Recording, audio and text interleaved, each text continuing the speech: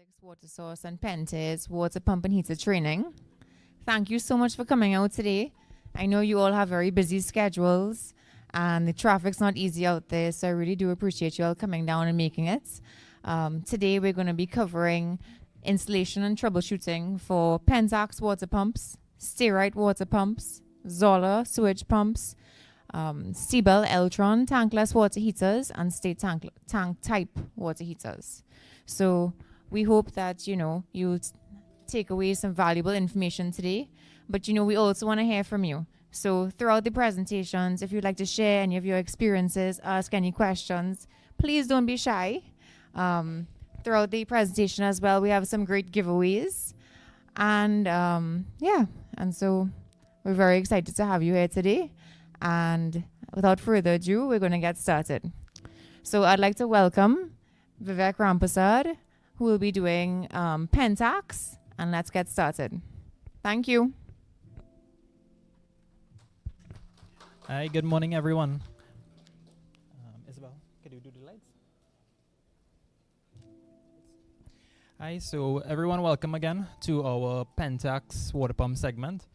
So as Isabel mentioned, it's not going to be the traditional presentation and question and answer at the end. If at any point you guys want any further clarification, feel free to stop me, or if you all want to share any experiences you all might have from real world usage, just feel free to stop me again. So just to begin, we have our Pentax mission. The Pentax mission is to offer high quality solutions for every need and market, with the addition of the passion and excellence of the brand made in Italy. So next up, we have a brief video showing the Pentax parameters and what they can offer us.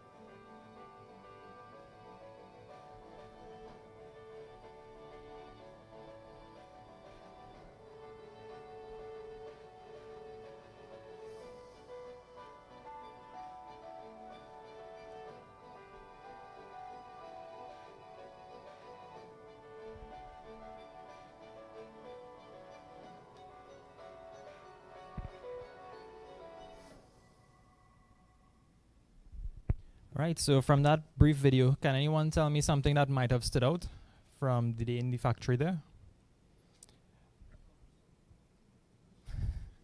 Yes, so I know it did cover the Pentax pumps, but essentially what it wanted to encourage was how the pumps are tested. Every single one of the pumps are live tested, and twice that is. So if you all ever came across pumps straight out of the box with some water in the casing, that's essentially from the factory testing. So once more, Pentax was founded back in 1990, originally in Italy, and now they have spread across to over 120 countries worldwide. So locally, what we have to offer would be our variants of the CAM series, CAB, CM, and CS. Now, once more, the CAM series would be the typical residential applications. You all might use them for some circulation, light water transfer. These are available in half, 3/4, and 1 horsepower configurations, although the 1.5 and the 2 horsepower variant exists. Next up is the CAM series. This would be the CAB series, sorry. That would be our multi-stage booster pump. The both 1.5 and 2 horsepower variants both have dual impellers setups. One offering slightly more head output than the other. Next up is our CM series, and this CM is typically used for light water transfer and even irrigation systems. And next up would be our CS series, which you all typically would find in any aquaculture setups. Off top from these models we're looking at here, what models are you more familiar with in day-to-day use? The CAM series? Okay. Have you all ever had any experience with the cabs?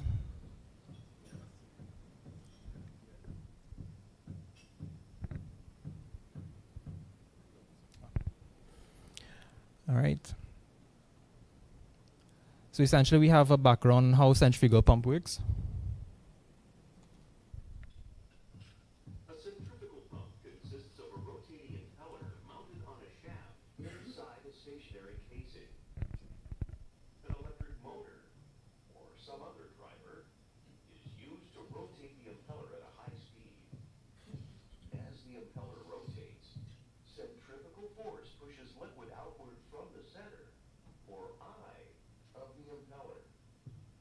This increases the liquid velocity and creates a low pressure zone at the eye of the impeller, which allows more liquid to flow into the pump through the suction inlet.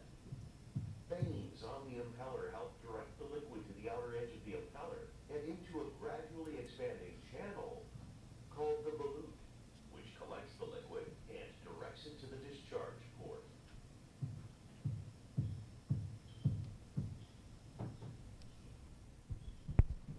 A centrifugal. All right, so some of the benefits of using our Pentax water pumps. If you all are most familiar with the CAM series, recently we upgraded our warranty from 2-year to a 3-year period, and I hope you all have been utilizing that if needed.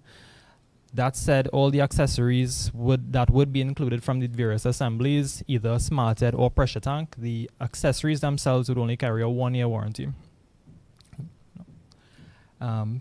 As again, we have quality Italian engineered products, tested twice at the factory with most commonly cast iron front casings, with the few exceptions of the Ultra series, the Inox, and some other variants.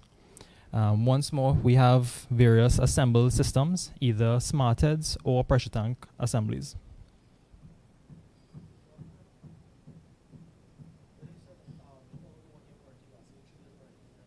So 3 years covers the CAM series pump itself. So the accessories themselves have a separate warranty altogether. So that would be the Compact 2, the cone type smart head, and the different Zilmet pressure tanks. Yeah. So some of these assembled systems would be from left to right. We have a CAM series with Compact 2. Next up, it's another CAM series with a 18-liter Zilmet tank, and last would be a cab with control pump smarthead. However, it's not too common to find one of those out there. So next we have these Zilmet brand of pressure tanks. Sure.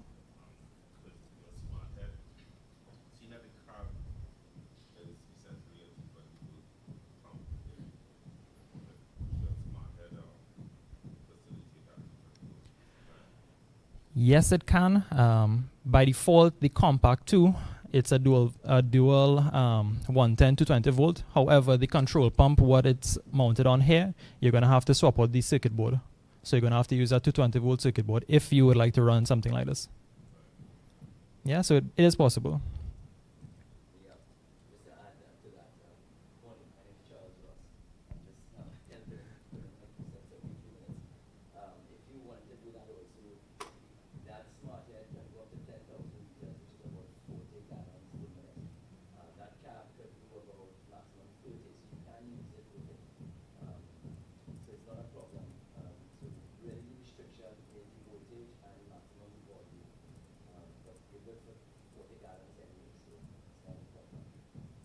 Correct. And another consideration would be the current ratings on both of the smarteds. Yeah. So that's just one more consideration. So again, we're on to these Zillmet pressure tanks, which would be another way we can assemble these pumps we're discussing. So general rule of thumb, the bigger the pressure tank, the less work on your pump. The more rest time, the less number of cycles, and by extension, less electricity used overall. Essentially, these would add to your long-term longevity of your pump with these less number of cycles. And some of the core features of our Zillmet pressure tanks would be a carbon steel shell, a butyl diaphragm, polypropylene liner on the inside, and stainless steel connections.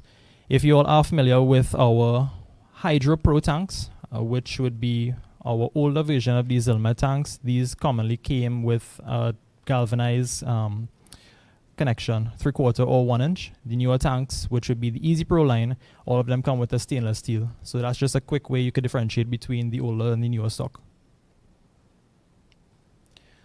So once more, we have a cutaway of our 18-liter pressure tank. We actually have an 8-liter here on display. When you guys are taking a walk around, feel free to have a look inside. Charles is going to hold it up now. So essentially, this cutaway, you can actually see the internal diaphragm as well as the inner coating. So the base here, you would have an epoxy line coating. This is where the water comes in and is stored. On top here, it's not epoxy line because this is where the air chamber is. So the water never gets on top here. It stays in this epoxy line chamber, and it pushes against the ladder, which gives it back pressure to pressurize water out. This is a stainless steel connection, so we have no rusting going on here. So we can have a look and touch it and look at it when it's away.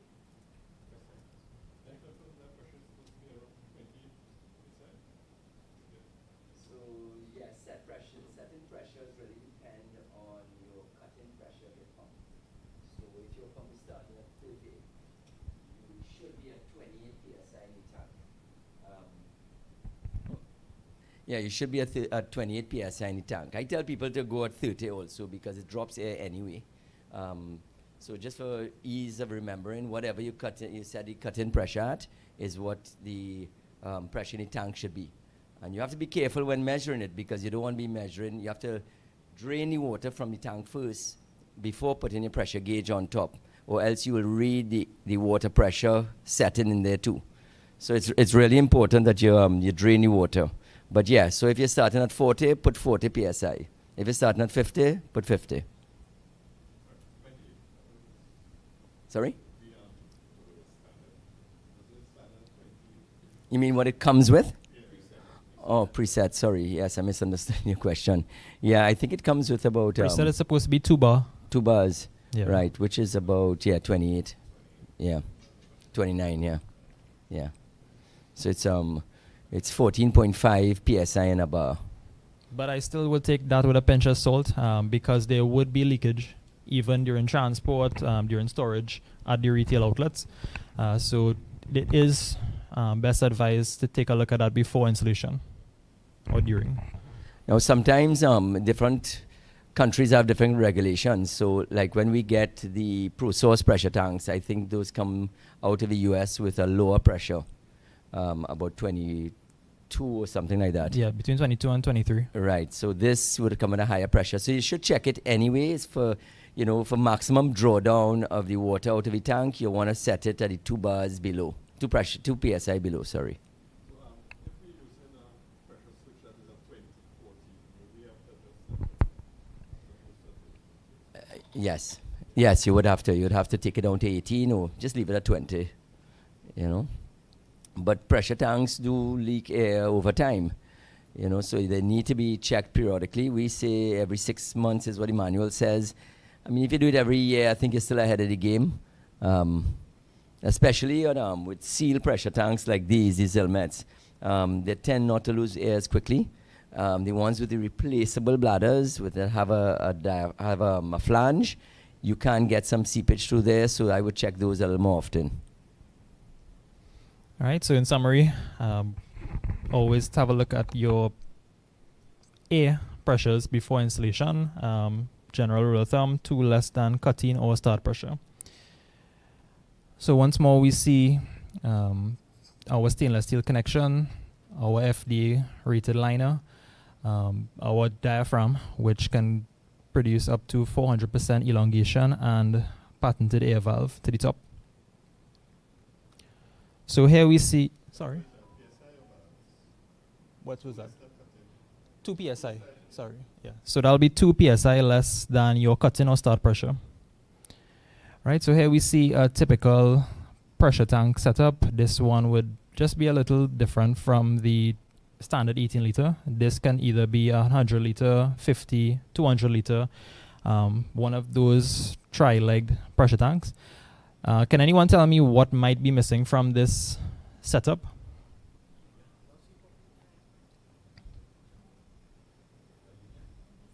Yeah, a union for what purpose would the union essentially serve? Correct. More service. Essentially, it's going to be service oriented.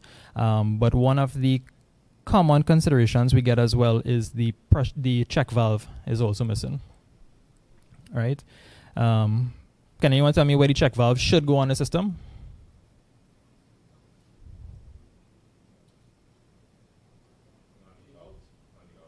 Correct. If we were to put the check valve on the inlet, what essentially would occur? Correct. There will be a disconnect between your pressure switch and your tank. Quite right. Right, so as we see here via this diagram, we have our liquid capacity and our air up top. This essentially is the air value we were just discussing, and this would be our drawdown capacity. So here we see some of the basically the best friends to a pressure tank type operation. We have our pressure gauge. Essentially, we're going to use this to monitor our pump's production. That is either in bars or in PSI. Standard pressure gauges, either 6 bar or 12 bar. Right, the 6 bar is going to max out around 80 psi, and the 12 bar is going to max out somewhere around 160 to 170.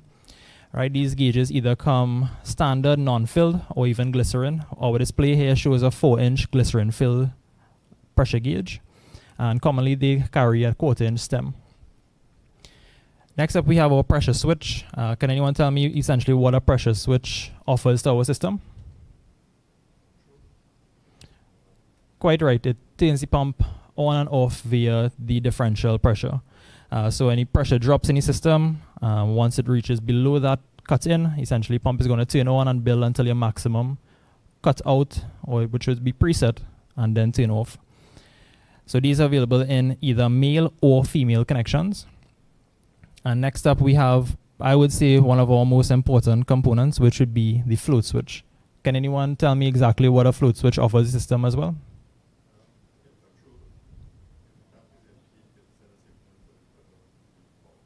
Correct. Aside from control, it's your safety at the end of the day. In the event of no water, it's going to be our low water cutoff. Sure.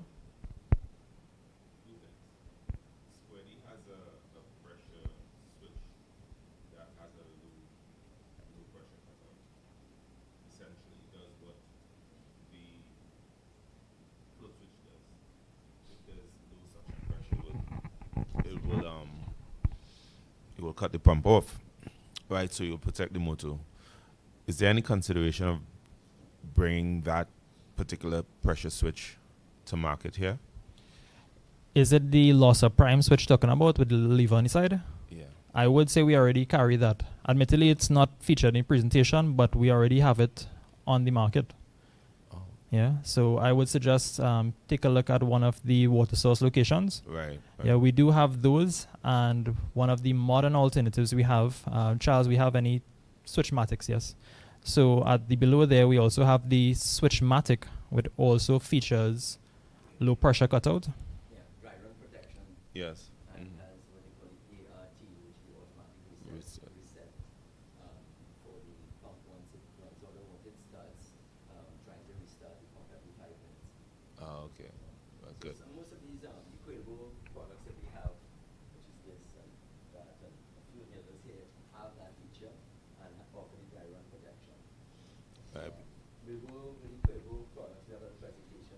Yes. So my colleague Kevin actually is going to be joining us shortly, and he would cover some of those products. But to answer your question, yes, we do have the loss of prime switches available. If you don't see them, please stop and ask one of our reps, and we can definitely look into that for you. All right, my next question before I go. Sure. The float switch operation on a 220 supply. The float switch essentially has three legs: a high level cutoff or low level cutoff, and you wire into the neutral. When you have a 220 supply, you have two legs. How do you wire that float switch into a 220 supply without going through a contactor or something? That is. It's supposed to be the same way.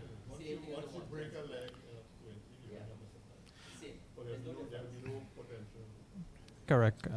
But what I'm saying, you'll still have, in fact, you'll still have current going to one leg of the pressure switch. And I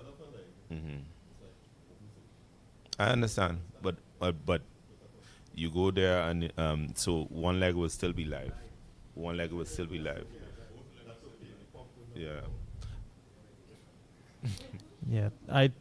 From what I recall, the 220, there's not much difference there, but the only consideration is the pump you're using as well. It should be considered the amperage of your pump. The typical float switches, what we're looking at here, have a 15 amp max. So and essentially the that leg that is connected to one of the live conductors would be sending live through the float switch, through that thin wire. You understand? So if you connect normally on the 110, you connect it to the neutral, which is the carrying the return part. You understand? And you're breaking it there. But when you connect it to a live conductor, and that is a very thin wire, and so you have a big pump, so essentially that thin wire will be carrying a load. Yeah, really. Because if it's connected to one leg, yeah. I understand that. I understand all that. That is not what I'm addressing. He not dealing with the cut off the pump. The pump will cut off. He dealing with the wire will have a charge continuously. Continuously, yes. He not dealing with the cutting of the pump will cut off.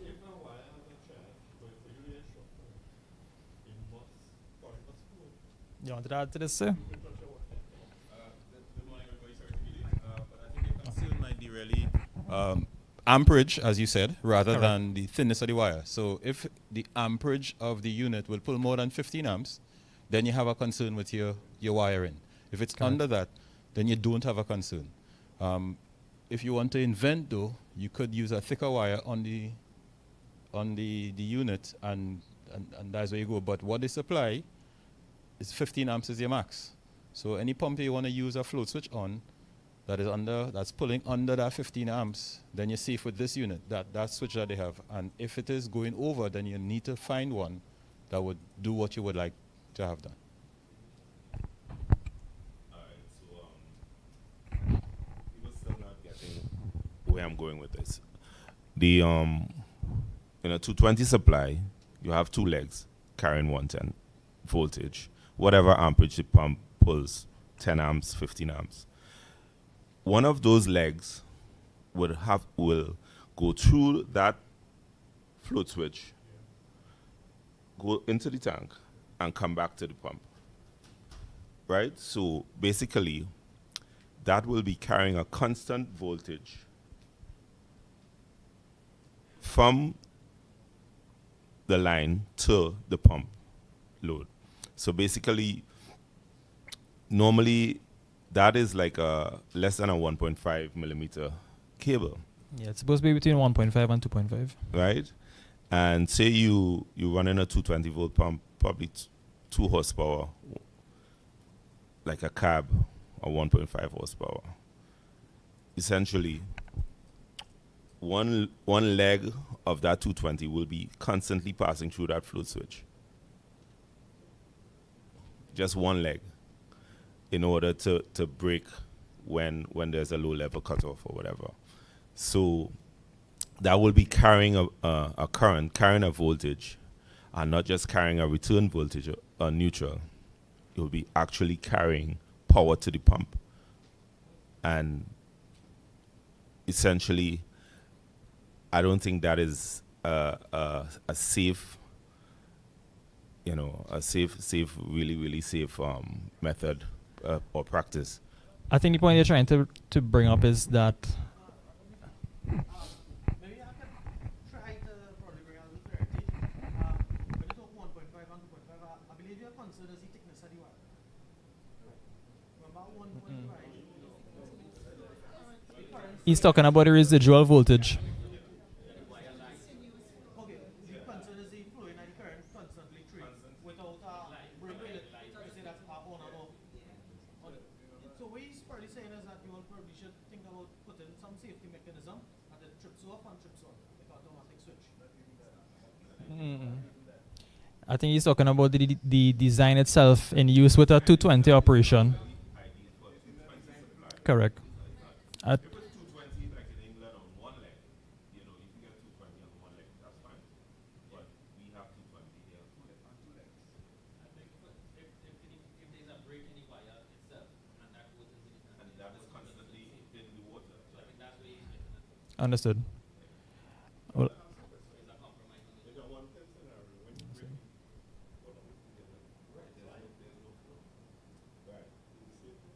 Yeah, but that is not a neutral.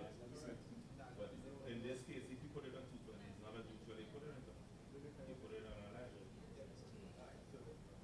From your pressure switch, you have 4 terminals in and out, right? And in that float switch, you break in one terminal. So the next terminal will direct. Understand? So you keep worried about that terminal returning current. Look at it from the pressure switch. Look at it from the switch actually in the water. So the light wire actually in the water and the return goes back to the switch. Alright, so his concern is where the wire is in the water. Safety.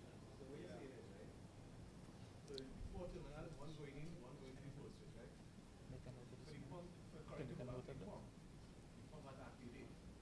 If the float switch is not activated, then the second terminal will not be activated, which is light, which is direct light. Yeah, but both of them. Yeah, but you know you're breaking one with the float switch. Yeah, but that will still be always like. Yeah, it will be always light at the float switch, at the pressure switch, not pump. If every pump will get a start, then the second terminal, the direct terminal will not get activated. Make sense? yeah. Probably can join. Yeah, join. Probably can join. The float switch application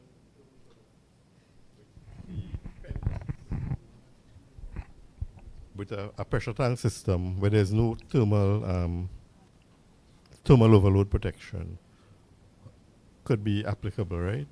But in the case of a steerite, that has thermal overload. Correct. Will you recommend that, or will have enough protection there in case of no water in the tank?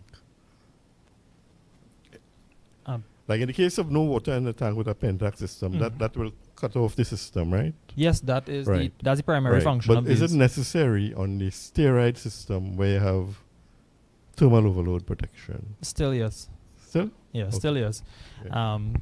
The thermal overload on those motors, which would be the ODP motors, it is not only for low. It's not primarily designed for low water shutoff, although it is a feature of it.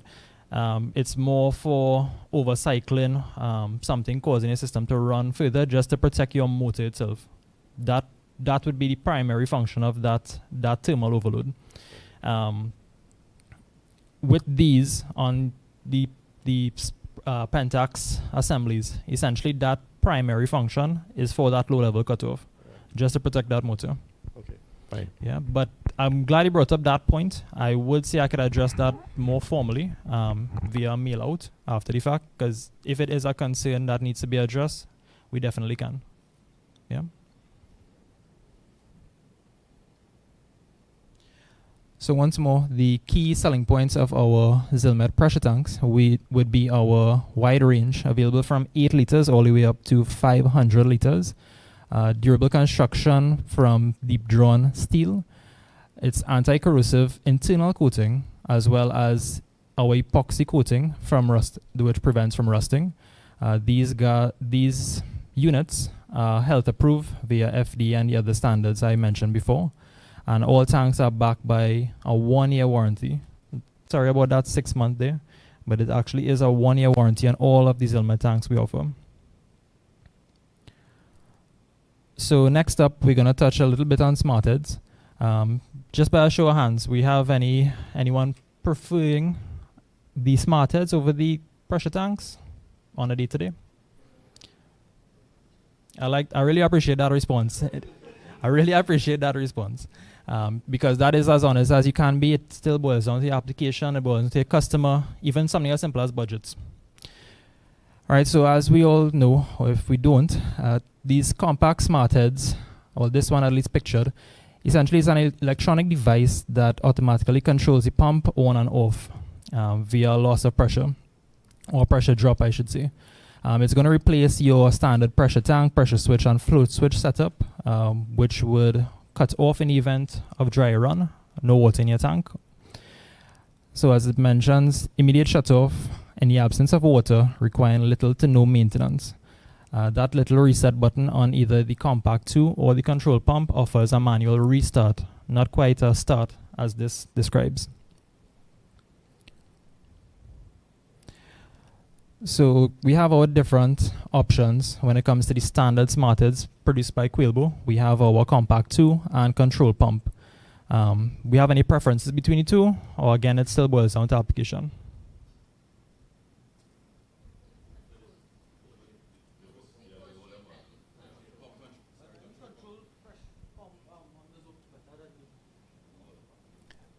Mind me asking why you guys prefer the typical control pump versus the standard compact?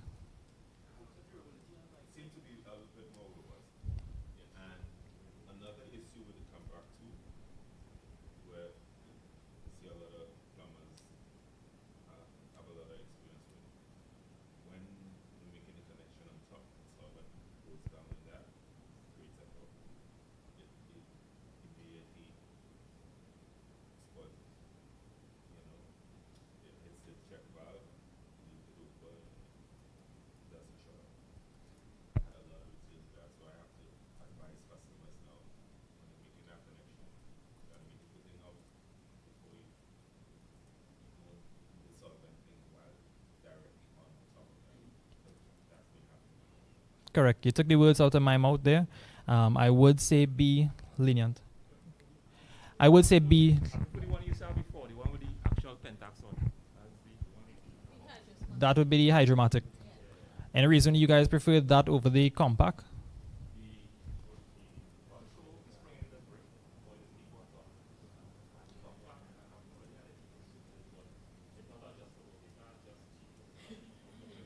One thing I should mention, that leak you mentioned to the top, that is an actual indication. That was done intentionally. Correct. Yeah. So that is your telltale sign that you need to replace that diaphragm.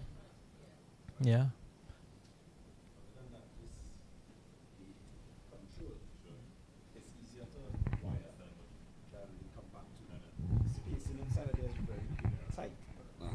Yeah, the spacing on the compact 2 is very tight, so you have to get your wires in a very specific place for it to close back properly. As with the control, they're just coming in on the side, much simpler. And as well, the output from the control is a female, so using a male adapter, as opposed to the compact 2 is male, so using a female adapter. And the female adapters, if the pump overheats or anything like that, it tends to burst a lot quicker than the compact. I mean, I would say yes and no when it comes to that scenario with the compact 2. Mm-hmm. The fittings you're using, you're talking about typical Schedule 4, so you're talking about regular fittings. Well, if you're using Schedule 8, it will hold up better. But most times I go to do a replacement, they would use a regular Schedule 40 female adapter. And if the pump runs too long, that will burst out. Whereas in this case, if the pump runs too long, it wouldn't burst out, it will start leaking. So you wouldn't get a flood with this one as opposed to this one will burst all the way out and give you a flood. Just so we're on the same page, when it say runs too long, Yeah, that's from so standard operation or from no, something else a being an issue? malfunction. Okay. During a malfunction, if this one fails, it will leak. If that one fails, it will erupt and flood. Fair point. There are some, there are some considerations. We have the features inside there, but a couple of things was not mentioned, like the original control pump. You have a 90-degree connection, which is nice, so that you use less fittings. As you screw onto the pump when you come out, it's straight out. That's a nice feature. But also the compact too, you have the lights. The lights tell you whether the active when the dry run, and if you have power. It takes all the guesswork out of it with because you don't have those indicator lights on the original control pump. So that's a feature. Also the compact 2 will try to restart. If you have a dry run, it will try to restart periodically to get your pump working again. Whereas the control pump doesn't have that. Another thing too is the control pump is a little more expensive than the compact 2. But I mean that's, it depends on what your preference is. But one thing, Charles, one thing to add on the control pump, yes, it is slightly costlier than the standard compact 2, but the benefit of this essentially it's more serviceable and it's more geared toward that. Essentially anything on this unit can be replaced, from diaphragm to base to gauge, even the circuit board. The gentleman in front raised a question about glue going into the smart head and plugging the check valve or leaving it open. I know for warranty purposes, you all state that we need to put a check valve. I don't know if I'm correct. So my question is, do you need to put a check valve on these smart head pumps on the out, the discharge? Is that something required, or the internal smart check valve will work as fine? For warranty purposes, I'm not sure where that one essentially came from. We always recommend a check valve, at least on the suction. But essentially, these two smarted configurations both have an internal check valve. The only benefit of having an external was just to basically add the duration of the life of that internal check valve. I'm not sure if that answers.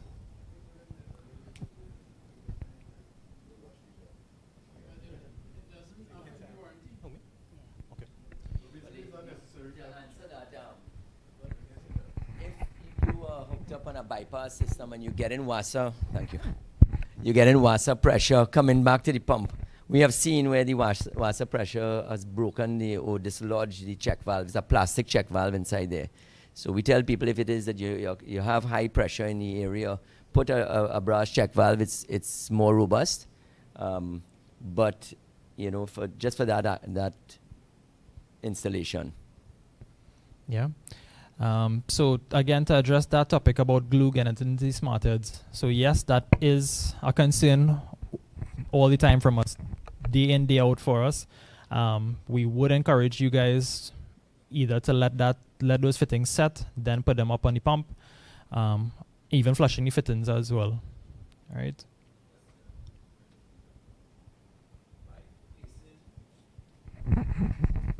Hi, morning.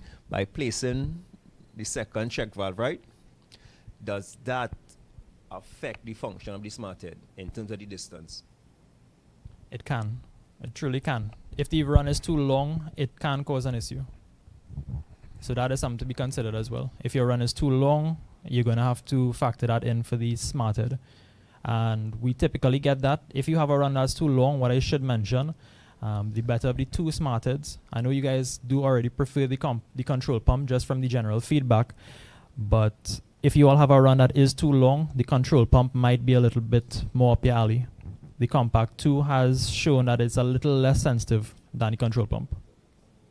Yeah. The distance, the horizontal run of the distance. Correct, always on the distance. The discharge. Truly, I'm not going to cross 100 feet. Nothing longer than 100 feet. Yeah, anything more than the 100 feet we're talking about, you're going to look toward a pressure switch setup, definitely. Yeah. All right, so next we have our pump housing with base. You guys typically use these on a day-to-day. Yeah. So again, these would be paired best with our smart head assemblies. Pretty easy to install and protects from weather and a bit of added security from prying eyes. As said, it's compatible with most centrifugal jet pumps with these smart heads. For those who not use any Pentax, I hope you decide to switch. So the large vent window needs to be installed correctly as well, facing downward. If it's facing upward, it's going to take some ingress of water, and that's not going to be too nice on your motor. The wide access point to the front here, if you're all familiar, we also had a version 1. This is V2. Version 1 featured 2 separate inlet-outlet ports, and they're available now in 2 colors, granite gray that we have here, as well as granite blue.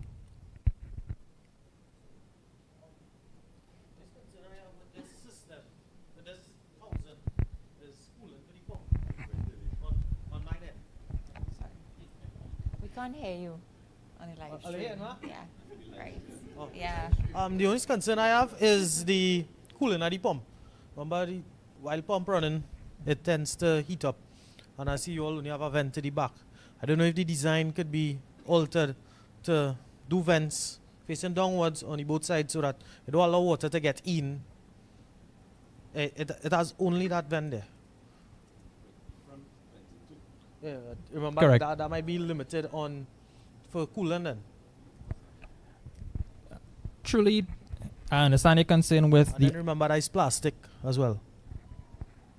So is the concern the actual pump housing itself being compromised? No, there's housing there. No, but I mean, is the concern the housing itself being compromised or the pump or the motor? Pump, while working, will heat up. So with the housing not being allocatedly vented then, to allow cooling to happen as it's supposed to. Ideally, how the TFC motors, essentially how it is, the fan itself basically pulls air over the fins of the motor. So essentially that's how it's going to be from that direct port to the back there. Yes, some added ventilation could assist, but at the end of the day, it's still going to be pulling in a horizontal direction. Not sure if that makes sense. No, I hear you out. But what I was just saying is that probably an idea to create additional venting facing downward, not up. Okay, if you up it up, rain could get in. Face it down, could allow extra air to come in. Because yes, the pump pulling from on this side, but with the additional air on either side, even if it pulling here, it could push out through these vents or through the front to allow cooling to happen faster. I understand. So basically dissipation of the heat. Yeah, I mean, that's something we could look toward for V3 possibly, because we also had consideration for some longer pumps if you're all using cabs and so on. So I mean, it's something we could look toward once it doesn't compromise with the structure of the housing itself. Yeah. In my experience, though, using the pump covers, it tends to affect the smart head rather than the pump. How so?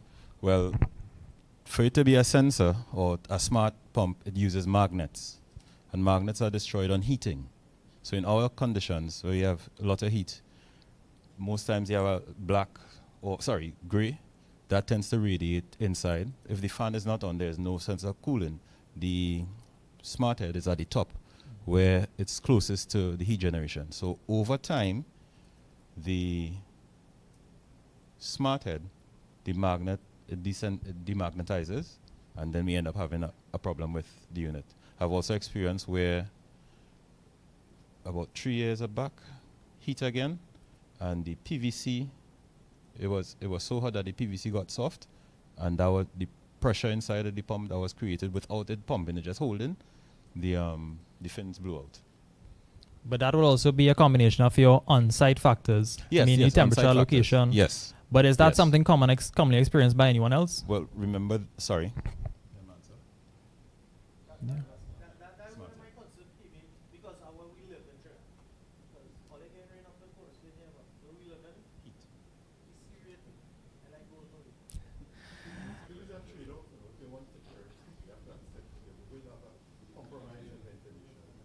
Correct. But it is a good point to make if it's gonna be an added effect on the smarted. That's why I was asking if it's a common concern for anyone else using pump housings, as well as the site.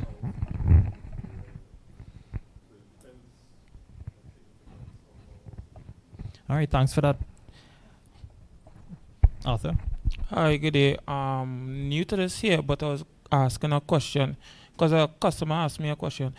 How exactly is setting up a pressure tank with this the Pentax thing, the house pumping? No, so ideally these pump housing with base, they are geared toward use with the controllers, either the compact 2 or the control pump. So no pressure tank. No, ideally no. I mean, that has been a consideration, and yeah, we've seen it as well. Essentially, what we've seen people do, essentially bore a hole to the top, and they're gonna seal the hole with silicone. We see it from time to time. Yeah, but at the end of the day, it's still gonna compromise the structure of the housing itself, as well as the added weather resistance, what we're trying to benefit from. Yeah. Anyone else on the pump housing, or we can move along? So next up, we have our pump sizing feature. Can anyone tell me if when we are sizing a pump, essentially one of the first things we want to look at would be the on-site electrical supply. We want to know if we have 220 volts or 110 or whatever is available on-site as your starting guide. So can anyone tell me what would happen if we were to apply a 220 volt supply to a 110 motor?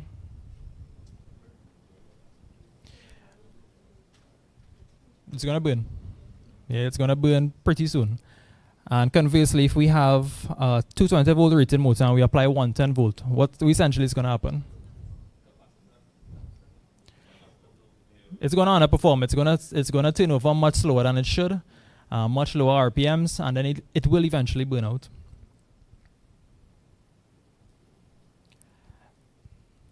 Next step in pump sizing, we're going to look at demand of the property itself. How many water outlets, how many fixtures. We're talking about showers, bathtubs, number of toilets, kitchen faucets.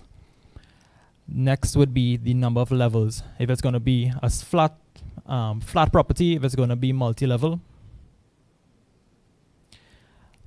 And next we have the size of the plumbing.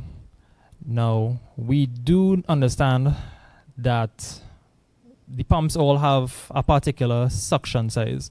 And I know our statement here states a 1-inch suction to be ideal. But that still should be taken with some caution, meaning if it is a cam series pump you're looking at, yes, a 1-inch plumbing is going to be ideal.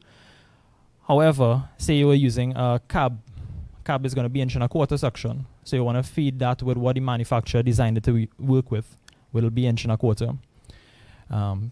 We see 3/4 inch, it says okay. It still will have some concerns when it comes to cavitation. But I would just hope that we're not feeding these pumps with 1/2 inch or less. I hope that's not happening out there.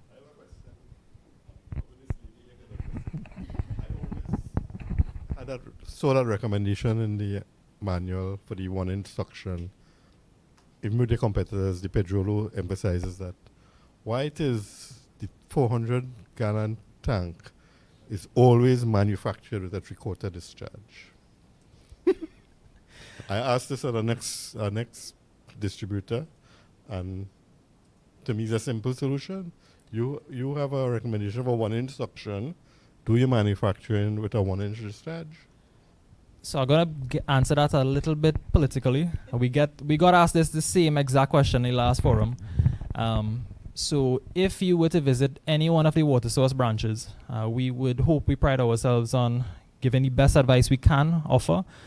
All of our tanks from 200 all the way up to 650 would carry that 1-inch suction. So the one head, correct. So if you were to purchase a 450, which it is now, it actually would be a 1-inch directly from the water source. Correct. Yes. You make the tanks, so I hope why my are they friends, still, I hope my friends at Rotoplastics taking so, notes. yeah, we need 1-inch bulkheads and all those tanks. You know, Yeah. minimum. The few exceptions would be, say, the slimline tank, because we were asked about that as well, which has its own pros and cons with using that 1-inch. But for standard tough tanks, which would be 200 all the way up to 650, as I mentioned, if purchased from any water source, you would get that added benefit of a 1-inch bulkhead. What is the parameter that really affects? Is it the flow rate? Or you get or it should give you a better volume? Essentially, you always want to feed the pump with as much flow as you possibly could. You want to give that pump as much access. Another good point is if your run from your tanks to your pumps is it should not be too long. You always want your pump as close as possible. But another consideration is if you upsize that line, so say you're using a 1,000-gallon tank, you would not want to reduce that, even though we do recommend the 1-inch to feed the pump. Essentially, if you can do your plumbing manifold in 1.5 inches, essentially that'll be even better for your pump. Any thoughts on that?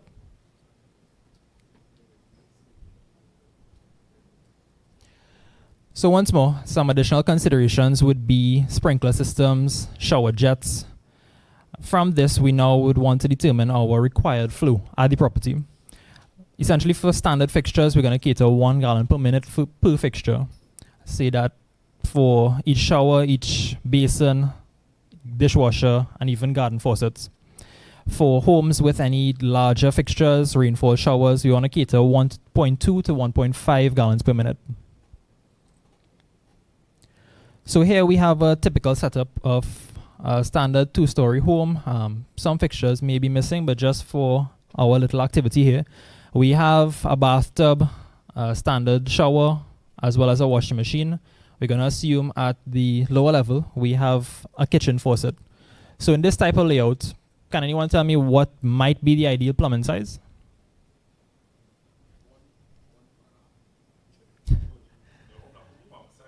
No, the plumbing size, the plumbing line. Pipe. Correct. So 3/4 would essentially be best. I heard someone answered 1-inch. I know locally we're not going to see that too common, but in our best case, yes. Commonly, well, locally I should say, you're going to see that 1/2 inch, but the ideal would be 3/4, and at the fixture itself, reduce to 1/2 inch. Any comments on that?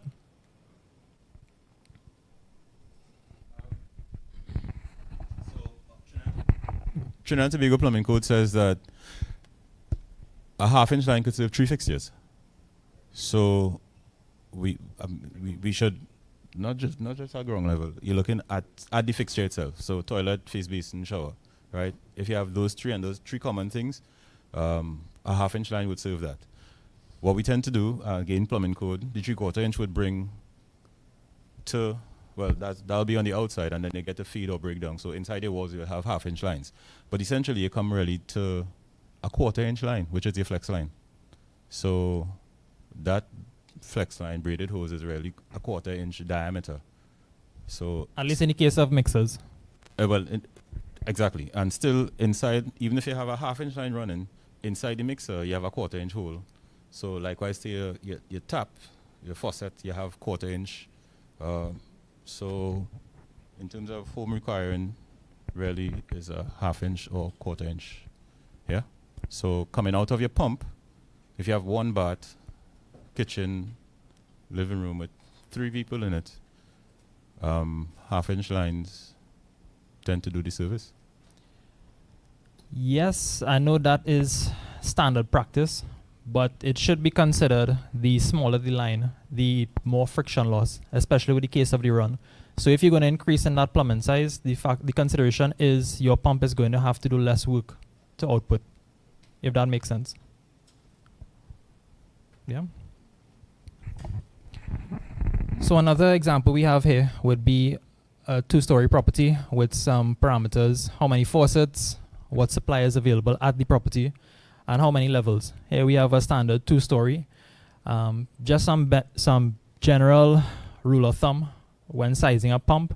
If considering a two-story home, a single-story home, sorry, with standard 2 baths, we're not talking anything overly fancy, a standard shower head, mixers, you might want to start off with a 1/2 horsepower to a 3/4 horsepower. But you have to still factor the distance from the property. Those sort of things would add to your overall pump sizing. So from basic pump sizing, you can start with a 1/2 horsepower, which would be a CAM 50, all the way up to a CAM 75. Now, this isn't an end all. If your customer does want, say, an added flow, added pressure, say they want to use that towards washing the vehicle and all of that, they can upsize if they so desire. So for the 2-story home with 3 baths or 2 to 3 baths, you might want to consider a 3/4 horsepower or 1 horsepower pump. Any considerations? Next up, we're just going to touch briefly on essentially how to read a pump curve. If you guys ever come across pump curves from these manuals or in pump sizing, we're just going to take a look at essentially how we receive or how we should interpret that information. The basic pump curve looks like this, but they do get more complicated and look something like this. Don't worry, we're going to go through them step by step and start from the basics. Each type of pump has a different chart, and the data plotted on them also varies with the model. The first thing we notice is that on the main vertical y-axis we have the head pressure, and on the vertical x-axis we have the flow rate. Basically speaking, the head is pressure and the flow rate is how much water the pump can move. So what do these charts represent? If we turn the pump sideways and connected it to a pipe, the pump is pushing the liquid horizontally, so there is no pressure, but the water is flowing at its maximum flow rate. As we slowly rotate the pump towards the vertical position, we see the flow rate decreases but the pressure increases. That's because it's now pushing against the water and the friction. As we get all the way to the vertical position, there is 0 water flowing out of the pump but maximum pressure. And that's because it's using all its energy to push against the water and hold it as high as it possibly can within the pipe. At this point, it's just spinning the same bit of water, which isn't good for the pump, so you don't want to run a pump like this in the real world. By recording the values during the elevation, we basically get our pump curve, although I will note that pump manufacturers don't test pumps this way because it's just not practical. If you want to know how a centrifugal pump works, then we have covered this in detail in our previous video. Do check that out, links down below. Head is shown on the vertical axis, and this is referring to pressure. So we often hear the term head pressure. We measure head in feet or meters, which doesn't seem correct considering we're talking about pressure, especially as you see the pressure gauges on the pump typically reading PSI or bar. The reason for feet or meters is that pump manufacturers only know how high their pump can push a liquid. They do not know which liquid your system will be pumping, and as each liquid has different properties, the pressure will vary depending on the liquid used. However, the height it can be moved by the pump will remain the same. For example, we have this pump which can provide 125 feet of head. If we use it to pump water, the pressure will be around 54.25 psi. But if we were to use it to pump milk, then the pressure will be around 56.15 psi. And that's purely because of the properties of the two fluids. Conversion between feet and meters of head is very easy. We have a free calculator for that, which you can find links to in the video description below. Why do we need to know head pressure? Pumps are usually used to move liquid to a higher region, so we need to ensure the pump can reach this elevation. As we pump liquid through the pipes and the fittings, friction will try to oppose the flow. This occurs from the walls of the pipe, but also disturbances to the flow path. This causes pressure losses which waste energy from the pump. The amount of friction depends on the liquid type as well as the materials and fittings used. Therefore, we must calculate how much friction or pressure loss our system will generate and ensure that the pump we select can overcome this.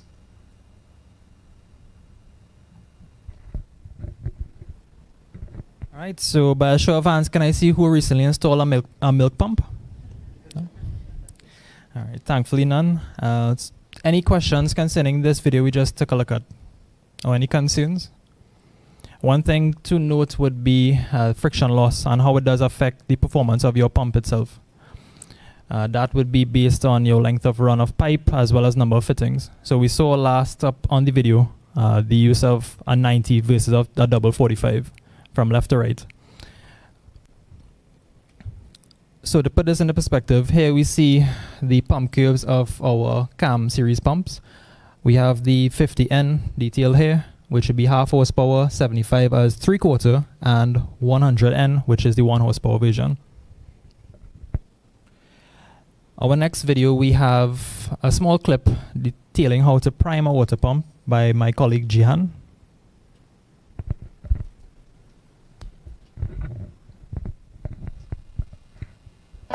Hi, my name is John, and today we're going to talk about priming a Pentax water pump. Firstly, we're going to turn our 2 lockout valves to the closed position. Next, we're going to break the union on our discharge line. Next, we're going to open our supply line to allow water to flow through the pump into the front casing and out the discharge. Now that the water is flowing through, there will be air escaping. What you want to see is a nice steady flow of water coming through the discharge line. Now we're going to reconnect our union on our discharge line. Now we're going to open our lockout valve. Now we're going to plug it in and now we're ready to pump.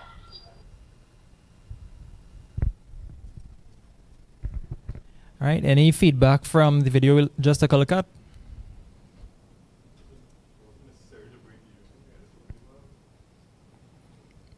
Yes and no. Common practice, we typically see the union essentially open just to free the system, but a typical open and close type operation would also suffice. Any improvements you guys think we can add to that video?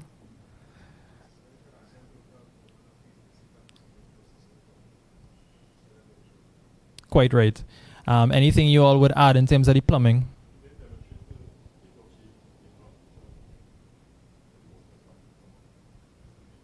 Talking about the bleed nut itself. Yeah, that's a good point as well. That pretty much brings us to the end of our segment with Pentax. Any more questions, I would welcome them at this time.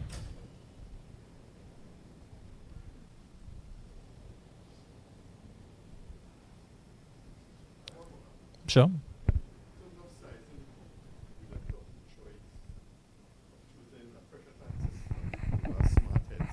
Is that any factor, given the nature of an installation?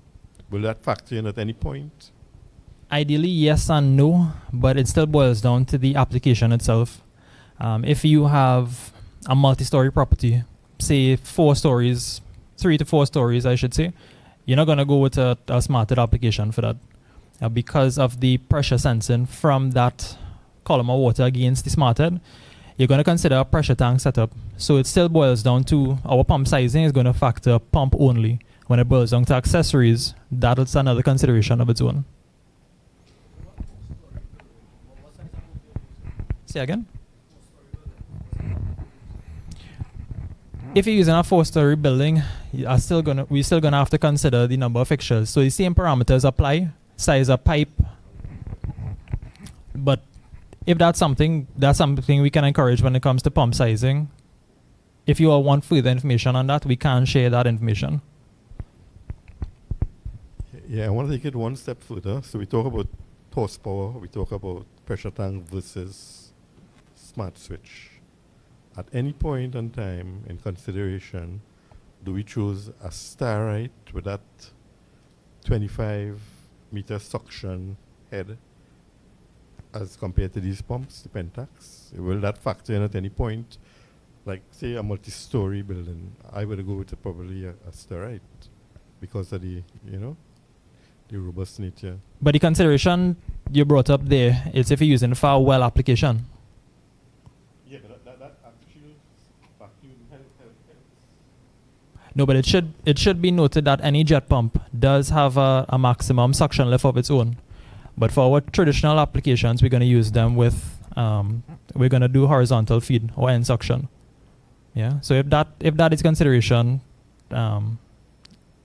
yes and no. But in terms of their operation, they are pretty similar, as they do share the jet design.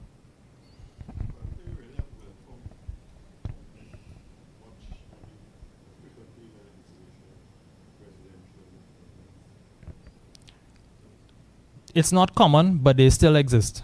Yeah. If anyone here is familiar with cistern type designs, essentially going to use our well pump. But in those applications, we more see the dominator type design, which would be the submersible pumps, either 4-inch or 6-inch as the case might be. Yeah, my colleague Orlando is actually going to touch on those a bit. Let's have one question to the back. In light of you just mentioning, well, pleasant good morning to everyone, Keston from Kerotronics. In light of you mentioning it might be better to use a pressure tank pump system for a 4-story building, what sort of mechanisms you all would have outside of the conventional float switch to be able to link to your tank, to your pump system? Because most people would use a smart head system, because if water runs out, the pump switches off itself, causing it not to be damaged. Most pressure tank systems don't have that system, and if you have to integrate a float switch might be somewhere, let me say 10, 20, 30 meters away. Are you all considering bringing in a device that you could maybe hook just off of the pump that will integrate with the pump, so from the time it loses the water flow, the pump switches off outside of the smart head? So you have your pressure tank system, but you have this device, maybe call it some kind of flow sensor, external flow sensor that connects to the pump, so it will be able to switch off the pump. So just for me to pick your brain on that, so you explained a 4-story application. Where exactly the pump is going to be? Well, whether or not, I'm not considering where the pump is going to be, I'm considering where the tank versus the pump is going to be. Most of the times people would maybe string a tank maybe 30, 40, 50 meters away from the pump, which is not correct, right? But I'm asking, there's the conventional float switch that you will put in the tank that will connect. Sometimes if you have a float switch comes in 10 meters, I haven't seen 20, 30. You have to maybe use an extension for it, and sometimes that delays how the pump switches off. So in light of that, I'm just asking a question because I know this is rotoplastic water source. Are you all considering bringing a device, or would you all consider it, that just goes right off the pump, like maybe something looks like a union that has 2 wires, so that it could connect with the pressure switch, so that when it senses the water loss, it's going to switch the pump off? That is my question, really. Well, one of the other topics we spoke about would have been the different pressure switch designs. In a situation like that, I'm sure we could agree we can use the simple losser prime switch. Yes, it would be a bit unconventional. Somebody's going to have to manually turn that back on and off, but that is your best fail-safe. My experience of that losser prime switch damages or comes out of its original properties very fast. Sometimes you install it, 2 days after you have to come and retrieve it or remove it because it is not doing what it's supposed to do. And therein lies part of why I'm asking the question about something that might be a float switch or a flow sensor that would be external to close up in the pump. Another version of the same pressure switch setup would be the Switchmatic, which is capable of doing the same. So even if I could tell you, yes, we can do something like a flow switch, which essentially that would be your best type solution for this, that Switchmatic. But truly, I mean, if you have a customer who has their tank, say, 30, 40, 50 feet away from the pump itself, truly they have bigger problems than just that cutoff. Any other concerns? What he's speaking about there, I actually, at my home, I have a smart head and pressure tank that I use simultaneously, because my water tank is about 30 feet away from the pump. So if it runs dry, the smart head will kick in, and my smart head does not run. As soon as you open a tap, it wouldn't kick on immediately because I have water in the pressure tank stored. When that reaches down low, then everything will come on, it will big back up. So a system, something like that could work in a 4-story application where you have the smart head for the use of dry run and the pressure tank to hold the pressure in the line. Essentially using that pressure buffer with the pressure tank? Yeah. I mean, yeah, that is something that you can consider. Yeah, and that's what I use at my home, and it's working flawless.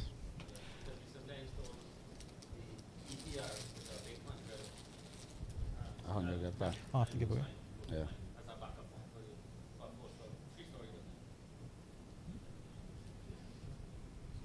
One question I had to ask otherwise, is there any damage or disadvantage in oversizing a pump? So let's say you're using a cab series on a single story house, 1 bathroom, 1 kitchen, and you have a 1.5 horsepower pump on that system. Any disadvantage to doing that? Yes, there is the drawback of oversizing a pump. I know you still were pretty lenient when it comes to the pump size and being a cab, but say a customer wanted to use a 3-4 horsepower multi-stage. The considerations there, you can experience hammering, you can experience blowouts, essentially from that additional output. So essentially when pump sizing is taking place, you still want to come as close within the parameters necessary. You don't want to oversize when it comes to output pressures as well as flows, because they both have their own drawbacks on their own.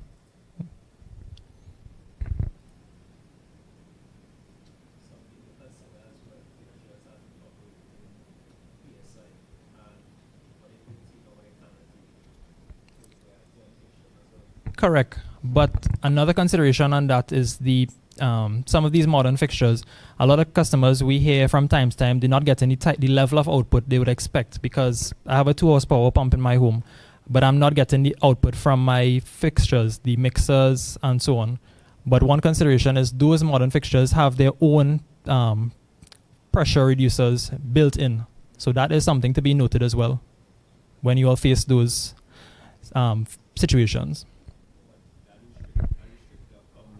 That restrictor comes on the dispensary in terms of the shower head and the tub spout, but internally a cartridge operates at 45 psi, and then after, when it reaches 100, then after under pressure, remember it's plastic and stainless steel or maybe brass. So now we're gonna cut into the roughing, as he was saying, where the boils is really boils down to either 3/8 or a 1/4 inch. So now, with the force coming through, the water gonna cut through the fixture. Essentially looking at the additional wear and tear. Yeah. Yeah, and that is also another concern when we just spoke about the oversizing of the pump. Yeah. Any further questions? So I just want to thank you all for your time, and I'm going to pass you all back to Isabel. We just have a small prize giving ceremony just to keep everyone on their toes. Thank you so much, Vivek. That was an excellent presentation, and thank you all for the fantastic discussions. So, as Vivek said, we have some exciting prizes to give away. So, on your table in front of you, tell me, there are 3 uniquely colored pens on throughout the room. Does anybody have a plain white Pentax pen? If there's one next to you, whoever grabs it first wins. All right. So no, Vivek, you do not count.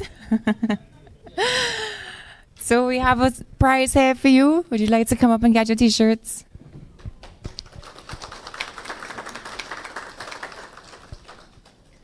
Thank you very much. Does anybody have a red Pentax pen?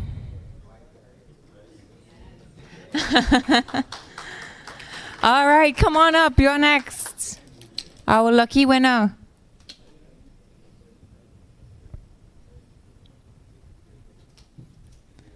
Congratulations. And lastly, can we get a little drum roll before we roll out the next pen? A green Pentax pen. Oh, congratulations.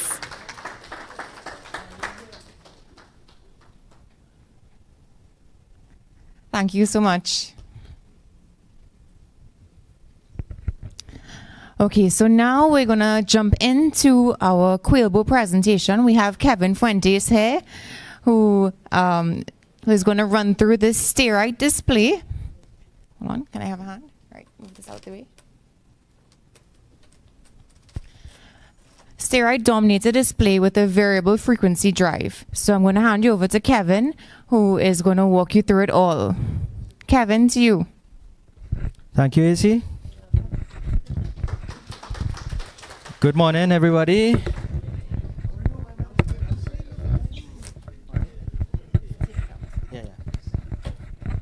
So let me see, familiar faces. Just one. Sorry. Right, so I'm gonna talk about Quailbo products. My name is Kevin. I work for Water Source. I'm actually Pente Pool, but I also Coelbo. I know about Coelbo, right? So I'm gonna run through a few Coelbo products that I have on display right now. We're gonna talk about it. Any questions, you could stop me and ask, whatever. Or even after, I'm gonna leave my information on the table. So any questions after hours or any issues you have with the Coelbo products, you could call me anytime. Except Sundays. Yeah. Right. So, anybody knows about the Digimatic one? Nope. Questions? Nothing? No? Nobody use it? Not yet. Right. So this unit, I love this unit. Is a smart head, right?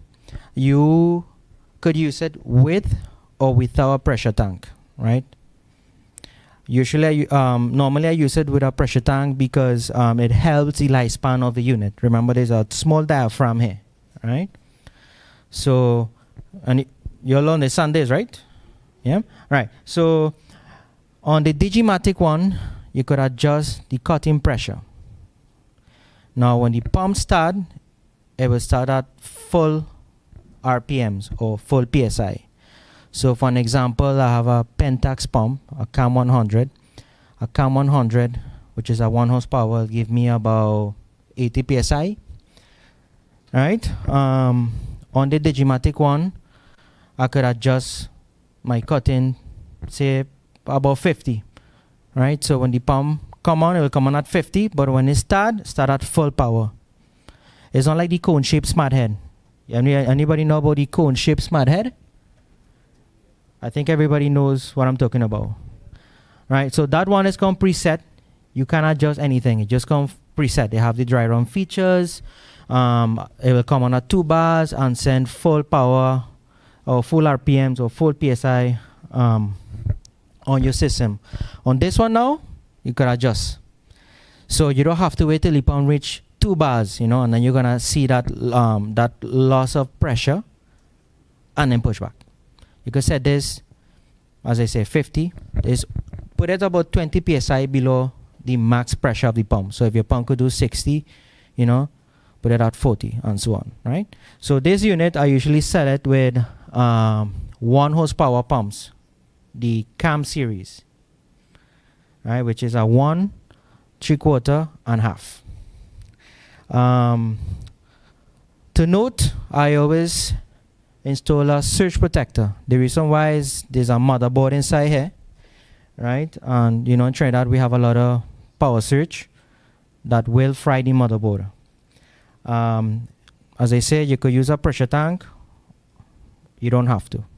I use it because it increases the lifespan of the unit. Any questions? No. Forget about that. This is 110. 110. Right? So, any other questions? Nope. Oh, that's a hard question, boy. I don't know if anybody could help me. Vivek, you could help me with the cost? It's something. I think it's $900 and something.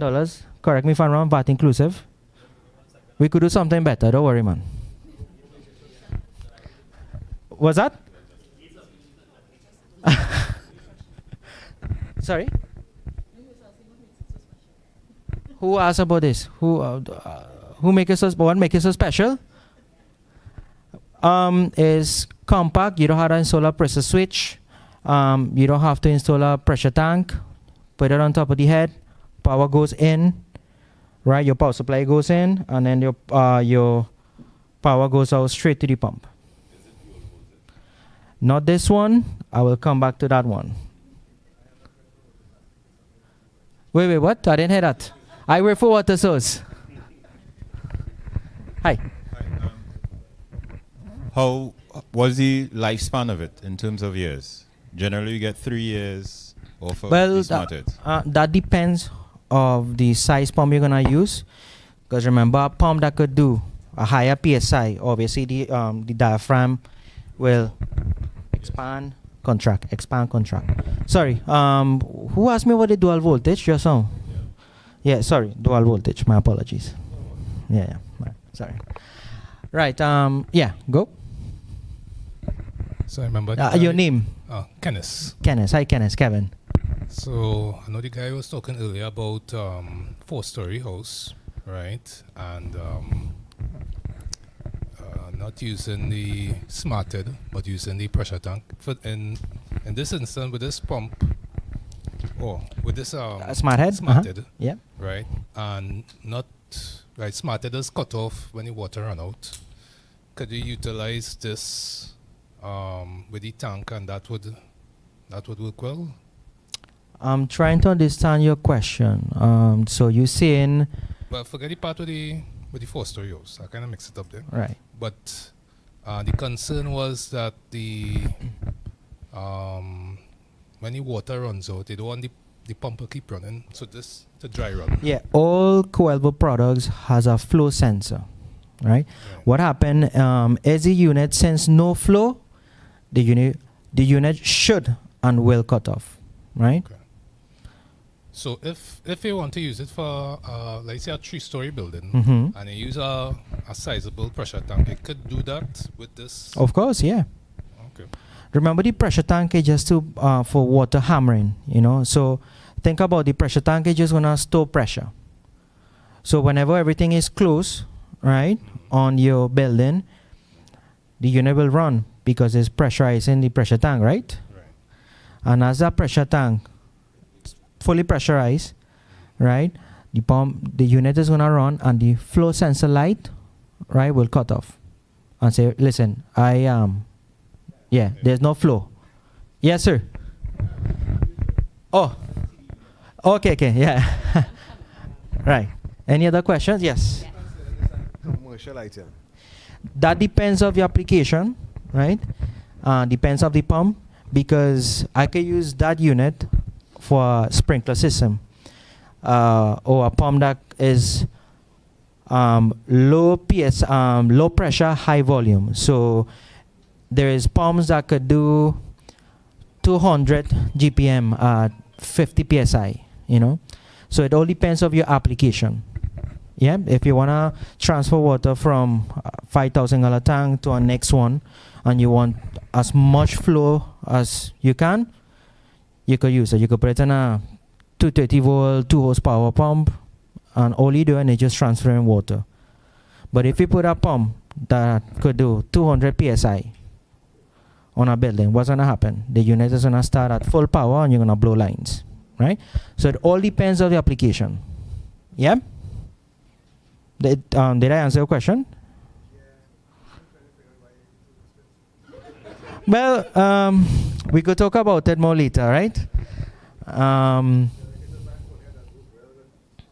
What was that? You could buy what? Oh, the blue. Yeah.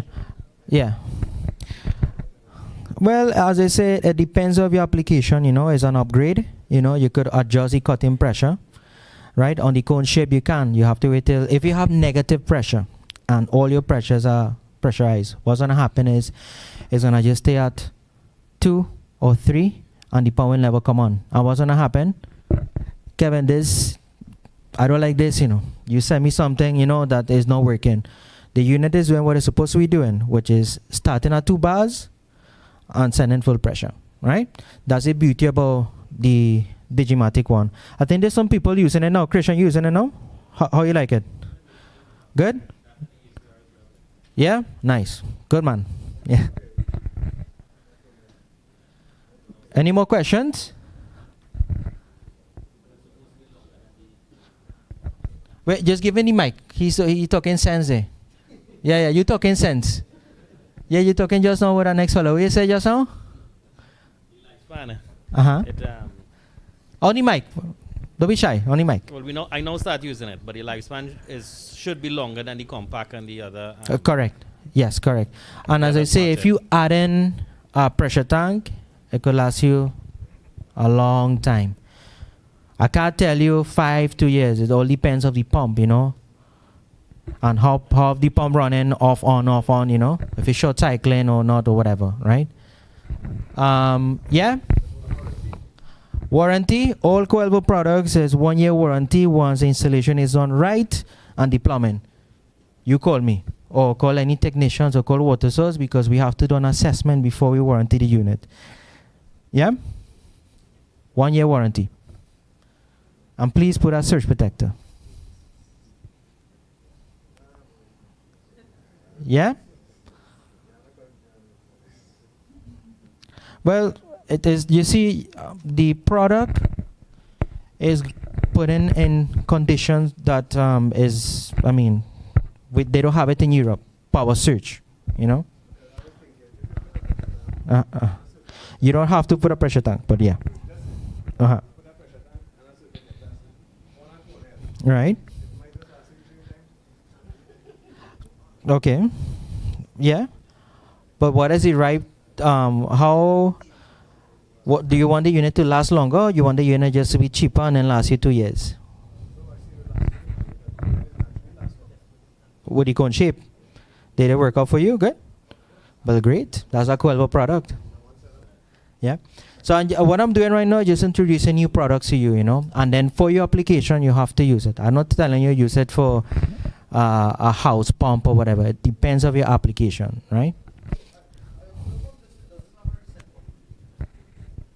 Right, so that unit, all Coelho products, right? Whenever the unit goes into a dry run, it will run for 25 seconds. If it sends no water, what's going to happen is it'll go into an error and it'll come back again next half an hour. And I will do this for 24 hours, right? And then the unit will just say off or will not come on. You have to literally go and check your water tank. And I have water. All right, I'm gonna put it back on. That's it. That's all Coelho products.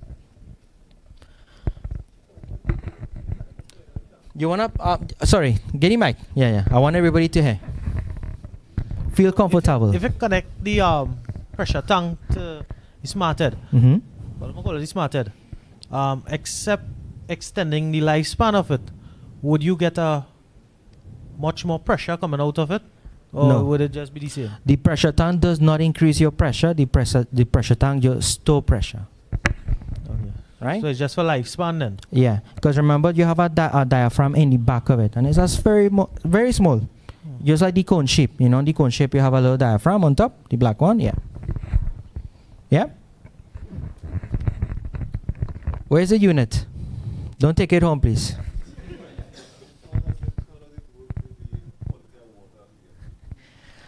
So far good. I haven't got any issues. But I don't know, you any issues with it? Right. So I haven't got any issues with it, and I sold it to a different guy to a couple of months ago, and no issues. But as I say, if you want to pass mud into a unit like that, it will probably damage a unit. No, listen, I hear you. But as I say, it's the condition the unit works with, right? So we have, in Trinidad, we know we have bad water and we have bad electricity. So how we do that, how we could prevent that from damaging the system, surge protector and a filter.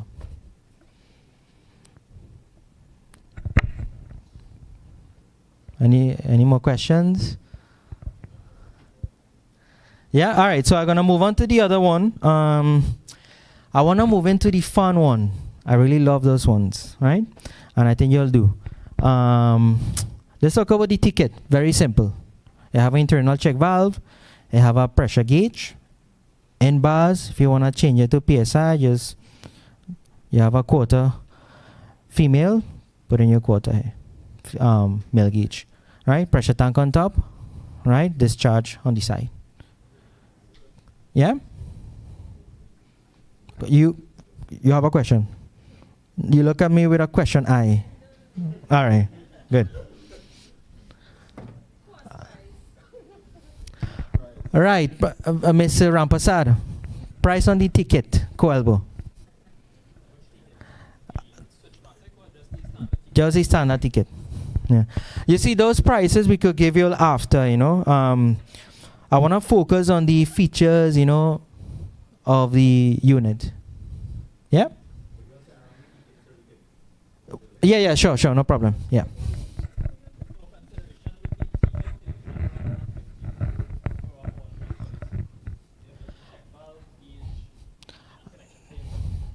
Correct. Thank you, Vivek. Yeah? So, I haven't got any issues with it. Obviously, if you over tighten those unit, you might split the, yeah?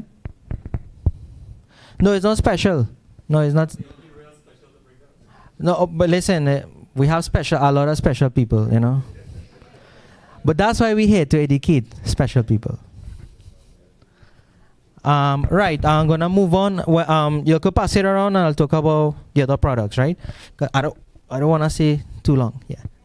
Right. So press a switch. I don't know if you know, but they discontinue. Well, they didn't discontinue. They closed down. The what you call that brand again, boy? We used to sell that, boy. Square D. Okay, so they changed it, right? So now we bring in Coelbo. Press a switch. Yeah, I could pass it around if you want, but it's the same pressure switch you'll install. Pass it around. The people want it.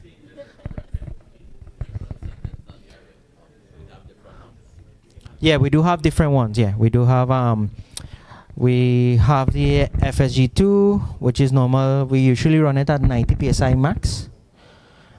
Right. We also have the high pressure one, 150 psi.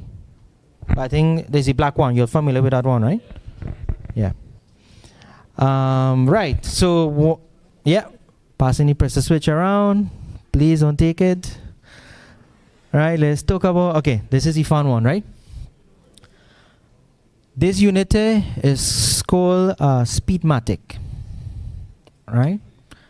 Is a variable speed drive.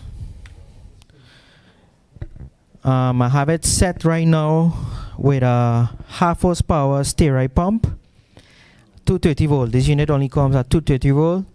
Max amps is 16 amps. Now, everybody familiar with the variable speed drive, right? You'll know how it works. What was that, sorry? Right. You could control your RPMs.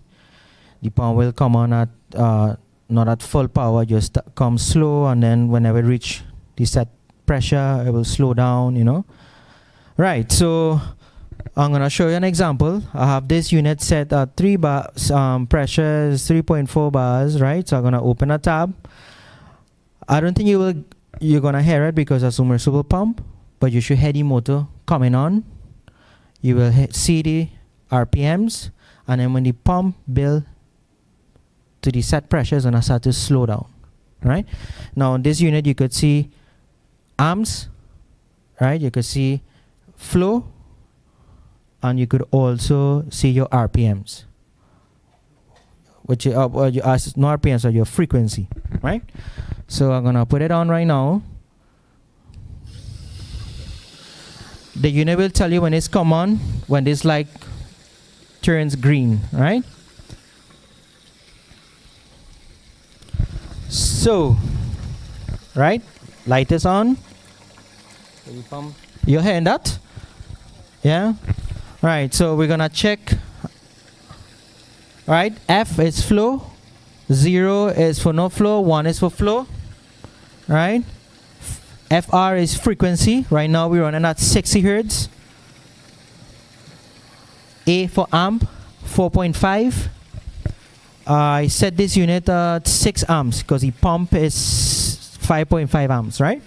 So those are my amps right now. You hear that? It's slowing down a little bit. My amps dropping, right? When I fully close, this is your light. You hear that, right? How the pump slow down. Yeah? Alright, well, I'm sorry. Right, so Speedmatic, 230 volt, 16 amp. very affordable. Is for one pump alone. You could use it on a Dominator pump, on a centrifugal pump, but just remember it's a 16 amp unit. 1.6. Right? This unit have the same dry run features as old coelbos. You could actually include a float switch on it if you like. Programming is very, very easy. Coelbo made it easy for people, very friendly use. To my next one. Oh, sorry, yeah, question, yeah, go ahead, sorry. Could you list a couple typical applications for the speed matic? Applications, residential or commercial, right? But with a 16 amps, you might go light commercial due to the amp, right? So you could use it for a house, a big house. You could use it for office if you like, but you want to make sure if you're using it as a light commercial, your pumps have to be under 16 amps. Limitation, what do you mean by that? Yeah, correct, yes, exactly, yeah. Any other questions? You see, I don't want you to feel, what's that? Yeah, of course. Remember, a normal pump will set up full amps, full RPMs. On this one, remember, start slow and then slow down, you know, somebody. Yeah, very efficient. And it also is good for the pump. Say you have no water in your tank, right? The pump start, right, slow. What's gonna happen? Nothing's gonna happen to the impellers. But when the tank dry and the pump start full amps, them impellers gonna fuse on a Dominator pump, not a centrifugal pump. That is just an example, right? Any questions? I don't want you to feel intimidated by it because it's a very simple unit. Power goes to the unit and comes to the pump and just setting. Very easy. Yeah? Right.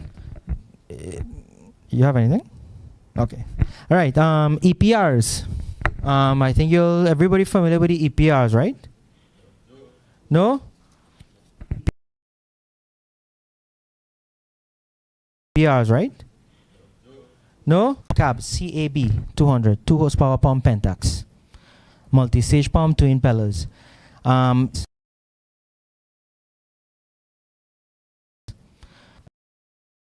She see the pressure you want to set it at. So if your pump, if you want to send 60 psi alone, you go in the back, put on your unit, right, and you adjust it to 60. So that pump in your inlet will give you 80, but on your outlet will give you 60 psi alone. Kind of, yeah. You could say a cycle serve valve too, if you like, right? A CSV, right? But more electronic. The system have 4 lights alone. So you have the first light, which is your power light to energize the unit. The second light is the error light. The third light is the pump light on, off, mean pump off and on. And you have a flow light. How this unit work is with flow. If your pump, when your pump reach 60, right, and the flow light is on, the pump gonna remain on because it's sensing flow. And remember, we set it to 60, right? So we send in 60 psi. Now that 60 psi depends on your pump. If your pump could keep up with that demand, it's not a unit, right? The unit is just working with the pump. Makes sense, right? Right. So once this light is on, the pump is gonna be on.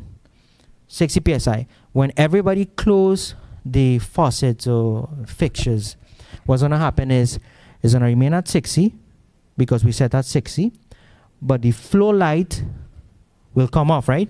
And when the flow light come off, 5 seconds, then the pump will turn off.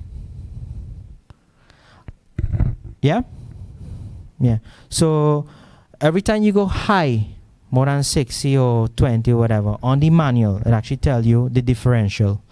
Supposed to be 20 psi differential, but the higher you go, the differential will change. So please read the manual because it will vary it, right? So yeah, this is EPR. Very simple unit. Power goes in, power goes out, put it on top of your pump and forget about it. Well, you know, you have to set it, sorry. Yeah? Dual voltage. So you could just put in 110, 230 and it will just send whatever power you send into it. No. Usually I put this already on a Dominator pump and it was about 5 feet. Let me see, 5 feet by 3 going down to 5 again. Because if you're using this on a Dominator, you can't submerge it in water, right? You have to leave it outside, right? But now you have to add wire and cable. Your wire length is gonna be longer because you have to reach your pump. Yeah. I want to talk about the compact 2. I think you'll forget about the compact 2. Everybody still using the compact 2? Oh, question. Yeah, sorry. Yeah, on the EPR, you forget a very important selling point. Please do. Yeah, go ahead. After 3 days, what happens? This is Iman, boy. This is Iman. I have to watch out today. Right, so the EPR have a feature where if the unit is inactive for 3 days, 72 hours, the pump will come on for 10 seconds. Right? That is when the pump is inactive for 3 days. You know, there are some people who buy pumps and I won't call names, right? No, don't call names. And the pump, the motor burn because the shaft get locked, the pump locked, right? Lack of use, right? Now this unit is gonna eliminate that.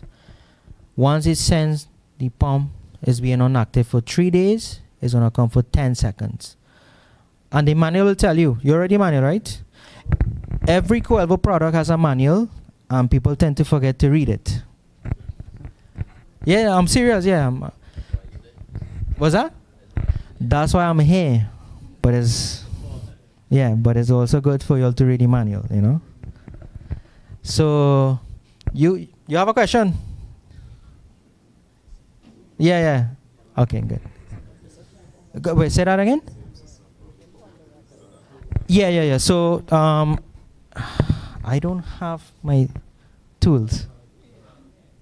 But yeah, your power is line ground, line neutral ground, right? And on the here you will see UV ground, which is your motor. It's all label, even on the manual, if you don't like to read it. This is why the manual is important, right? So, right, I want to touch up on the compact 2. You're still using the compact 2? The compact 2 is a very good unit. I don't have one here. Why don't I have one? Okay. So the compact 2 is a unit that is like the cone shape but square. I'm sure you'll see it, right, in water source or Rotoplastic. Now the unit. Questions? No? All right. Yeah, go ahead. Right.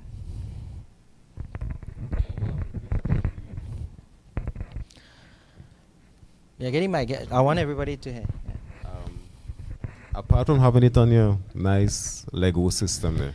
It took me a few hours after work. Basic application, Don't for instance, hurt me. like that pump we have in the bottom. Right. Right? So you would put that device where that between the pump and the pressure tank, basically. Which one you talking about? The Speedmatic? Or the APR? Yeah. Yeah, so the APR we usually would mount it on the head. So just where that device is, Yeah. you will put that there. And Yeah, and the tank will pressure go tank you could put it after. and then you'll of course have your check valve and etc. The check valve have to be after the pressure tank. Yeah. Yeah? Just wanted to have the visual. No So problem. we see We actually bring in this little brass union because what happened is the EPR will touch, not the EPR, the Digimatic one. I forgot to touch upon that, sorry. So the EPR unit could always going to work with pumps from 1.5 up to 3 horsepower pump. Yeah, make sure. I see people put an EPRs on half horsepower, 3/4, now that's a no-no. The unit will not work. You got an issue too, Christian, by any chance? No? Okay. 1.5 to 3 horsepower, Digimatic one, right? One go down to half, and it depends on application because you could have a sprinkler pump, 2 horsepower, but you want to use it for transferring water. You could do it with the Digimatic one because you could adjust your curtain, but it sends full load of the pump. Digimatic one is 9 something. Oh, on the horsepower is I use it on the one going down, but it depends on the application. Because remember the Digimatic one, you could control the curtain, but it's on the same full power. Yeah. So yeah, I was talking about this this brass union. This brass union, I'm bringing it now to lift the head. So it could, when you turn in the head into the pump, it doesn't touch the box. Right? Yeah, the capacitor box will touch the head. So I usually put this on it and I put the Digimatic on top. Now, everybody familiar with the Switchmatic one, right? I think everybody are. No? It's a digital pressure switch. They have instruction, and if you don't read it, you will mash up the pump. The pressure switch, the Switchmatic one has a run drive features. It doesn't come preset, you have to set it. Yeah? I don't have it energized, but I could show you. I could leave my number and we could talk after hours. Not on Sundays. Not on Sundays. Yes, hi. Yes, as I say, if electricity goes, right? Hopefully, the pressure switch, the Switchmatic one will be okay. Once it's not a power surge, right? But yes, it will save whatever you have save on 40, 60, and once you set your dry run, when it come on, it's fine. As I say, every co-elvo unit that has a smart head, Breaker-matic, or a surge protector. Now this unit is dual voltage too. Once you put in a 110, it will recognize it. Once you put a 230, it will recognize it. Don't matter. Yeah.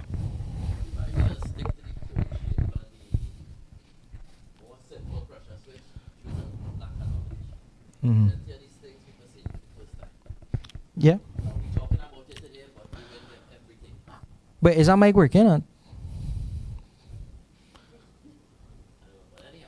Just check and see if it might work. Smart head to use. So we will keep going back to that because that is what we know. All these new things, we don't get in knowledge really. Plenty of people don't get in knowledge. So yeah, if I don't know about it, I can't recommend it. Exactly, yeah. I going back to what I know. Of course. You see this nice system you have here? I don't know if Arima have that in water source. But telling me about that switch, I know that switch very hard to set. It's so easy. It's easy for you. No. Because you know it. On the manual, it just it tells you, yeah, and they make it with colors and pictures. When I tell you, yeah, it's so easy, you know. It's like preschool kind of easy. But as I say, I have no. It's a question, right? So if you have questions about it, I'm gonna leave my number. And actually, I could make a video because I'm making videos on my WhatsApp and sending those videos to contractors. Not TikTok, no. Yeah, but once you know how to handle this, you will never have issues, right? Some people just adjust the cutting pressure and the stop and the start, and that's it. Yeah, it working. But when the unit runs dry and the pump keep running, the first thing you wanna say, but this ain't no working. This ain't no. Lack of knowledge. Lack of knowledge. But the unit do have a dry run feature. It sends flow. Whenever it sends no flow, right, it will cut off. And it will do the same thing as every co-elvo unit that have a flow sensor. It will come.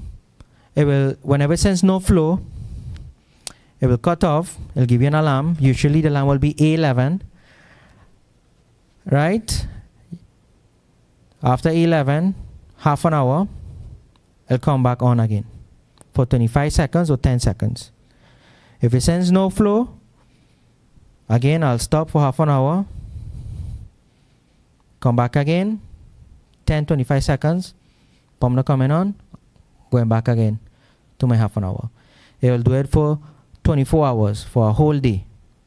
And then the unit will, you actually have to go back into the unit after the 24 hours because it's not going to come on, right? And you have to check your now tank to say, well, okay, I have no water, just want to leave it off. Now, if you do have water now you have to put it on the unit. You just have to press the button, on, and you're back on. I mean, you had to call the plumber then. That's you went out to call. So you see how well problems with it. A simple other pressure switch. The owner may be able to put it back on, or the smart head just press. But as a contractor now you know what to say now, right? Because I'm saying it to you. You have to educate the customer. Remember, you are the contractors, right? You are the specialists, right? We are the tools for you. We are giving you knowledge to pass on, to the customer. They don't know. They just take $1,000 and fix my thing, But we want to be professional. We want to know the product. If you don't know your product, how are you gonna sell it? I'm not gonna. If I don't know it, why would I sell it? Go in and mash it. What are you gonna do? Nothing. Right? So, any question? Yeah.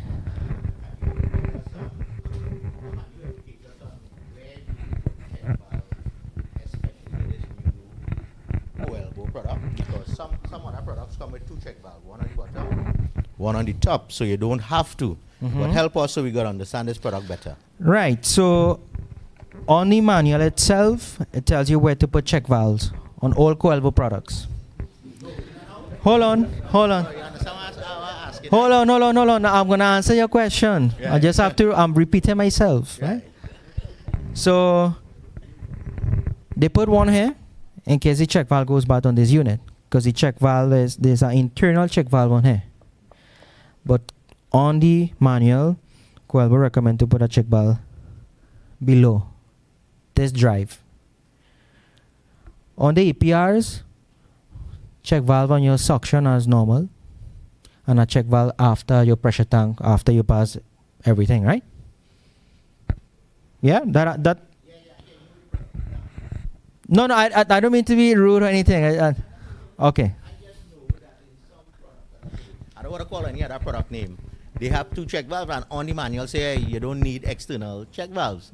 So I don't want to go with that idea. Right. And because one product says that you take it for all. Right. So that's why I'm asking you to help us to understand with this product. Sure. Do we still use the external? Yes. On suction and discharge? Correct, yes. That kind of way. Yeah. That's all we ask. Just to safeguard the product too, if in case, because the check valve there is plastics and they have a spring, Yeah? So it doesn't hurt putting a check valve on top and down, Doesn't really do anything to the unit. You actually protecting the unit. Any more questions?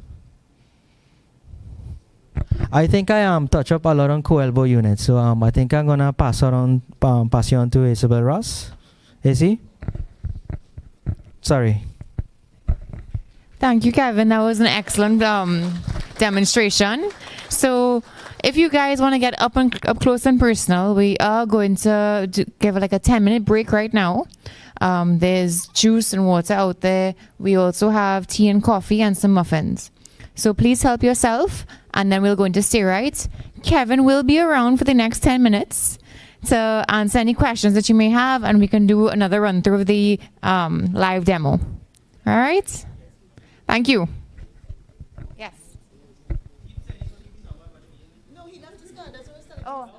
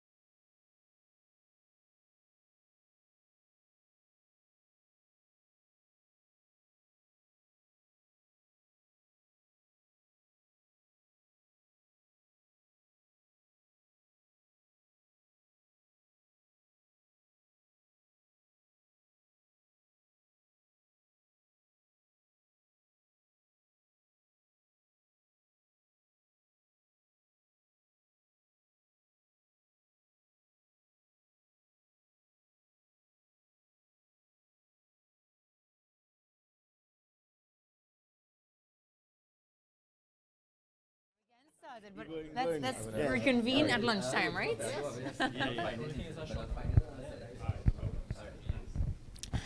All right. So up next, we have a very special presenter, Mr. Orlando de Villa. He's come all the way from Venezuela to educate us on steroid water pumps. I know he's not a stranger to many of you, so let's give him a warm welcome. Thank you so much, Isabel. A lot of old faces here, no offense, and a lot of new faces. That's good. First of all, I want to thank the Water Source and Rotoplastics for inviting me. Again, this is, I think, is my second or third seminar this year. Unfortunately, I have some bad news for you guys. I'm not going to talk about pumps today. A matter of fact, I was named Brian Lara's a new general manager yesterday at the game. So today we're going to talk about cricket. And then I'm going to share with you my famous lamb Rogan Josh recipe. So mind your manners. We'll talk about a little bit of pumps after lunch at 3 o'clock today. No, I'm kidding. So I was at the cricket game yesterday, my first cricket game. I want to thank Charles Ross for taking me to a booth. It was very entertaining. I got to meet your legend, Brian Lara, nice guy. I'm going to frame that picture and put it in my entry hall in my home so everybody knows that I'm acquainted with Brian Lara. The game was interesting. It was, I don't want to say slow. It was interesting. We lost, but I got to understand, because I would see in the past some cricket games on TV for a couple of seconds and guys running all around and hitting a ball. I didn't know what it means. Now I kind of understand the game. So again, thank you guys for being here today. I know some of you came from San Fernando, others all the way from Tobago, so I really appreciate and thank you for being here. My name is Orlando, Mr. Orlando. A lot of you have known me for quite a few years. I've been coming to Trinidad since 2007.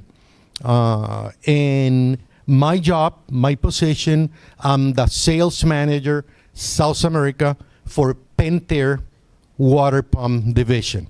You know Pentair Pool products, I'm sure, the filtration products. I'm the guy for water pumps. So again, thank you so much. We're going to jump right into the presentations. Give me a second while I...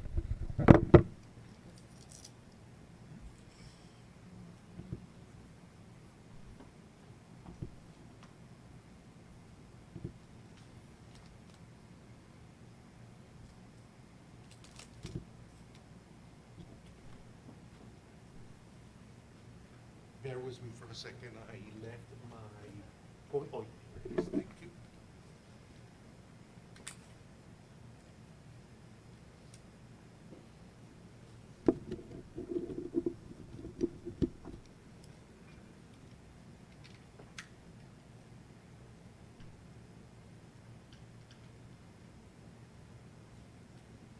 Okay.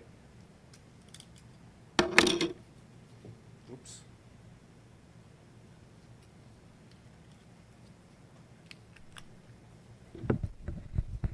Okay, so Pentair, as probably many of you know, it's a very old company. Pentair was founded in 1964. And over the years, it bought many pump companies, including Steroid. Steroid was a company that was founded in the U.S. in 1934. Pretty soon it's going to be a 100-year-old company. And Steroid makes most of the residential application pumps that many of the lines are represented back there. So I'm going to do a short presentation or wrap up of the product lines. And I'm going to walk back there and show you some of the specs for the pumps. I like starting with a submersible pump, and people ask, you know, why the submersible pumps? And yesterday I spent a little bit of time explaining to the group that came here that the most technology that has gone in through pump manufacturer, pump design for the last 50 years for residential application pumps in the U.S. Europe is a little bit different. You saw that with Vivek's presentation with for the Pentax products. We gave a lot of attention to submersible pumps because in the U.S. this is a huge market. Not so much in Latin America and South America in particular. Not here in the island, on the island, because we get water from the mountains. But in the U.S., this is huge because most of the people in the U.S. don't live in the cities; they live in the country. And all of these small towns, farms, and so on need submersible water pumps for water supply. So we spend a lot of time on this technology. The big thing about submersible pumps is that allowed us to develop a lot of the technologies, materials, and so on that now we use on the other pumps, mostly jet pumps. So the big thing that was developed in the early 90s for submersible pumps and something that we call the floating stack design. In the past, like all pumps, the impeller is fixed in place, like in a jet pump, right? Centrifugal pumps is fixed in place. In the past, it was the same for submersible pumps. The impellers, multiple impellers, were fixed in place, but this caused a lot of problems with sand handling. And the enemy, every well, regardless of what the driller says, it's going to have a little bit of sand in it. And when you run a pump like this with 10, 15, 20 impellers, one on top of the other, at 36 RPM, you're going to have a lot of abrasion, a lot of sand damage. So what Stayrite designed and patented in 1993 was something called the floating stack design. And what the floating stack design means is that the impeller is no longer fixed in place. It can move up and down, okay, and reduces the damage by wear from the sand. So the sand can move freely through the pump without damaging the impellers. It's the biggest thing in pump technology for the last 50 years. Okay? So now we apply this same technology, and I'm gonna walk back there to show you some of the pumps that use the floating stack impeller design. First of all, the Dominator. And even though the Dominator is, I'm gonna recap it later in the presentation, in this part of the presentations. The Dominator features the floating stack design. How many of you know how this works? Raise your hand. And by the way, if you have any questions, don't wait until the end. I talk a lot. I'm Venezuelan. I'm a storyteller, okay? But raise your hand, and we'll cover it. And Amina has the other microphone. So if you want to sing, if you want to share your curry recipes, you're invited. Amina will hand you the mic, okay? Don't be shy. So, how many of you know how this works? This works. Just one? Raise your hand. Don't be afraid. Okay. So not many of you know how the Dominator works, so we're going to spend a little bit of time on the Dominator. The Dominator, it's a submersible pump. The advantage is that the impellers are on the bottom part of the pump. Suction is through this thing here, this strainer here, so you don't get any rocks in there. It's got a multiple impeller design, same as what you're seeing there. Now, what is the advantage of a multiple impeller design is that when you have multiple impellers, every single impeller is going to give you the same flow. So the water is going to get in the pump through the bottom. It's going to pass through impeller after impeller. It's going to pump the same amount of water. It doesn't matter how many impellers you have. Every impeller is going to handle the same amount of water. So if they say it's a 20-gallon per minute pump, it's going to come out 20 gallon per minute. It's not going to add up impeller after impeller. What adds up is pressure, head. So the more impellers you have, the more head you're going to get from the pump. That's why when you have, say, this pump, the DSS, has 3 or 4 impellers. Each impeller adds up head, pressure. So say if the impeller in this case is probably a 30-gallon per minute impeller, you have 4 impellers. This pump, 2 horsepower, can give you probably more than 90 PSI. So you can use this pump for different applications. For example, when you use the jet pumps or the Pentax centrifugal pumps, you're gonna come up to a point where there's no more pressure that you can get with a jet pump.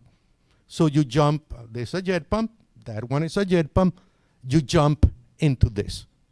Okay, so it's the next step. Normally, jet pumps only go up to 1.5 horsepower. And we're gonna talk about it in a little while. But after, I mean, if you cannot resolve the application with a small 1.5 horsepower jet pump, you have to jump into centrifugals, multi-stage pumps. Now, again, you have a multiple impeller, submersible pump, the Dominator. This is 0.5 horsepower. The water is going to come through here again. It's going to go through the impellers, and then it's going to flow right here on the periphery of the pump, and it's going to cool the motor. It's going to keep the motor cool. The motor has double bearing, so you don't have any vibration or any issue with a seal or anything. Water's going to come out through here. You already have a check valve here, so you don't have to bother putting an additional check valve.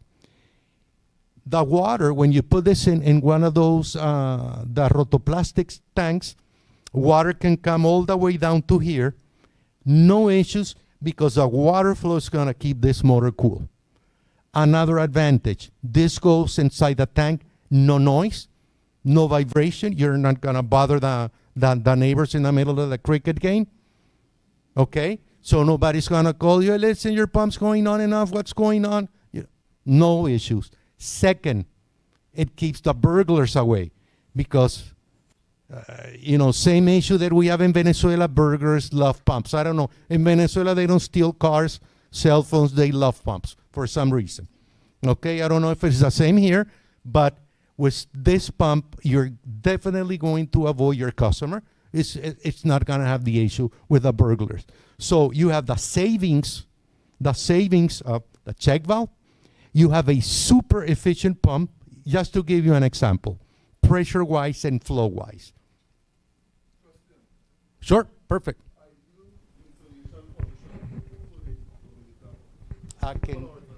I'm sorry. Ideal installation position for the diameter pump, vertical or horizontal? Okay, translation. Okay, great. Thank you for that. Thanks for translating. Okay. This is designed to go vertical. And that is a good question, because it can be tilted on the side, but remember, you have bearings holding this in place. The impellers, and let me walk back over there, because that's a good question, so that you guys understand how all of these systems work.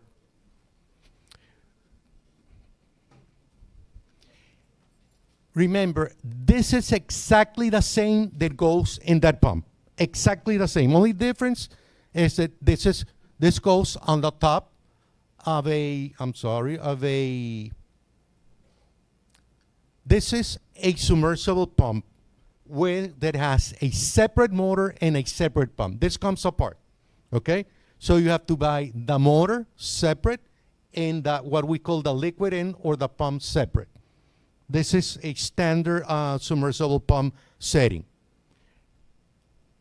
This is just the pump, and this is the internals of the pump. This is what you're gonna have with a Dominator. Only it's gonna be upside down. So you're gonna get, you have something called, and this is to answer your question specifically, you have a bearing right up here. You can see the bearing there.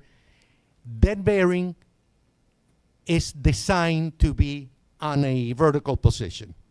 On the other hand, the motors can go horizontal, but some people put it in a horizontal position.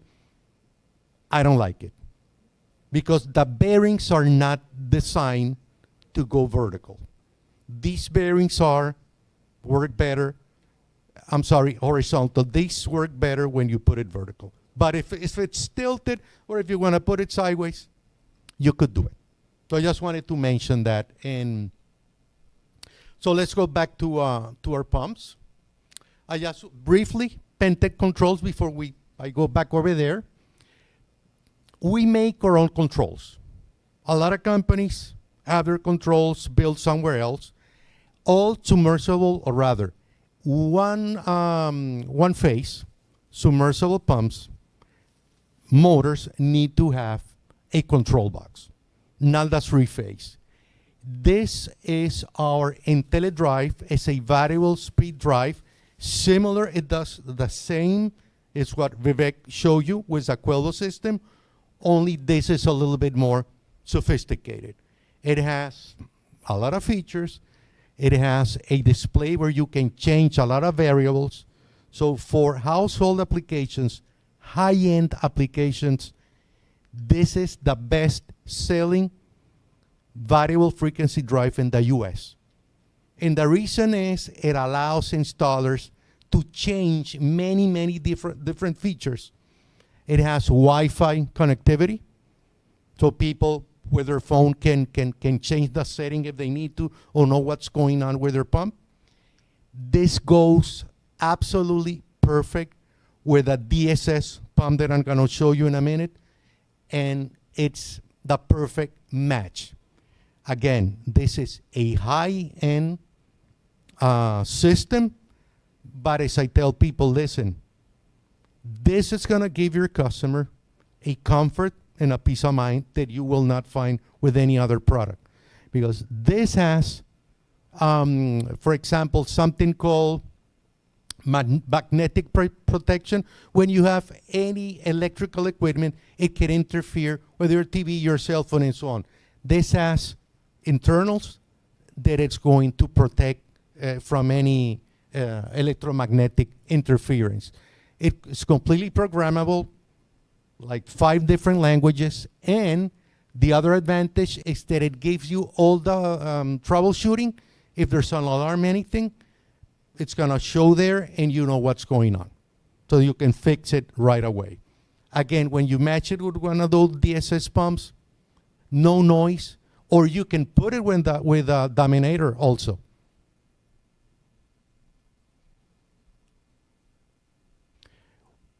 We have the IntelliDrives, the variable frequencies drive, up to 250 horsepower. So any pump size, you can work it with a Dominator.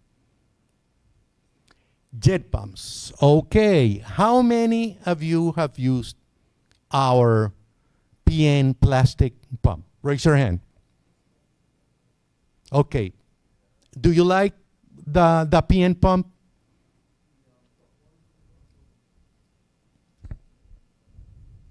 Yeah, top one so far, so good. Okay. Jet pumps in general were originally designed for lifting water from shallow wells. Okay, they're called shallow well jet pumps. But these pumps are the perfect combination of pressure and flow for residential applications. What is a common residential application? For example, I don't know, 10 gallons per minute. This pump's gonna give you 10 gallons per minute at close to 40 PSI. So it's perfect for residential applications. We have stainless steel pumps. We don't sell that many, a lot. I'm not fond of stainless steel pump. I know there's some Chinese manufacturers that make a lot of these pumps, or they're good, but I'd rather either have plastic or or cast iron. We have our HN series. And all of these pumps, if you notice, you're going to have different maximum heads. So you might have one that say goes to 75, the other one goes to 65. The one that we sell in Trinidad is the Yesen series. It's a very close match to the Gould's. You know Gould's. Most of you know Gould's. And it's a household name here in Trinidad, correct? Now, in the U.S., we compete head-to-head with schools. Stay Right, Myers, that it's another one of our brands, of a painter brand. We compete head-to-head with schools. If you go around the islands in the Caribbean, Bahamas, Cayman, and so on, Puerto Rico, the Dominican Republic, the DR, you're going to see that in some countries, we are number one. You go to the next island is schools. Next island is Myers, our brand. Next island is Stay Right again. So we share, I would say probably 50% of the market with schools on the different islands, regions, and in the U.S. The U.S., you're not going to see any Chinese pumps, obviously, because of energy restrictions. The Department of Energy in the U.S. doesn't allow any Chinese products to come in, at least for pumps, because they don't comply with the energy, with efficiency standards of the U.S. So my favorite pump is the PN pump. And I'm going to tell you a story. Why is the PN become so popular? In Suriname, we have our biggest pump distributor. Well, actually, now it's in Guyana. You don't like Guyana, I'm not fond of Guyana either, but, it's good sales. There's the oil going on, and so we have to go there. Those guys are a little bit, I like Trinis better. So, what happened in Suriname? Then we'll talk about nasty things about Guyana. In Suriname, we sell a half horsepower jet pump like cupcakes. Believe it or not, it's 500,000 people in Suriname. We sell 2,000 half horsepower Myers jet pumps, cast iron pumps. All of a sudden, those guys are having issues with our pumps, with our HR50, the cast iron. It's similar to this. So I go there and I say, hey, listen, what's going on? You're having issues with the pump. They say, Mr. Orlando, it's not the pump per se, it's the installation. So what's going on with the installation? Oh, it's a little problem that we have is that people here in Suriname, they don't use foot valves. They don't use, you guys use foot valves? Believe it or not, in Suriname, they don't use foot valves. So they're buying a $400 pump with a $600 tank on a $1,000 installation, and they don't want to spend $20 on a foot valve. Can you believe that? There you go.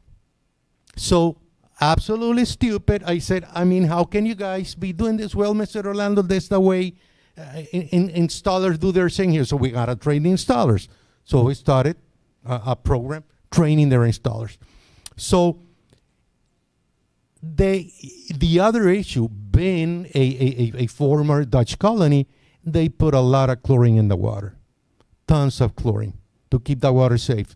So what does chlorine do to the inside of the pump? Okay, a hat for anybody that tells me what the chlorine is going to do to the inners of a cast iron pump.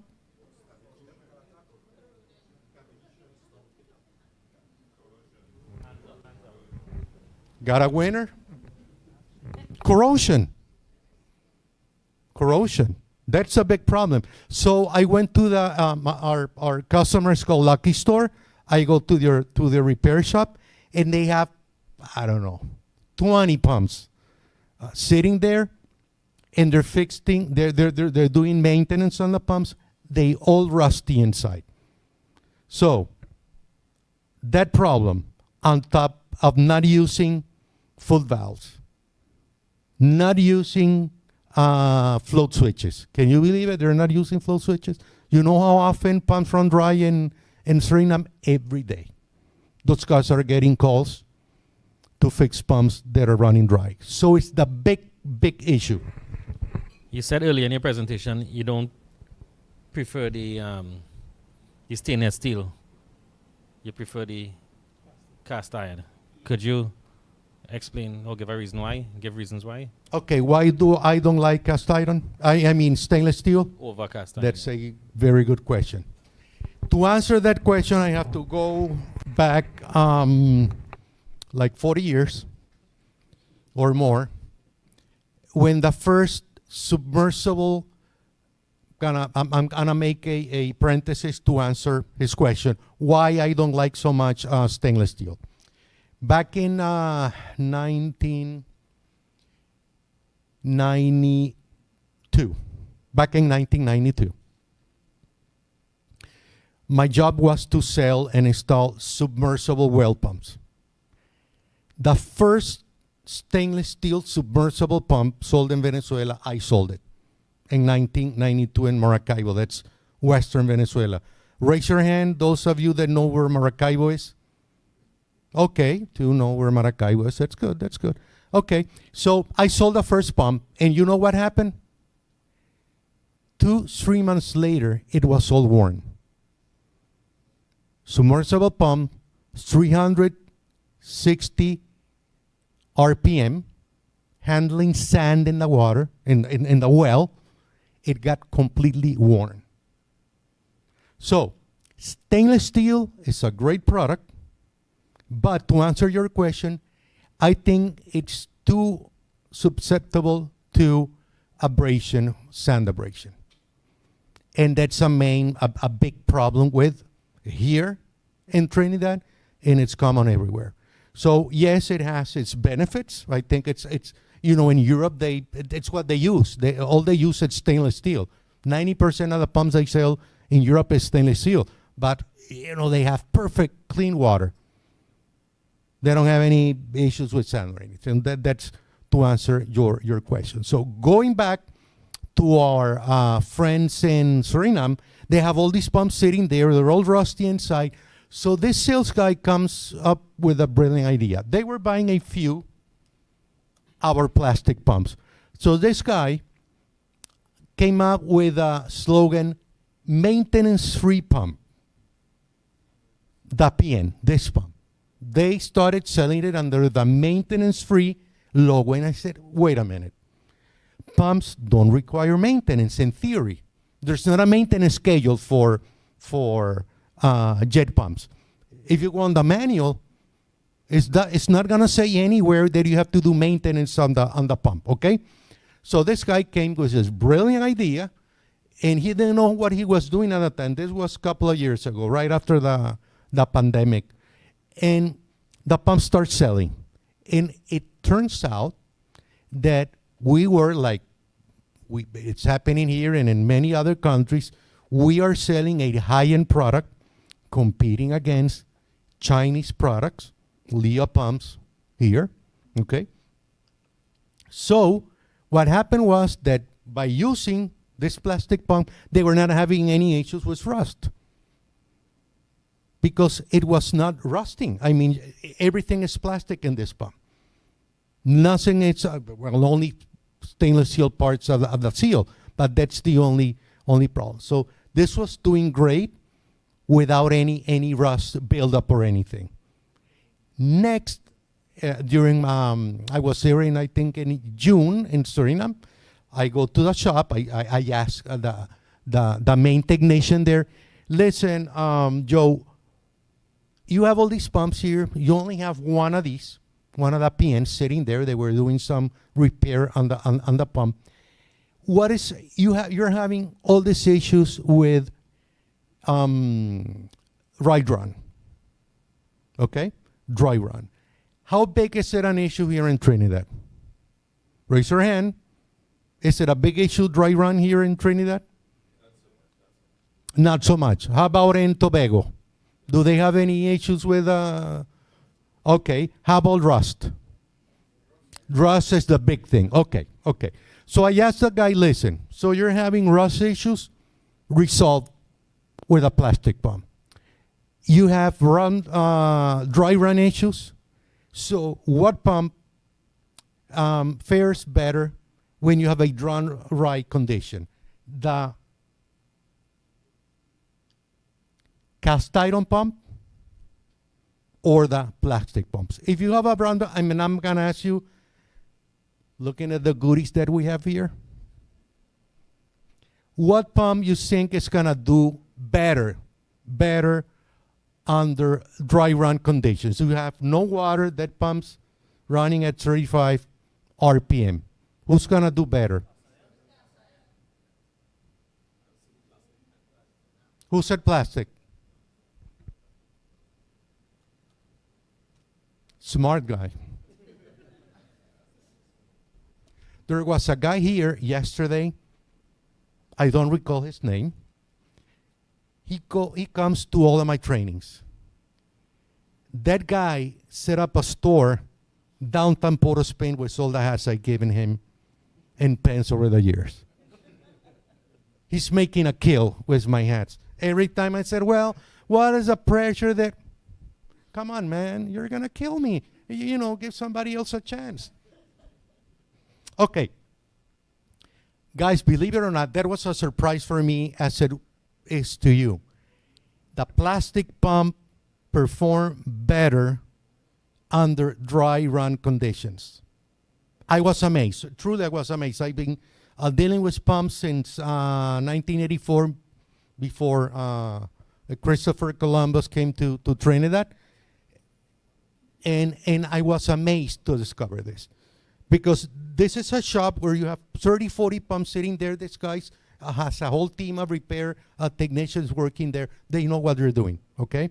And he said, Mr. Orlando,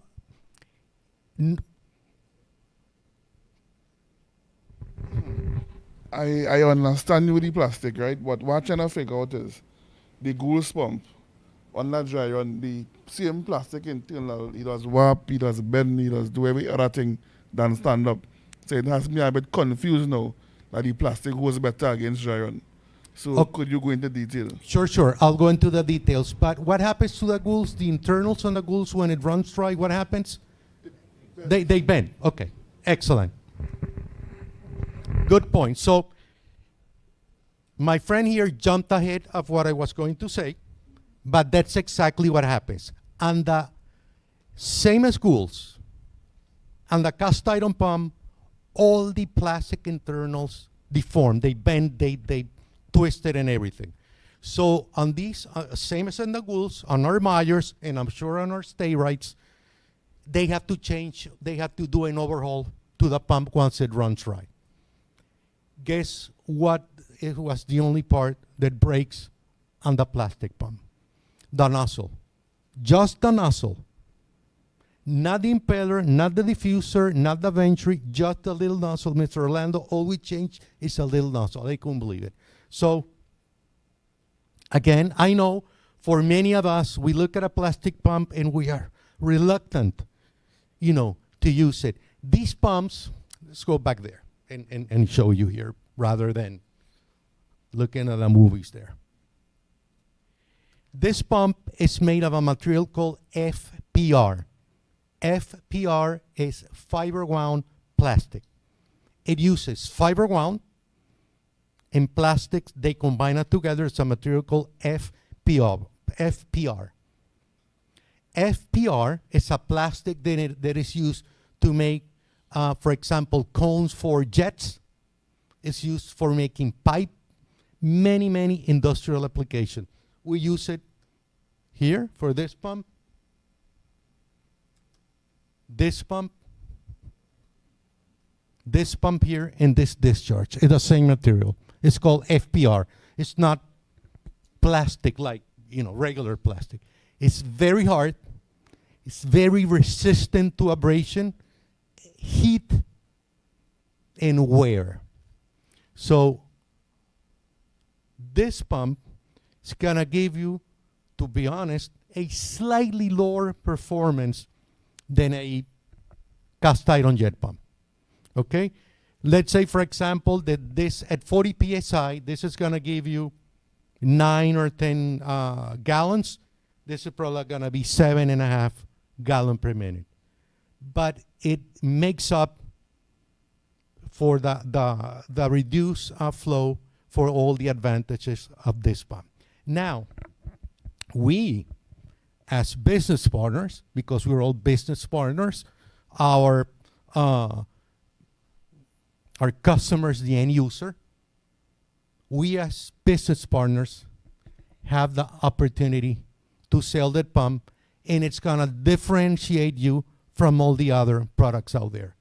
Being Goulds, looking at Goulds at the high-end spectrum of the market, we compete against Goulds. It's not the other way around. I know who's Goulds. It's a household name. By the way, it was the first pump brand that I sold in Venezuela in 1990 was Goulds pumps. An excellent product. We can differentiate ourselves and compete against Leo and all the other brands.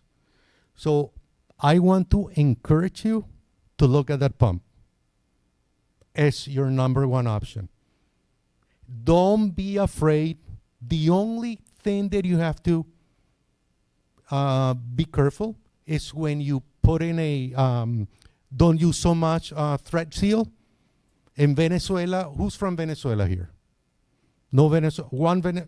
Kevin, shut up, man. You're more Trini than Brian Lara. No Venezuelans, okay. And Venezuelans, when we're going to put a pipe on this pump, the first thing that we use is string. How do you call it? String? The white? No, not thread seal.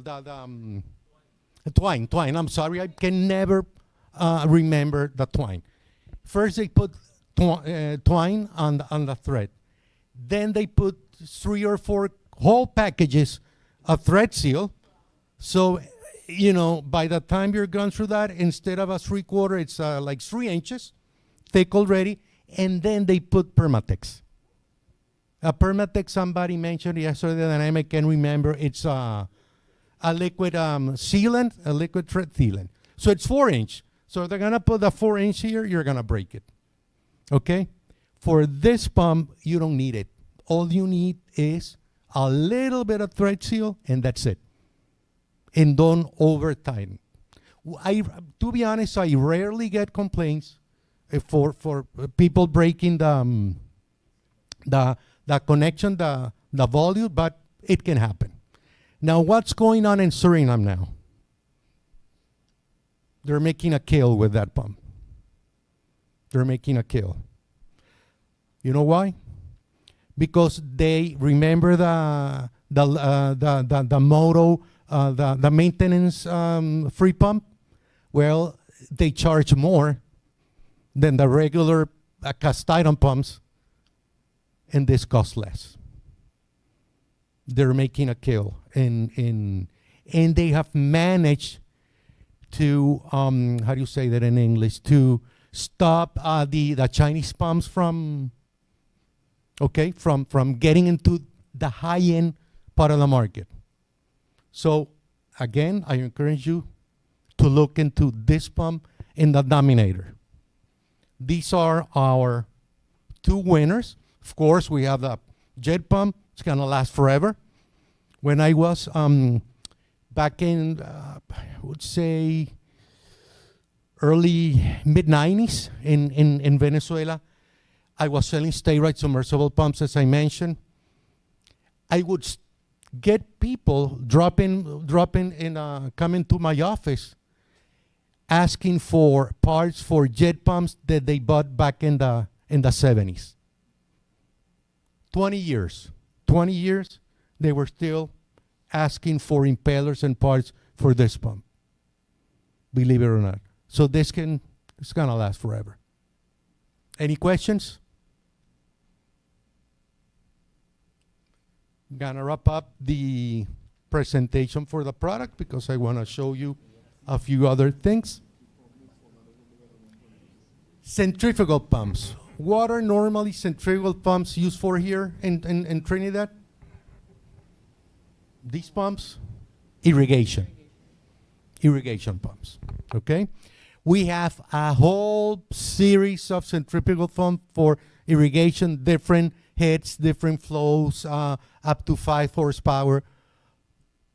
But, okay, this is the DSS, I already talked about that. But you know who's my favorite irrigation pump? Let's see what we got here for you guys. At the end, I'm going to give away a framed picture of me with Brian Lara. But for now, come on, guys. Who's my favorite irrigation pump? Look over there. Anybody wants to guess? Smart guy. You know, you already know, man. You're here on you'll probably have a store in Tobago selling all my pants and t-shirts and everything. This is my favorite irrigation pump. I don't have a hat here right now with me, but what do you guys think that this is my favorite irrigation pump? Come on, raise your hand. Let's share some. Plastic. That is correct. It's a plastic pump. What are the benefits of plastic pump and irrigation? You can use any chemical in the water. Pesticides, fertilizers, anything you can throw in there, and this pump's gonna be able to work with it, and it's not gonna damage. You use one of those cast iron pumps for irrigation. Yes, they're great. They're practically indestructible, but they're not gonna handle very well any chemicals, fertilizers, and so on. So this pump's a beauty. I even use them for pressure boosting. This is the PD. Good question. Sorry, I didn't mention the series, and it's here. So here it is. PD. P as in Peter and D as in Mr. Orlando Davila, manager of Brian Lara. So, yeah, this is a beauty of a pump. The DSS, again, an excellent choice when you run out of options with jet pumps or the other, 1, 2 horsepower centrifugal pumps. This is the best option for you. This is the perfect match for the IntelliDrive, the variable frequency drive that I told you. No sound. I mean, it's almost, how do you say no sound in English? Silent, free, silent? Quiet. Very quiet pump. Very, very, very quiet. So, again, our markets are becoming more and more competitive. Us being, again, Amina? Question. This, I'm not sure what it's called, but does it come in 1.5 horsepower? Which pump? This black and stainless. This one? Yeah. No, only 2 horsepower. And that is, that's interesting because we have, to be honest, I don't have the answer, but we have 3 models in between Myers and Stay Right. We have 3 or 4 different pump models that are only available in 2 horsepower, designed for high pressure boosting. Again, for some reason, I mentioned that jet pumps are only up to 1.5 horsepower. Then you jump into 2 horsepower. So what did we do? 2, 3, 4 impellers so that you can get the most pressure from a 2 horsepower pump. The idea is that with a 2 horsepower, you don't have to hassle with 3, 5, 7.5. You will be able to, get almost enough pressure and flow for even a multi-home application. I was with Kevin. Kevin, it's doing something else back there. But I was with Kevin. Remember, Kevin, we went to this small, shopping mall. And they have a couple of those DSSs working there, and it's a whole mall where they have the curry place. It's all I remember, the curry place. Okay, whatever Samara, you heard that. Samara something. Okay. So, booster pumps. Next question. What is the maximum height that the pump could give? Oh, good question. Let me, it's right here. It's 95 psi. 95 psi. Okay, 95 psi. It's sorry. Probably 210 feet. 210 feet pressure. Head. Okay.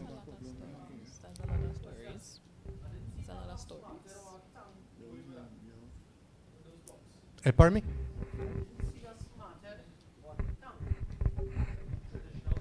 Okay. Okay. My friend here is asking that we don't use smart heads. Correct? That. Okay. They be used. That Can is they be a used? very, very, very good question. There's a whole presentation to answer that. So we're going to wrap this up, okay? And then we're going to go into your question. Okay, booster pumps, it's the same system that I showed you before, multi-stage pump, floating stack design, excellent for car washes. It's probably what you use it for. It's a good one, air conditioning, cleaning. Good one. The Dominator, we already talked about it. We sell the 20 gallon per minute. And I just wanted to mention one last thing for the Dominator. This pump, remember I said that these pumps can give you about 8-9 gallon per minute at 40 psi. That is, and we're gonna go into that. But these pumps, residential applications, 40 psi, which is about average, would you say? Average for a home, 8-9 gallon per minute. How much do you think? I don't have a hat, I don't have any goodies here, but I'm gonna give a big frame picture of Brian Lara and me to whoever guesses how many gallons per minute at 40 psi can I get from this little pump as compared to this beautiful plastic, stay-right plastic pump. Tung, tung, tung, tung, tung. 20 gallon per minute. 20 gallon per minute. This pump at 40 psi, it's gonna give you 20 gallon per minute. Half horsepower. Low amp draw. No noise. Burglar free. You're gonna make a kill, guys, with this pump. Why buy anything else? I'm gonna get a commission from Rotoplastics and the water source definitely after this presentation.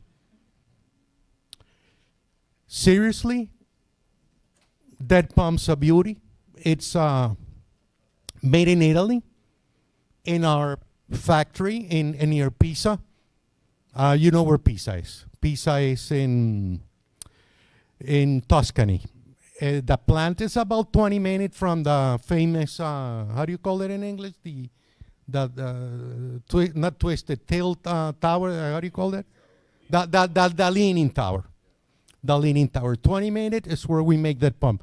We make everything in-house except the cable. Everything. The motor, we make ourselves. State-of-the-art technology, robots making those motors. The pump, the internals, the stainless steel, everything we make ourselves. Floating stack technology. No issues with sand. No issues. Issues? Yes. For every pump coming here, calcium carbonate. How many of you guys have had issues with calcium carbonate with a pump, with a wide hardness? Raise your hand. There you go. Tobago also? Yeah. And why? I don't have anything to... This is a geology question, but I don't have any frame pictures with me and Brian Lara, but I think I do have some goodies here. Why do we have those issues in Trinidad and Tobago? This is a geology class, a geology question. Okay, but why does a well water have? That's it. I'm gonna sign the frame picture of Brian Lara and me. Yes. The thing is that what happened was millions of years ago, there was coral reefs all over the place, collapsed, died one top of the other, and so on. So all of these islands, and even in Venezuela, in some parts of Venezuela, not where I live, it's high calcium because of the coral rocks, okay? So that's a big issue and something that we have to keep in mind with. So fiber wound tanks, we make in a small town called Chardon, Ohio, between Cleveland and Philadelphia, our tanks. They're 100% made in the U.S. Our fiber wound tank is back over there, is a ProSource plastic tank. It's the only plastic tank in the market in the world that is fully repairable. Did you know that? Now you know. That's why I came here, to tell you guys the truth about pressure tanks.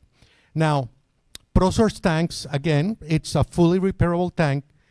It's made, the outer shell is made of a one-piece PVC. Okay, it's just one piece. It's blow molded. It is no seams, no anything. They leave a hole here and a hole on the bottom. This is for the valve, for the pressure, same as all pre-charge tanks. Then they put it on a robot, and a robot starts putting in the fiber wound with a resin to make it hard enough. These tanks are 120 working pressure, and the burst pressure, it's 500 psi. Standards in the US are 4 times the working pressure for burst pressure. So this tank, it's 500 psi burst pressure. Chinese tanks, no, not so much. Okay? Question. What about the UV compliance? What will the sun do to it? The what? The sun? The sun, yeah. Another good question. Good question, because there's 2 things. First, these tanks don't come with a UV protection paint. UV protection paint, they use it on cars, they use it on other things. They put a special UV protection that helps protect against the sun. We don't do that, okay? So you're gonna see decoloration on the tank, but it's not going to affect the integrity of the tank, and you're not gonna see the fiber sticking out. How do you know, sometimes you touch one of these things and sticks, it stings, scratches and so on, and you can get a rash. Not on these tanks. I've seen these tanks sitting in the sun for years. You're not gonna get the fiber sticking out. And that is because the application of resin versus the ratio of resin and fiber it does that. Some people, other companies, other products, they don't do that. And after a while in the sun, whatever the product, a tank, whatever, that fiber. So that is a good question. But yes, it's gonna start decoloring because we don't put any UV. No need to. Okay? So as we are concerned. Okay, so this is a one piece. We have the air cell is made of something called PU. It's a plastic material. Everything is NSF. NSF, ANSI, when you see this, it is good for drinking water in the US. These are the US standards for drinking water. Every time a pump, whatever, has to comply with NSF, ANSI regulations. Again, repairable 100%. This case, this is not what we have.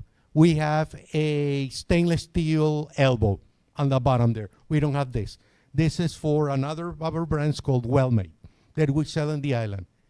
Well-Made in our Pro Source, it's made in the same factory, exactly the same product. The only difference between the Well-Made is our other brand in the Pro Source is the bottom connection. In the Well-Made is plastic, and in this Pro Source it's stainless steel. Now, our tanks, especially our Well-Made brand, is the best-selling tank in the Caribbean, by far. Okay? We have exporters in Miami that sell this tank in Bahamas, all over the place. I mean, they can't get enough of these tanks. They sell like hotcakes, like doubles. I have to fly out tomorrow, and they gave me the very, very good news that there's a doubles place at the airport that's open at 6 o'clock in the morning when I'm gonna be at the airport. So I'm gonna ransack that place tomorrow. Gonna eat so much doubles, man. I'm gonna, God forbid anything happens to me on that long, small airplane going to Caracas tomorrow. Any questions?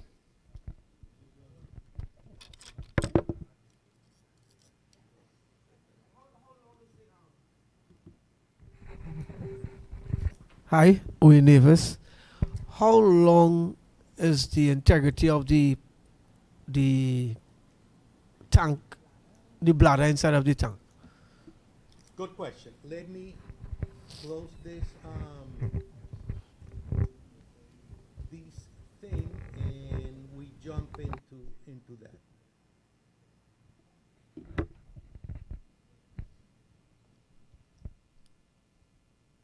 Oops, this is okay. That is a good question. How long can a tank last? In theory, it can last 20, 30 years. Okay, there's no lifespan. We don't say, oh, you have to change your tank every 20 years or whatever. They're gonna last a long time. Now, again, because a tank is repairable, if you do good maintenance, and the maintenance on one of these tanks, or one of our tanks, is every year you have to measure the pressure, the pre-charge pressure. So you're probably gonna have to put 4 or 5 PSI. If you don't do that, what's gonna happen is on the long run, it's gonna start cycling, short cycling on and off because there's not enough air in there. Okay, so you have to make sure that tell your customer, I'm gonna be here, charge you $100 to measure the TT. TTs, don't be afraid, man. TTs to measure the pressure on the tank. But if you do that, that tank can last decades. If you put it on a shed, even better. Okay, and I'm sure here it's like Venezuela. The pump house for my pump, my tank, my Pro Source. I have a Pro Source old version. We don't make it anymore, metal tank. And I'm not gonna say the brand of the pump because then, somebody might kill me. But I have a centrifugal pump in my house and a Pro Source tank and a Pentair filtration system. That house, it's better than my house. And why is that? No, Brian, Lara.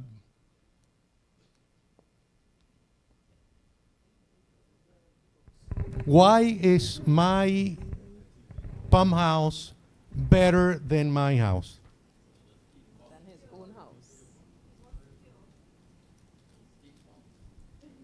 Steal the pump? Congrats. So what pump? They don't steal the pump. In Venezuela, trust me, that pump house has better foundations, and the walls are thicker than mine, than the house, to keep the burglars away. For some reason, they love pumps, man. I don't know what the hell is. These guys love pumps so much. but burglars love pumps. Now, if you want to avoid that, what pump are you going to use? Finally, somebody learned something, man. Been sitting here for an hour. They're learning, Vivek. That's a good thing, man. Dominator. Dominator.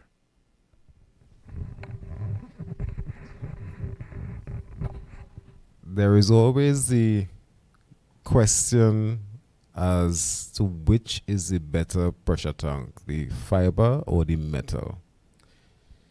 Good question. And secondly, calculating or sizing the pressure tanks. Okay. We're going to go there. I have another hour to go, okay? Raise your hand if you're getting hungry. I'm the only one that's getting hungry. You guys got a quick bite, right? Yes. Okay, I haven't eaten since 8 o'clock. By 10 o'clock, I was starving. Okay? And I always say this, and Vivek has heard me say this before. My boss says it's because my legs are empty. And all the food goes into my legs. That's why I'm so skinny. It's everything goes, and I get hungry couple of hours, you know. But unfortunately, we have to keep on going. We're going to go another hour. So we're going to answer all of those questions, okay? Which tank is better, metal or plastic? You know, plastic is great. I mean, our advantages of plastic tanks: weight. They don't weigh so much as a metal tank. No rust whatsoever, inside or out. Even though global or former, but we don't make them anymore. We don't make, since 2022, we don't make any metal tanks.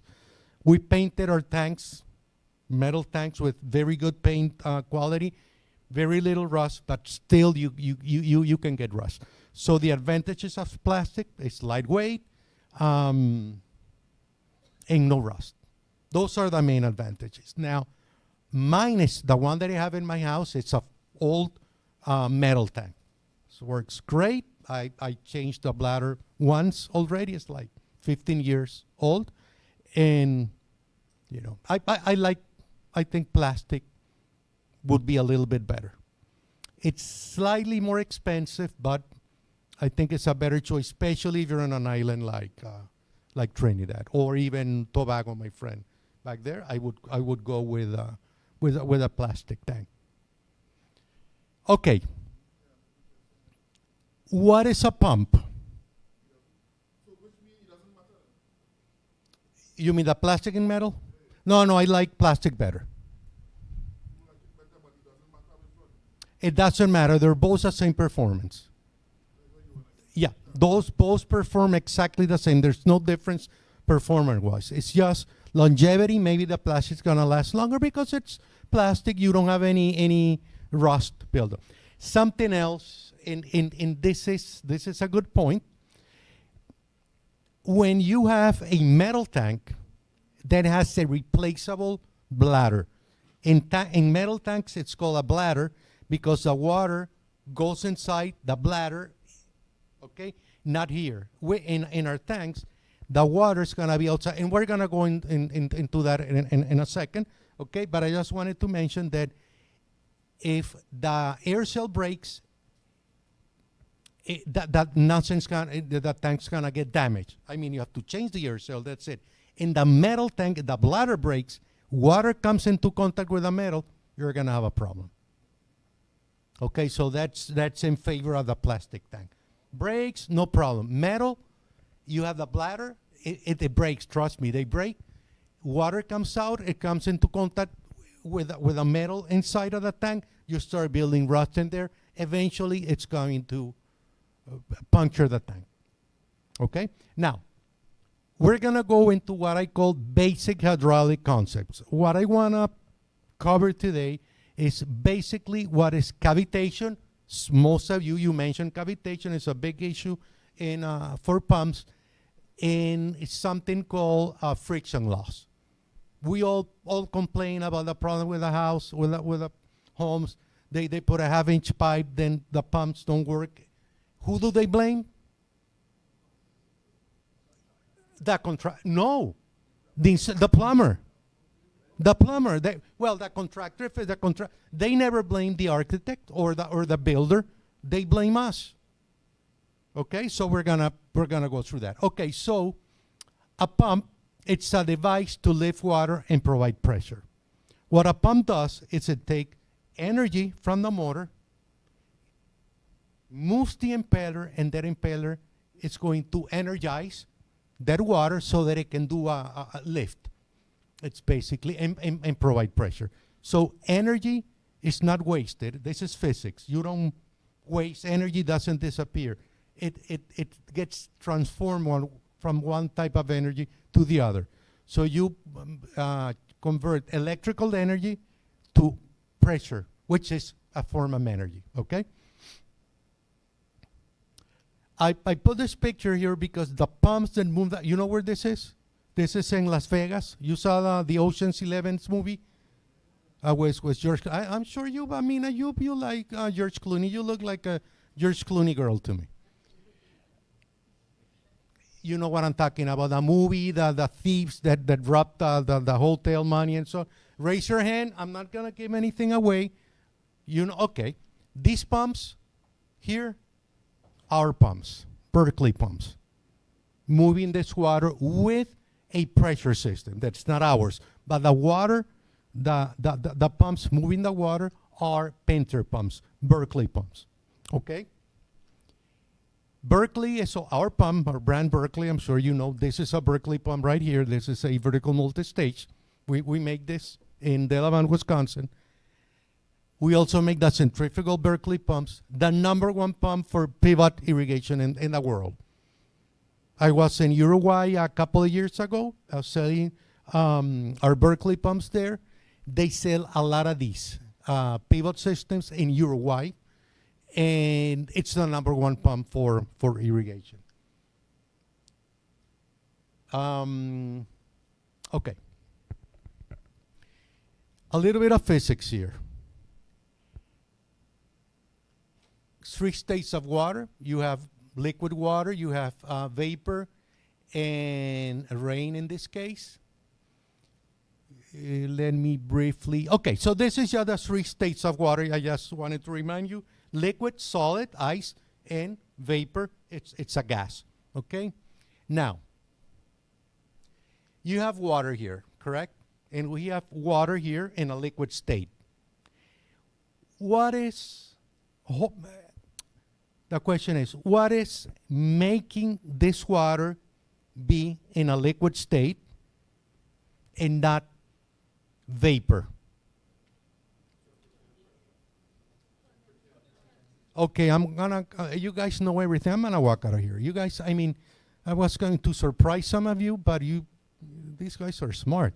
People yesterday, they didn't know anything about atmospheric pressure. These guys already know. Atmospheric pressure, it was holding atmospheric pressure, the air on top of us. For those of you that don't know, the air on top of us is weight. And that weight is pushing against everything here on Earth, okay?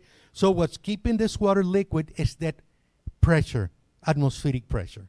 And that's key for understanding how pumps work, okay? And we're gonna go through those concepts really quickly. When you're down here in Port of Spain, you have all this air on top of us putting pressure, even against us.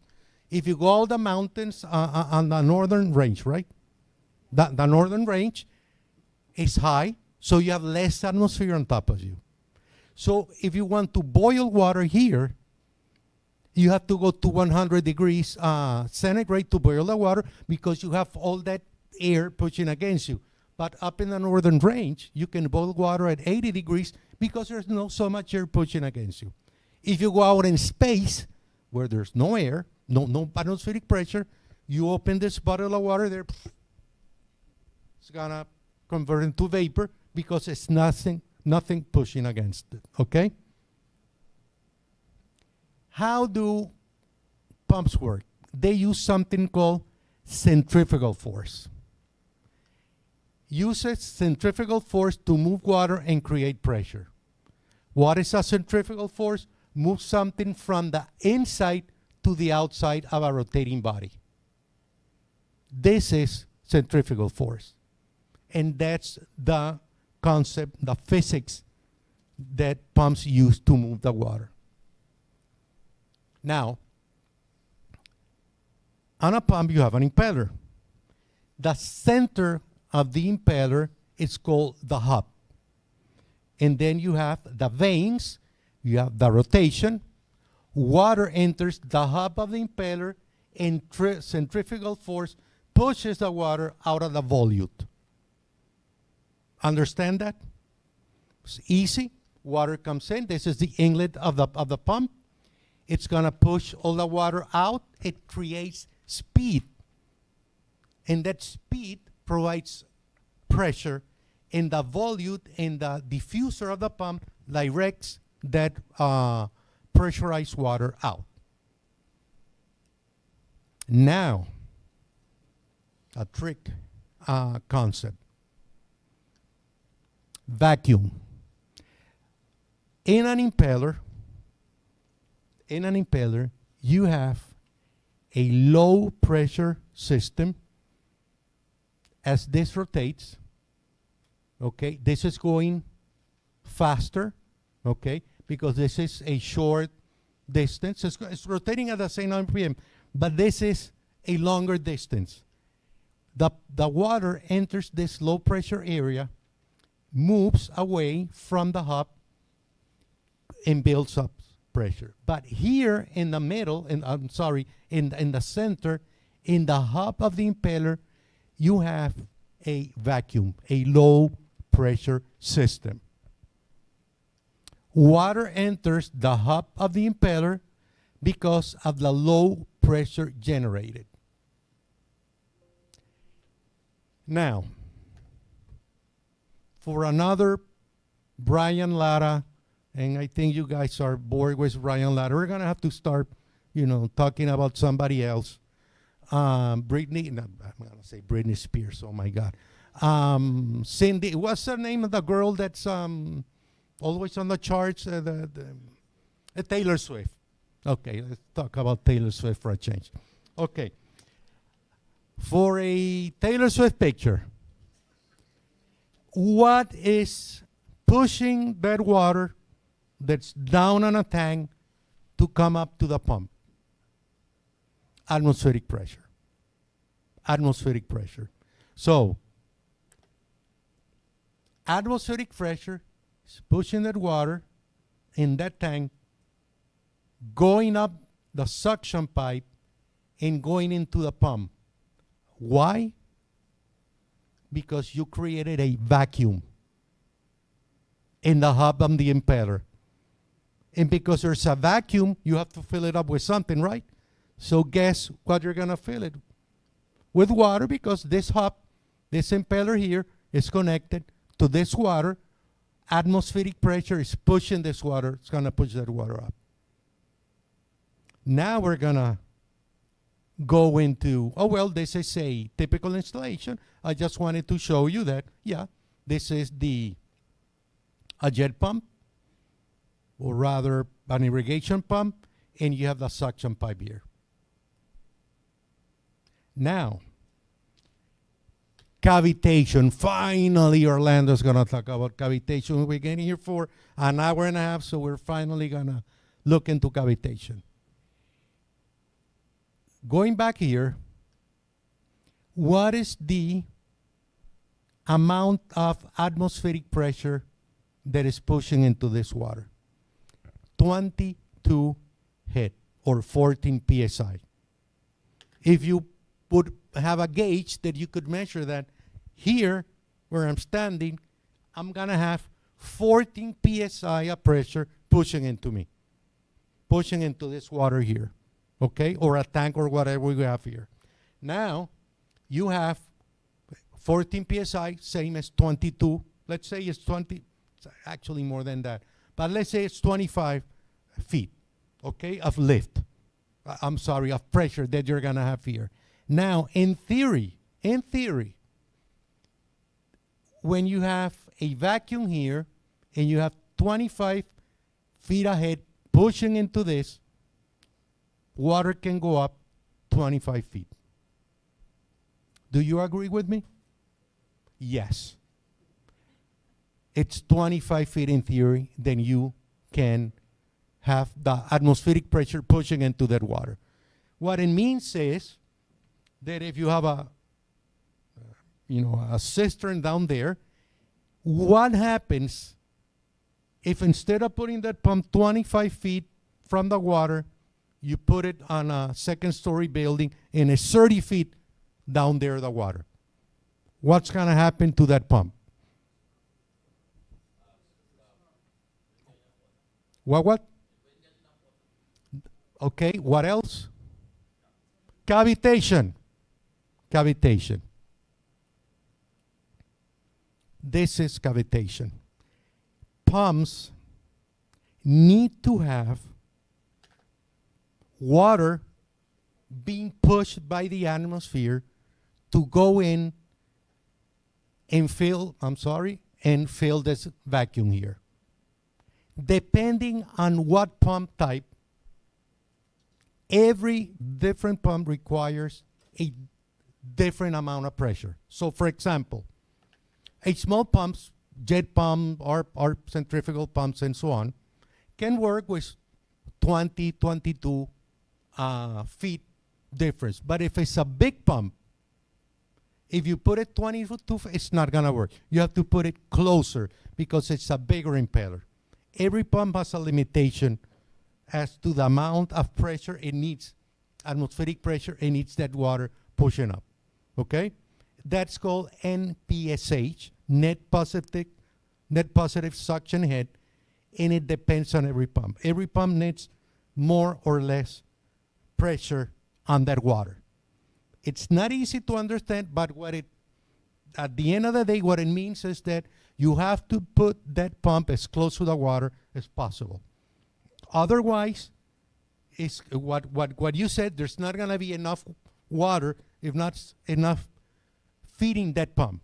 So what happens when you don't have enough water coming in? Cavitation.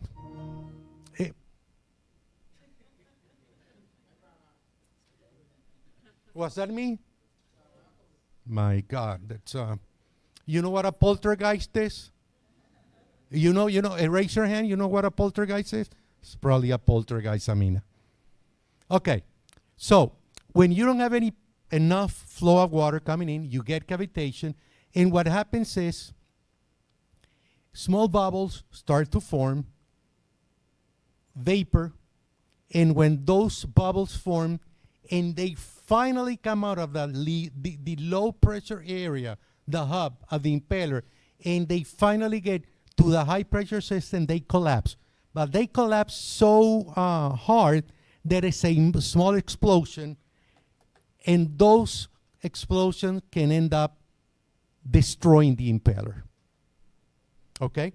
That is cavitation. So to avoid cavitation, and then, you notice cavitation because you hear inside the pump, right? It's like rocks inside the pump. It's those small explosions happening in the impeller. They're gonna destroy your pump. So, again, I wanted you to understand that atmospheric pressure is what helping you get that water into the pump, but there's only so much atmospheric pressure helping you.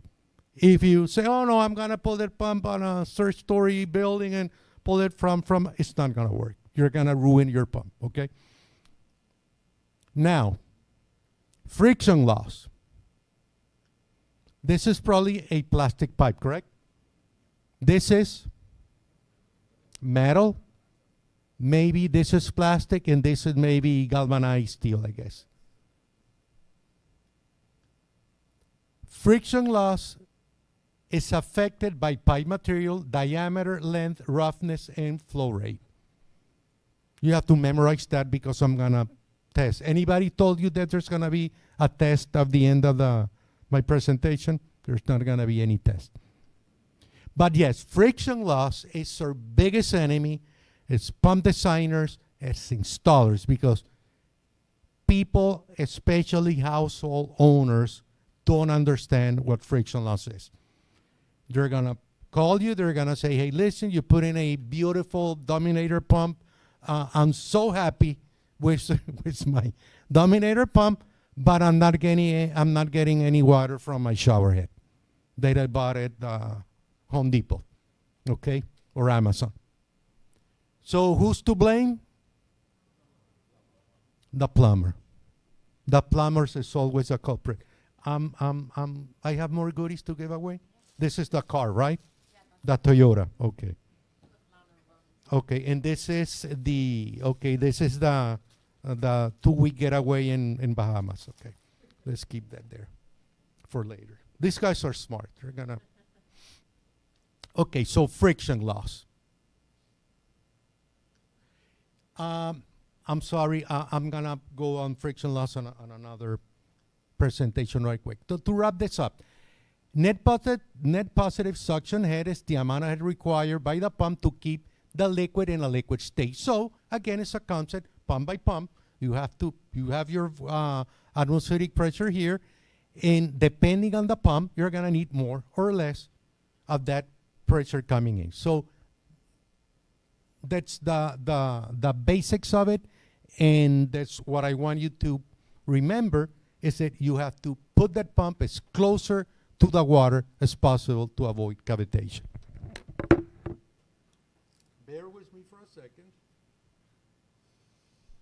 Oops.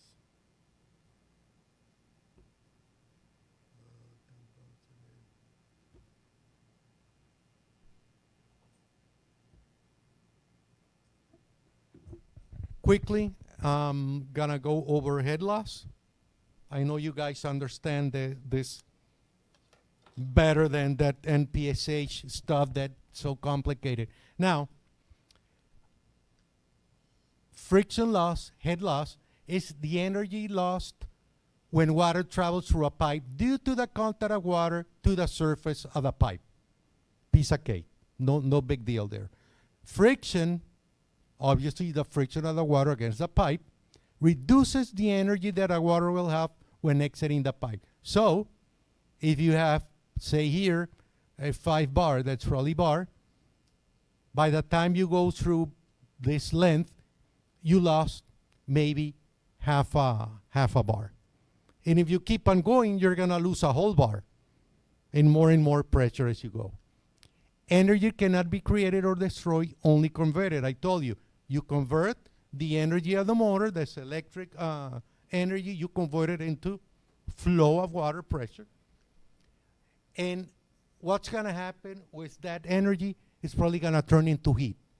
Okay, so there's gonna be some energy loss somewhere there. A pumping system sacrifices pressure to move water. So, if you wanna move that water, the pipe's gonna work against you and it's going to consume some of that energy. So by the time the water comes out, you lost 10, 15 PSI probably, depending on the application. Understanding friction loss, friction in a pipe, a layer of liquid attaches to the pipe surface and cannot be moved. Because of a property of water, inside the pipe, there's gonna be some water adhering to that pipe. It's gonna be there all the time. Now, a stationary layer stays in the diameter of the pipe, but the velocity increases in the center of the pipe. So you're gonna have the flow of the water in the middle of the pipe, okay? Not on the periphery of the pipe because of friction loss. Water has its most energy at the center. So what's gonna happen is that you're gonna have a drop in pressure as the water has to push against the wall of the pipe, okay? That is called friction loss. Now, I need you to concentrate right now and memorize this table.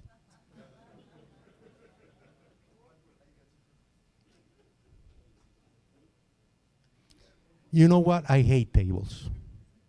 The only reason I allow this table to be there, and this is not my presentation, this is a painter presentation, a guy called Brian Broga, Chris Charland, who's the product manager for some of these products, came out with a, 100 or so slide friction loss presentation. I took, the 5, 6, whatever, most important. But what this does, and engineers, whoever designed that house, remember we're talking about the architects and the hydraulic engineers and so on, the people that design pools, for example, pipes and irrigation guys. Any irrigation people here? Anybody that puts on Rainbird buys stuff from Porter's? Raise your hand. Kidding? Nobody here? Okay. Well, anyway, those guys, they work with these tables all the time. And these are the friction loss tables.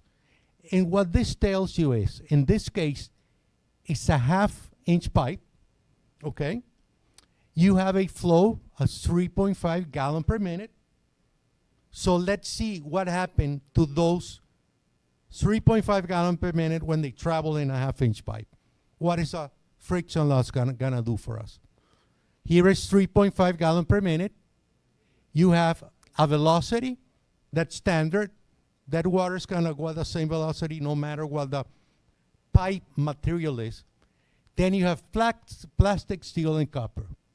So what these numbers tell you, 11.5, 21, and 13, is that this is the amount of pressure in feet per 100 feet of pipe. So if you have 100 feet of pipe, okay, 1/2-inch, 3.5 gallon per minute, that pump was giving you, you're gonna lose 11.5 feet at the end of the 100 feet run. So that is pressure loss.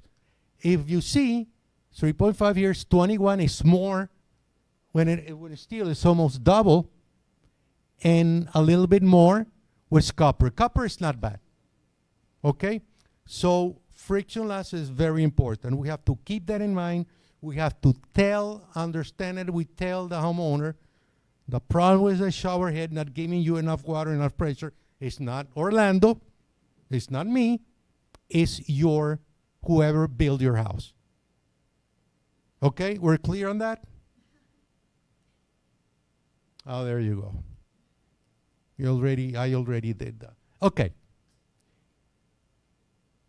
Are we gonna lose pressure when we have a whole bunch of fittings? Yes. Every fitting is going to affect, the foot valve is going to affect our pressure. So at the end, this is what's gonna happen. This is probably steel. I don't know. Would you agree this looks like plastic to me?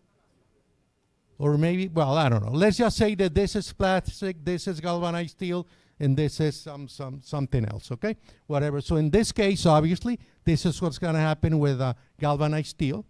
You're going to end up completely clogged. Worth here, it's going to be even worse that you have all that calcium carbonate in the water. Common rules and guidelines to prevent cavitation and damage to the pumps do not exceed 5 feet. Forget about this. To prevent water hemorrhage, do not exceed. Forget about this. What this means is that when you design a selected pipe and you run all those tables that I show you, you want to have that water not going faster than 5 feet per second. Okay, so if you go to a table, we're not going to do that, but what it means is that we want to use a larger pipe to avoid friction loss. That's all it does. And obviously, this is what happens when you have cavitation in a poor selection of a pipe or a pump, a tank, whatever, or you're not putting that pump close enough to the water. This is what's going to happen. Recap, know your operation conditions, flowing head, choose a pump that will operate there efficiently. use pump selection software or call Kevin. Kevin is not here. Okay. Call Kevin. Make sure there isn't any cavitation and understand NPSH, net positive suction head. Every pump is different.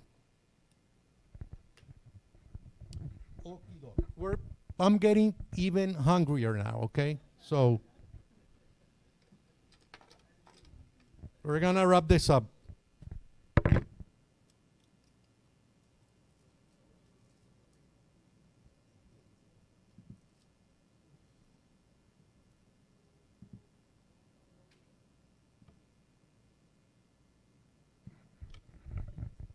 Okay, I promise you this is gonna be easier to swallow than the boring cavitation thing and that I don't, you know, there are a lot of ladies here, I'm sorry.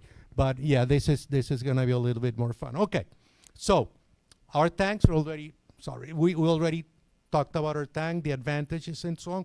Plastic is great. How many of you have seen this presentation? I know you have seen it before.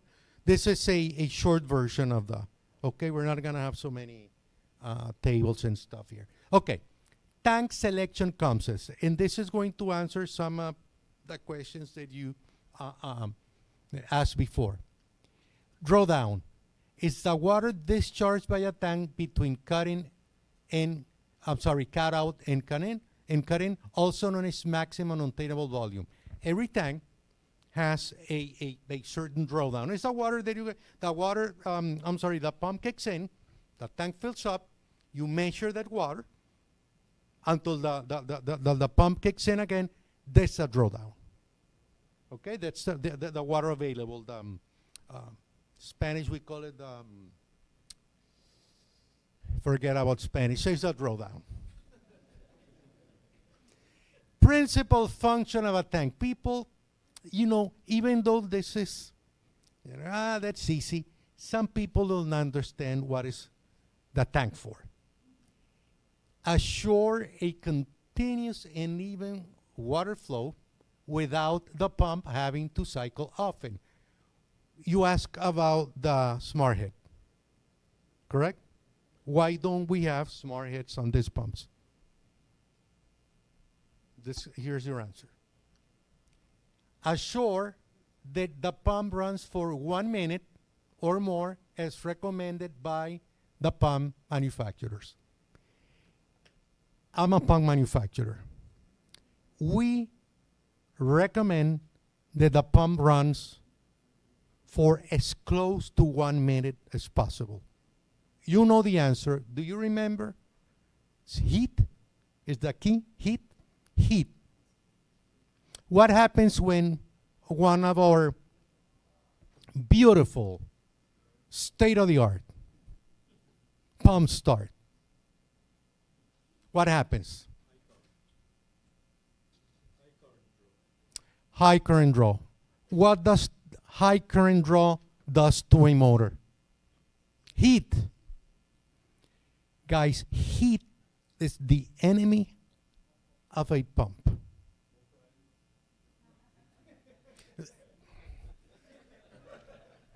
Man, that Toyota.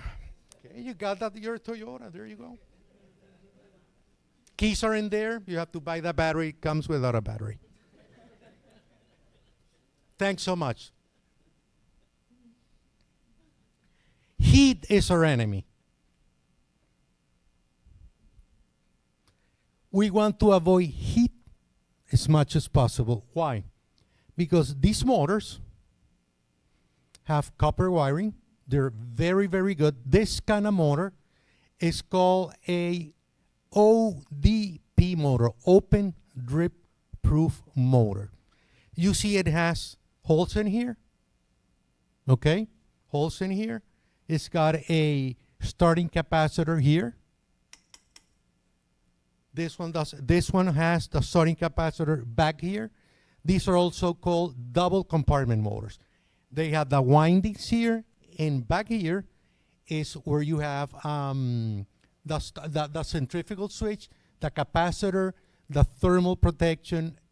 Everything's gonna be back here. Now let's go over here to see the Pentax pumps. Can you see all the way back here? There's no light, but I'm sure you've seen plenty of these pumps.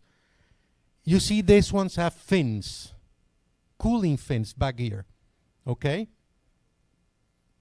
Well, these motors are called TEFC, totally enclosed fan cool motors.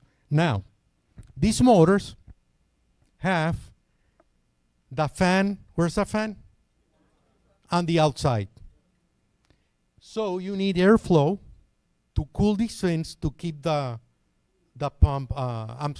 motor cool, correct? Where's the fan here? In the front? I'm gonna take away that hat that I gave you earlier. Come on, man, in the front? No, it's in the back. No, I'm sure you know it's in the back. I'm sorry, just kidding. It's right here in the back. So, when this pump, it's not in the back, it's in the front. It's right here inside. You're right. The fan is right here. It's inside. It's inside this chamber here. This compartment. Thank you. This compartment here. So when the pump starts, that fan in here is gonna blow the water out. It's called open drape proof because this is designed to go outside. Again, remember I said that my pump house is better than my house. And Rotoplastics makes these beautiful, state-of-the-art pump sheds. You call it sheds? Pump housing. Pump housings. That is to keep rain away and sun away from the pump. Okay? We don't need those. In the US, nobody uses pump houses, pump sheds, whatever. They put the pumps on the outside. And this is a story. Remember, I'm Venezuelan. I'm a storyteller. I like everything has a story so that you guys understand. You know the brand Pedrolo? Okay, Pedrolo. The Pedrolo guy, the guy that introduced Pedrolo pumps into Latin America back in the late 90s, a good friend of mine, lives in Miami. He's a Venezuelan Italian. He is rich selling Pedrolo pumps in Venezuela back in the day. So this guy, Pedrolo, because of all the economic problems in Venezuela, he moves to Miami and he says, I'm a smart guy, I'm an engineer, mechanical engineer. By the way, Charles Ross also knows this guy. And he moves to Miami and he says, I'm gonna make a killing selling Pedrolo pumps in Miami. Okay, because I sell them in Venezuela, there is a tough market, gonna make a kill. So he started importing Pedrolo into Miami, start selling Pedrolo. 2 months later, guess what happens?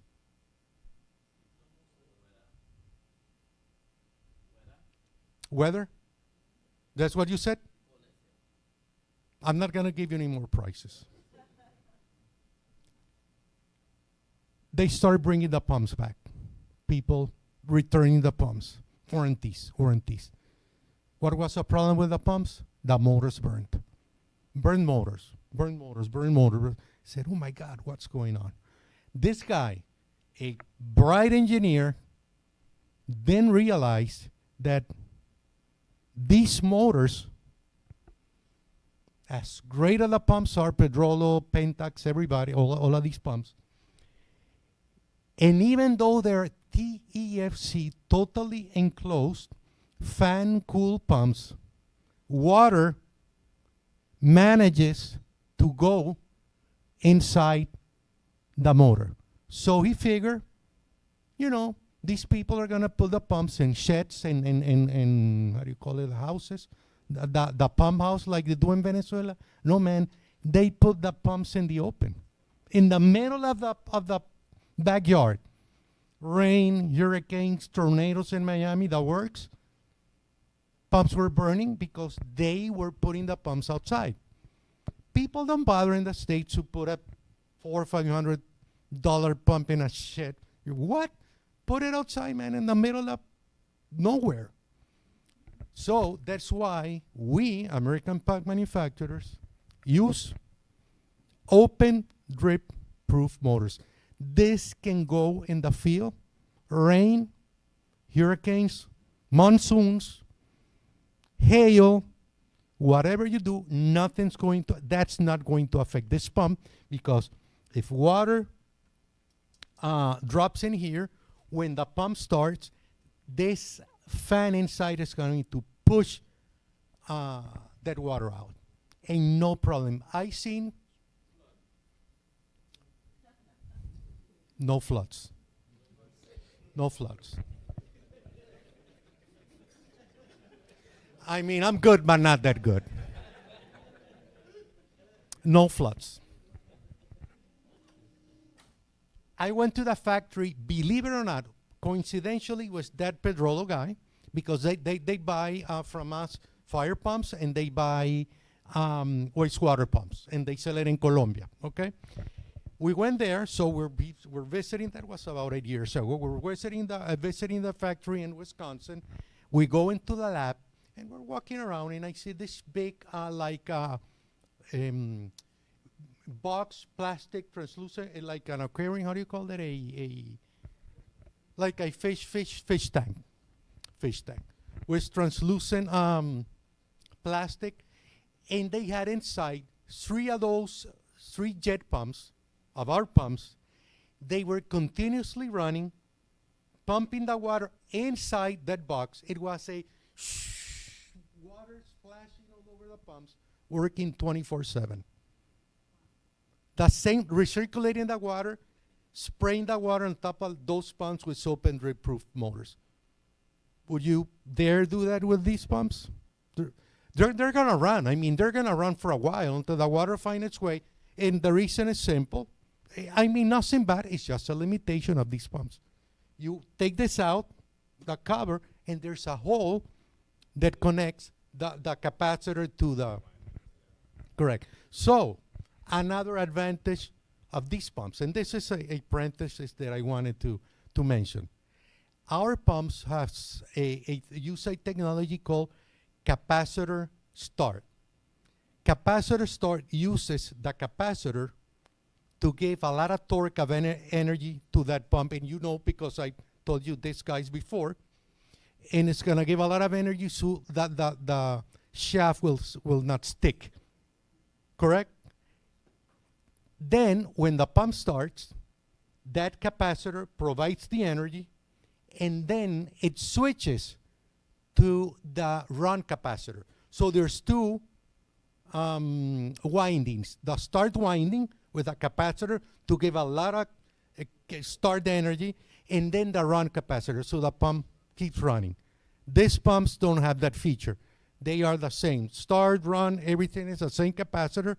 It's you don't have. That's why sometimes, not with Pentax maybe, because they're very reliable pumps, but maybe with other brands, I don't gonna name them. Leo, you're probably gonna get stuck. How many of you have had stuck pumps, stuck impellers? Oh, I'm sure that most of you have had that. Okay, so with these pumps, it's gonna be rare because you have that energy. Okay, now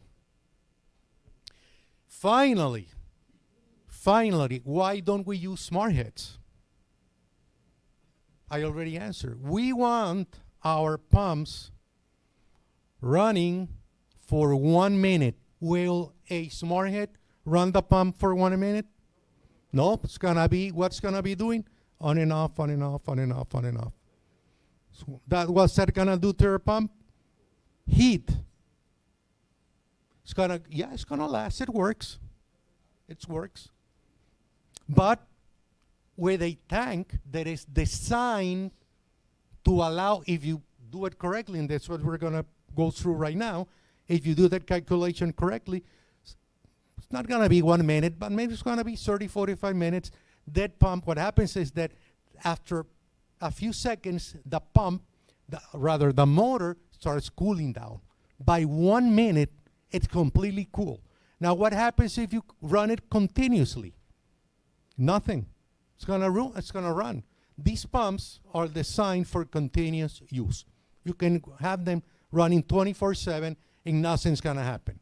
The problem is when you start often. Okay?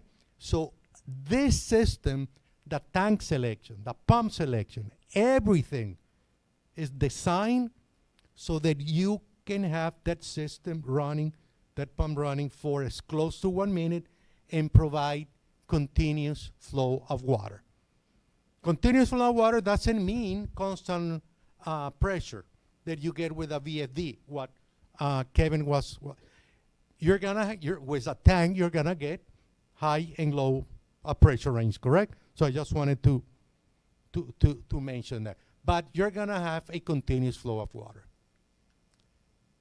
You know the cycles of a pressure system. We're not gonna go into that.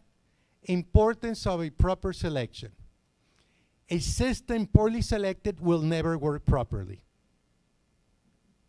50% of installations fail because the system was not properly designed.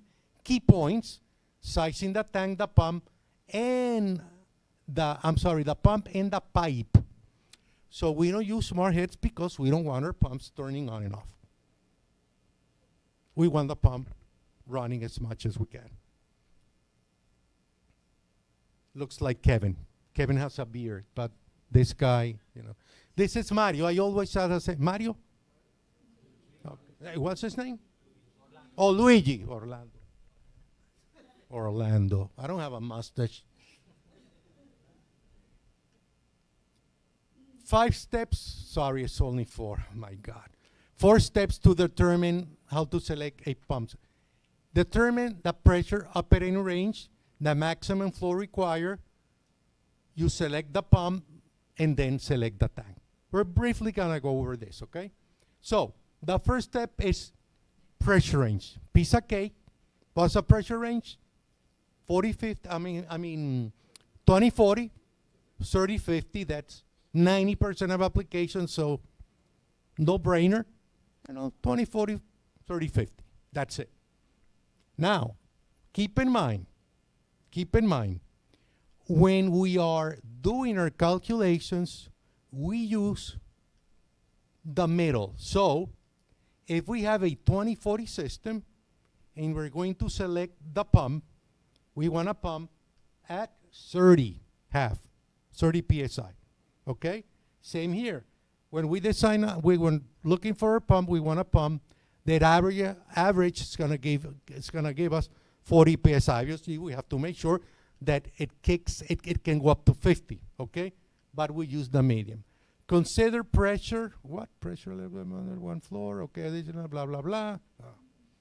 Okay, this is. I wrote this in how do you say, in black bold. I'm sorry, in bold, because of a reason. What happens? We select a system here, okay, for a ground floor. We say, okay, we need a 1/2 horsepower pump. Pressure is gonna be 40 PSI, but you have 2 floors. What's gonna happen to the pressure on the second floor? Lower pressure. Okay, lower pressure. How much lower? 4 PSI per floor. 4 PSI per floor.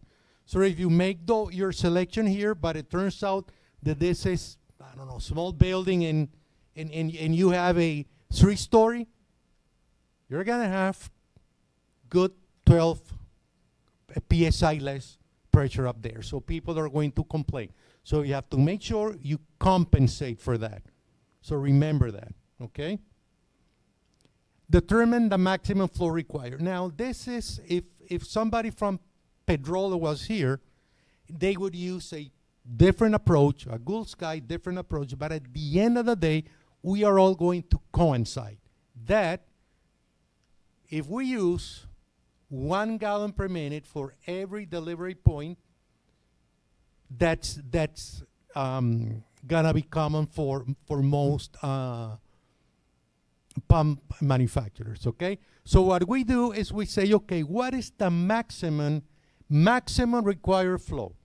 Maximum required flow means that you have to make sure that the pump that you select is going to be able to provide the max use of water, the max flow that that house can potentially have.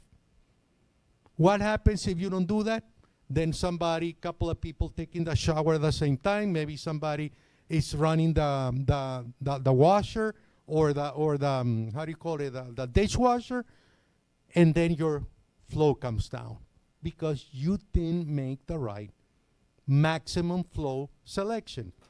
So in order to make sure that we avoid that problem, we use this system of giving every delivery point, every faucet, every 1 gallon per minute. So easy peasy, a bathroom is 3 delivery points, correct? So for every bathroom is 3, sink, faucet, and toilet. Then you have the kitchen, another one. Then the laundry room, another one. And you start adding up all those. Then perhaps you have a couple of outlets on the for washing the brand new Toyota that this guy won without battery. So when you start adding up, you realize that for a large house, you're probably going to have 12, even 18 gallons per minute. On a small house, it's going to be 5, 6, 7. The what? A water? A water what? Hot water. Oh, I'm sorry, hot water.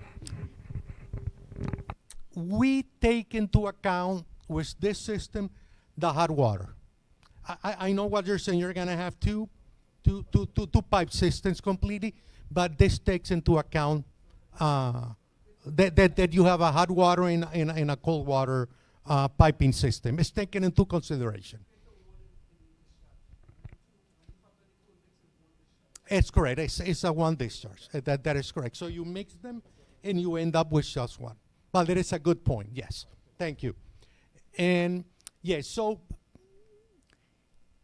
I always ask the same question. Would you think that a regular house is going to use all that water? Maybe not. Maybe not. But in my last presentation, I said, how about somebody that, builds a nice house and so on, miscalculates this, the installer, the plumber, and then they rent it for a Airbnb thing, and all of a sudden they have a bunch of people, they go in there, they start taking showers at the same time, because instead of the 3 people that normally live in the house, there you have 6, 7, 8 people staying there, Venezuelans crazy coming in, then you're going to run into trouble. Okay? Then you're going to run into trouble because you're going to have, and it's pretty common. So you want to make sure that you cover your what? Cover your spaces. It's much as possible with this system. Okay? 1 gallon per minute for every outlet. Flow of the pump. Remember, you call Kevin. If you don't want to hassle with this, you call Kevin, who's always willing to help. Okay, he's 24/7. Sundays, cricket game, doesn't matter. He's gonna be there for you. You call him and ask him what is the good pump to use, 12 gallons per minute at 40 psi. Remember, I told you the median. That's how you select the pump. Okay. Now, being an American company, we have to have some form of a table. And this is not only American companies. I was there at the cricket game last night, and guys, by the love of me, I didn't understand those, the scoring. I mean, that's crazy stuff, okay? It's wicked something, and 24-8, and forget it. It's you have to be born in a Caribbean country to understand that. I have trouble keeping the scores for football, 2-1, what? 2, whatever. Okie doke. Now, fourth step. Determining the size of the tank. Pump, easy peasy. We're gonna see I have a beautiful table that we're gonna see in a short while. That's gonna let you know what, more or less, what size of the pump. What this table does, the higher the pressure range, the larger has to be the tank. How often do you get somebody say, hey, listen, Joe, I want to put in a larger tank. I want more pressure. Not a larger tank, a larger pump in my house. I want to have more pressure. I went to Miami, Home Depot, bought this beautiful shower head. I'm getting a trickle of water. I want a new pump. More pressure. How many of you raise your hand? How many of you have gotten people call you on? Nobody? Raise your hand, even if it's not true.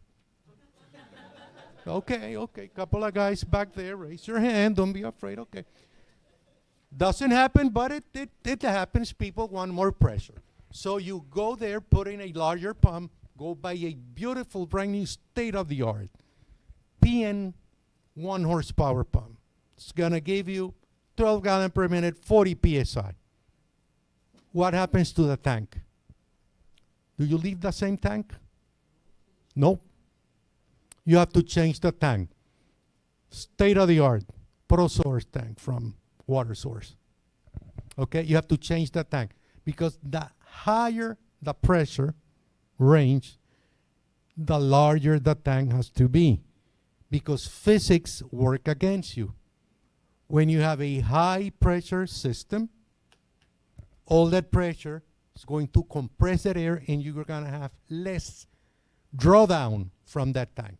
If you keep the same tank and you increase the pressure range, the drawdown is going to go down. So you need to change the tank. If you don't change the tank, the pump's going to be cycling. Quick cycle. By pressure range, do you mean the difference between cut-off and cut-in pressure? I think that's usually standard at 20. So why will that vary? You mean the range? Yeah. The range is standard at 20. What changes is the kick-in and the kick-out pressure. So when you raise the pressure and you go, say, from 20-40, it's a 20 PSI range, you go to 30-50 or 40-60. It's always 20 PSI pressure range. You can increase it if you want, okay? But it's standard in all our pressure switches are a 20 PSI range, okay? So this table means that if you run this formula, I don't want you guys to remember any of this, okay? Just understand that the higher the pressure, the bigger the tank, okay? This is all this does. And when you do the math here, this is going to tell you for a 12 gallon per minute home, again, this is the same house that had 12 outlets. You apply the math, and you're going to need a 38 gallon tank. Now, what happens if instead of I said 40 PSI, right? If it's a 50, 60 PSI, and you do the math, what number are you going to get here? 50, 55, it's going to be a larger tank. The formula with this table is going to give you a number for a tank, but the higher the pressure, the larger the number or the volume of the tank that you're going to get there. So that's all I want you to remember, guys. If it's something important, the higher the pressure, the larger the tank. Now, take a picture of this beautiful, brand new table that I made for you guys. Remember, we were looking at the outlets, right? Correct? How many outlets? 2 outlets, 1 outlet, 5, 6, 7. These are the outlets. These are the outlets. You have a 4 outlet, 12, 14, 20, 35 outlet home. Easy peasy, no need to, 30-50 PSI range, which is, most application, that's what we're gonna see. Yeah, we have the 2040s, but this is for a 30-50. That's more, I would say, probably more common. Our pumps come with a 30-50 PSI preset pressure switch, okay? So that's why I selected a 30-50. Now, the pump, remember we said we select the pump to run the same amount of outlets that we have. So our pump is gonna be 4, 6, 12 gallon per minute jet pump. Again, what is the pressure? 40 PSI. This is your pump. Our jet pumps. Not, who else? Okay? Stay right pumps. No, how do you call it? Smart head? No, you can go with a smart head. That's something else. We use a tank. So this is the jet pump that you're gonna call Kevin, okay? So for the 12, you're gonna get a 3/4 horsepower jet pump. Either the plastic PN, if you're smart, and I'm sure most of you have gotten smarter in these 2 hours, okay? You get your beautiful, brand new, state-of-the-art PN stay right pump. And what tank are you gonna get? The 40-gallon tank. Did you take a picture? Everybody took a picture of this? Now you can do my job with this table. Easy peasy, okay? Nothing, you just, all that we talked about comes down to this.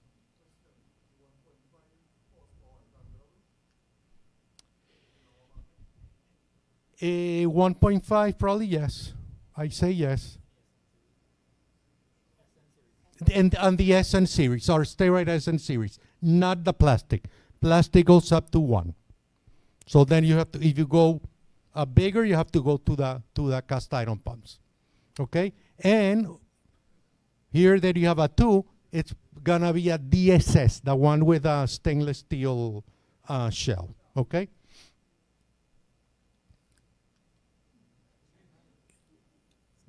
Do these installations look good to you? Beautiful installation. I particularly like this one,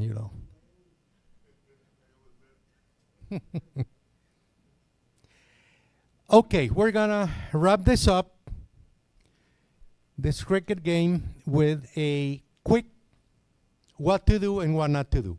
When you're gonna go on a first-time installation, correct sizing is everything, okay? Select the pressure range, estimate the flow, do the due diligence, go to your table, go on the phone, call Kevin. He's probably gonna have one of these, especially if it's a cricket game on a Sunday morning, call Kevin. Even if you got nothing better to do, give him a call. Read the manual. Nobody reads the manual. Why would you read the manual when you have the crazy Venezuelan telling you what to do? So don't read the manual. Check for the correct wire size. How often does the guy that, the owner, we have perfect wire. Perfect. It's all 10 gauge. And you go there, it's like a car, the speaker for the car is like 24 gauge.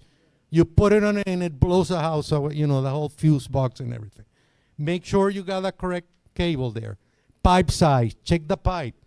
If you see half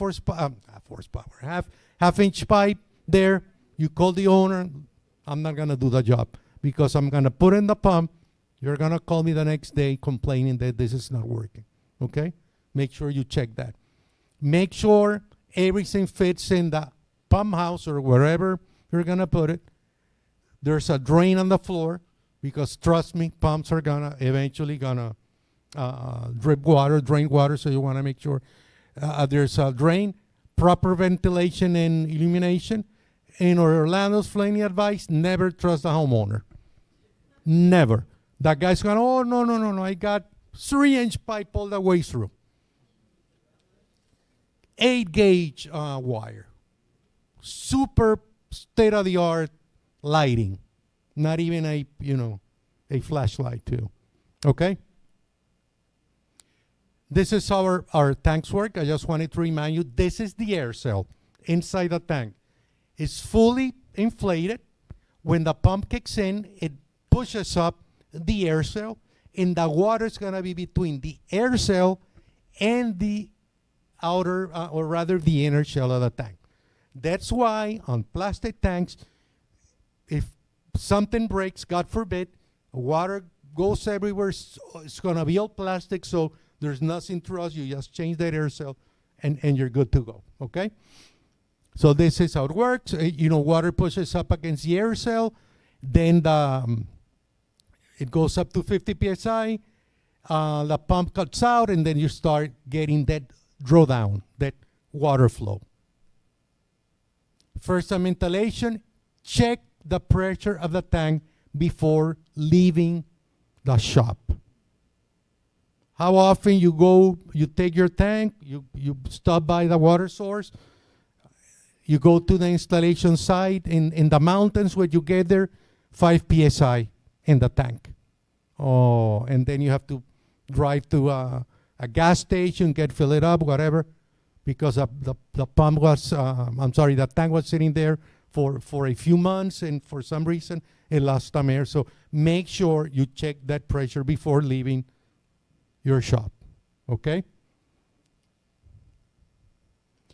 Pre-charge the tank, you guys know that, 4 psi below on the cut-in. Pressure ranges, blah, blah, blah, 26 psi. To avoid, why do you do that? 2 psi below cut-in pressure, to have a small amount of water and avoid a sudden drop in the tank, not before. You isolate the pump with either gate valves or ball valves. You put the check valve after the tank. Our pumps have already a pressure switch installed on the pump, but if it's a larger pump, you want to put that pressure switch a few feet after the tank to avoid like water hammering issues with the pressure. In our pumps back over there, all those beautiful state-of-the-art pumps, pressure switch incorporated, you don't have to bother with that.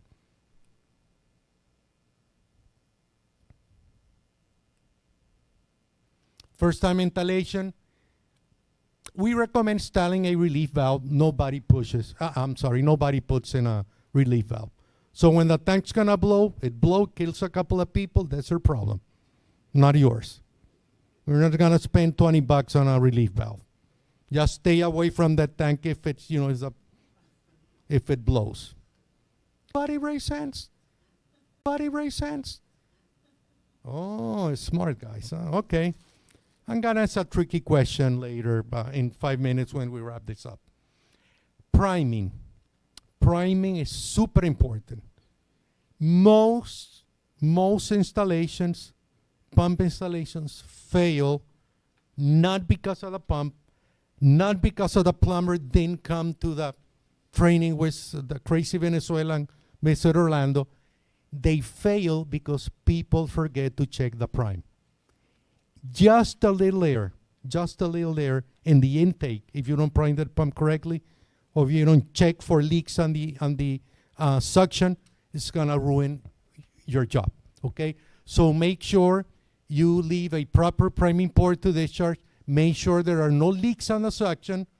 Little air leaking in the suction will affect prime. Recommend using stainless steel tubing on the suction. When you use a cast iron pump, I recommend, if possible, use kind of a metal, because if there's overheating and you use a plastic pipe, it's gonna swell. It's gonna swell, okay? Whether PN pump or plastic pump, obviously no need to put a stainless steel, or you use plastic. Vortex, how many of you have suffered this? Smart guys. So you want to put that pipe as slow as possible, Use a foot valve to avoid a vortex on the. I know most of you work with flooded applications. So instead of having a cistern tank, you have a Rotoplastics, so you don't have this issue. But I just wanted to mention that all of these issues are use a good foot valve when you need a foot valve. Use a good one. Europa is a great brand. Don't cheap out on the foot valve because sometimes this can ruin the best system.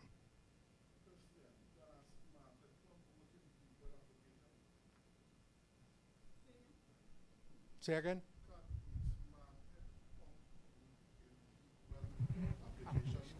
My God. In theory, yes. Deep well, in theory, yes. It can. Because at the end of the day, what the smart head's going to do is it's going to give you a mimic a tank system. So, yes. Foot valve be required given the mechanism and the smart head. Would you need a foot valve? Yes, of course. You need a foot valve. Same thing. You need a foot valve, good priming, everything for the smart head to work correctly. Yes, correct. No, wait a minute. All well applications need a foot valve? Cistern tank applications need a foot valve. Well, when somebody to me says, well, it's a deep well, you put a submersible pump, you don't need a check valve or anything. Okay? Now, wait. I'm going to correct that. No foot valve, you need a check valve and the discharge. Okay? Our Dominator has a check valve incorporated, and the submersibles that the first pump with a multi-station, they come with a check valve and the discharge. It's not a foot valve, but it is a check valve. Okay. Float switch. Always use a float switch.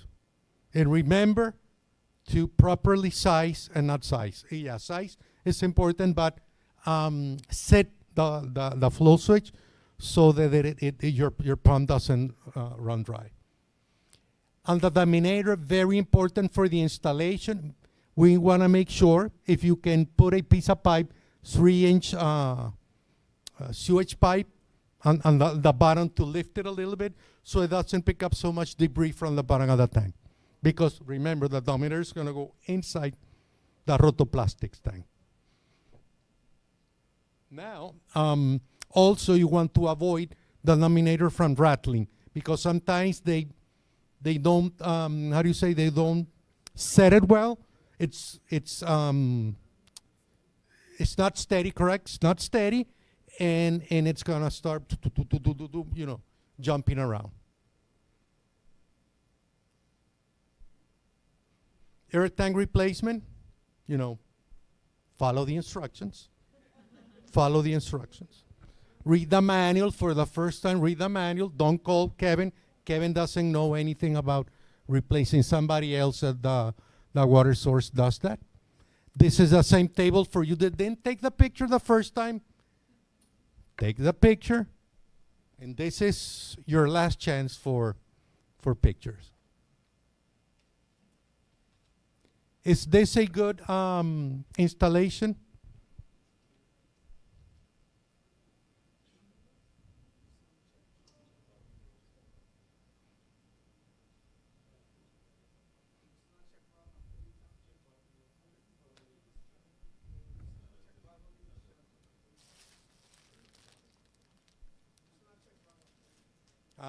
Smart guys. Now you're going to look at the picture. You were looking at your phones. It missing a check valve after the discharge line. Pardon me? It missing a discharge after the tank. A check valve after the tank. Oops, sorry. On the discharge line. These guys are smart. This guy, I know you have a store somewhere in Tobago with all of my goodies, man. Thanks so much. Smart guy. Smart guy. Yes. Make sure you guys know what a checklist is. You know, pilots have a checklist. Do plumbers have a checklist? Smart plumbers have a checklist. Okay? Have a checklist. Go through your checklist. Make sure you don't leave anything, because your well-being, my well-being, because I have to buy socks for my kids in Christmas time. So I want to sell pumps, but I don't want to, I want to do things as right as possible. It's okay. This is my last slide. I want to thank you guys. Now we're going to have lunch. Any questions? They're not seeing in the application, they're not seeing the float switch.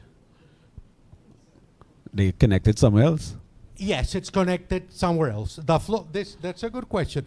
Now the float switch is probably gonna be, there's gotta be a tank somewhere in there. So it's probably gonna be away, but yes, it has to have a float switch. Tobago? Question, right? You would have mentioned for the larger pumps, you put the pressure switch away from the pump. But for the smaller pumps, you have the switch on the pump. Any specific reason why that is so? And what are the implications? The switch on the smaller pump and not on the larger pumps. No. The pressure switch. Correct. On the smaller pump, it's on the pump. Correct. But on the bigger pump, it's away from the pump. Okay. Any specific reason why is that so? Yes, it's a good question. I'll tell you why. If I knew, but I don't know. No, I know. I'm kidding. I know. Pressure switches have a amp rating. Okay? Because of the way they are manufactured, the contacts inside the, how do you call that in English? The contacts the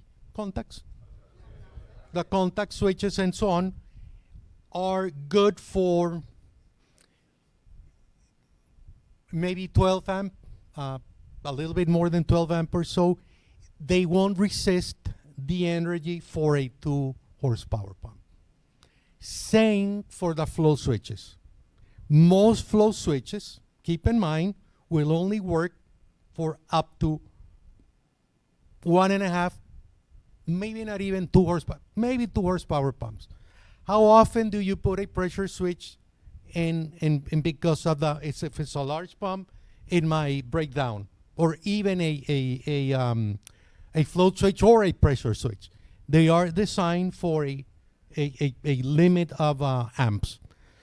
Correct. So when you go to 2 horsepower, 3.5, you're not gonna see a pressure switch stuck to the pump, because you have to work with either a control panel and contactors, okay, or by a larger pressure switch. That's good for whatever amps you're gonna use. That's why we don't see the pressure switches on the. And there's another reason. The manufacturers of these pumps, we make our jet pumps for 90%. It's a pressure boosting application, not whatever. So, because these pumps are for pressure boosting, a residential pressure boosting, we put a 30-50 pressure switch in there. But for the larger pumps, we don't know what they're going to be used for. It might be for, I don't know, water transfer or a car wash or whatever, that you might not need a pressure switch. Okay? But 99 of the people that buy a jet pump, it's for a residential pressure boosting application. So we we provide the pressure switch. Okay? Any more questions? Okay, let's have lunch, guys, and thanks so much for being attentive, winning so many prizes. Thank you so much, Orlando. That was a fantastic presentation.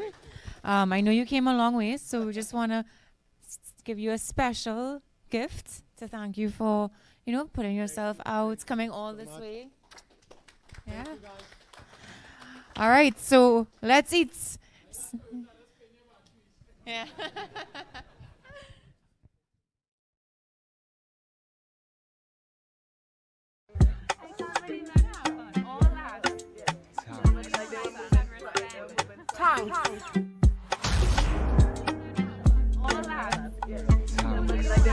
Rotoplastics, the water source, and partnering hardware stores nationwide are offering up to 20% off your favorite products. Get the best deals on tough tanks, septic tanks, water pumps, water heaters, and all other accessories. Independence celebrations can't done. Don't miss out. See press and social media for details. Now extended to Republic Day.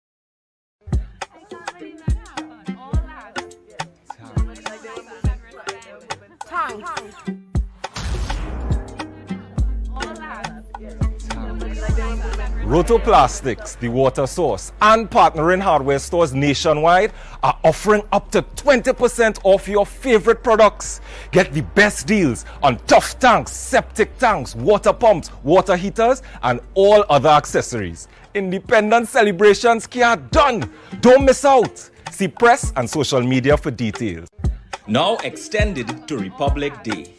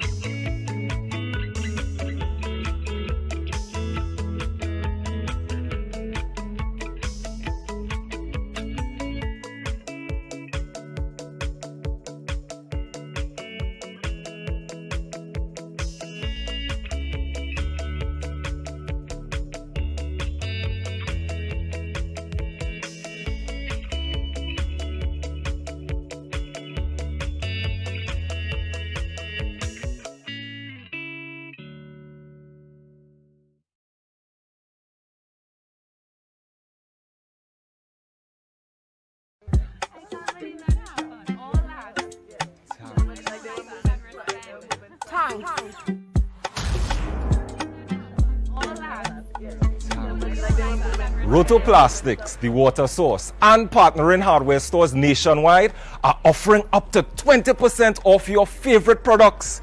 Get the best deals on tough tanks, septic tanks, water pumps, water heaters, and all other accessories. Independence celebrations can't done. Don't miss out. See press and social media for details. Now extended to Republic Day.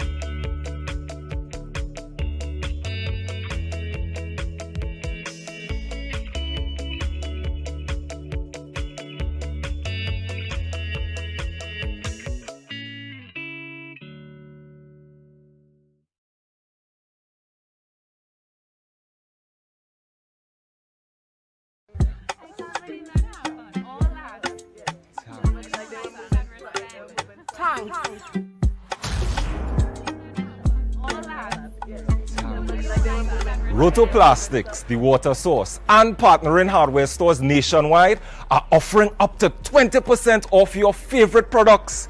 Get the best deals on tough tanks, septic tanks, water pumps, water heaters, and all other accessories. Independence celebrations are done. Don't miss out. See press and social media for details.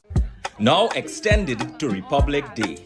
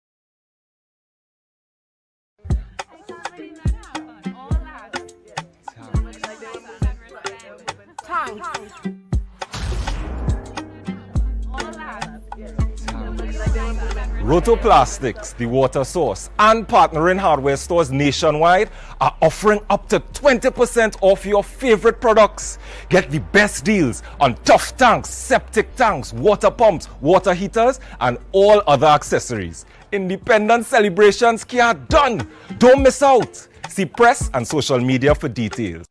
Now extended to Republic Day.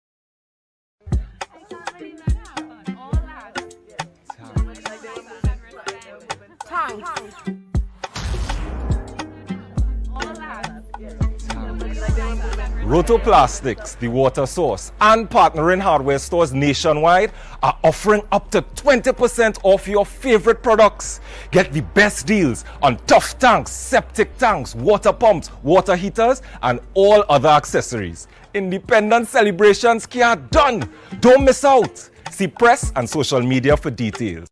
Now extended to Republic Day.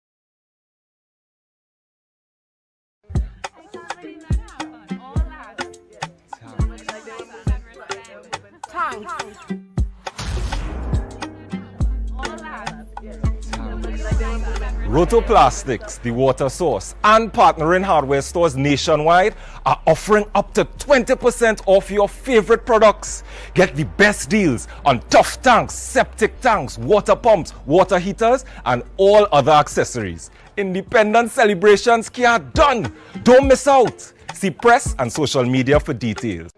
Now extended to Republic Day.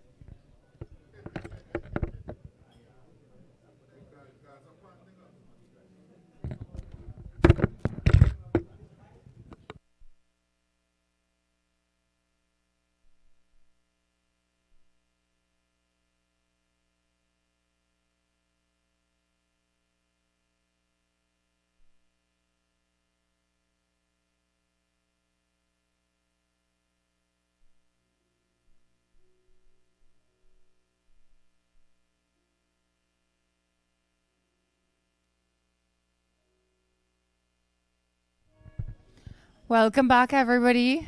How was lunch? Good to hear. Good to hear. Can you pause that for me? So before we jump back into things, I know everyone's probably a little tired after eating all that lovely food. We want to start off with a giveaway. So the first item we're giving away is a pipe. Oh, sorry. A crescent. Y'all should have gotten the prize for that. A wrench. So can I have a drum roll, please?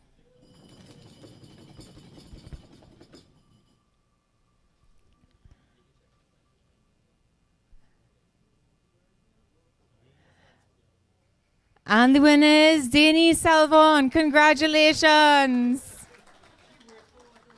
Oh, okay. The next person. Okay. Remove. No. Definitely not.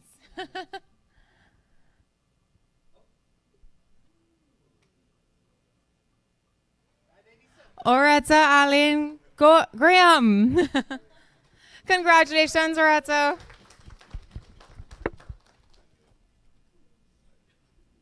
Thank you so much.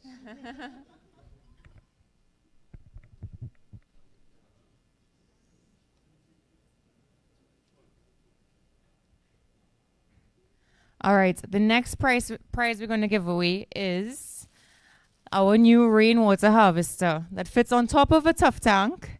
So let's go and let's spin the wheel and see who is the lucky winner. 3, 2, 1.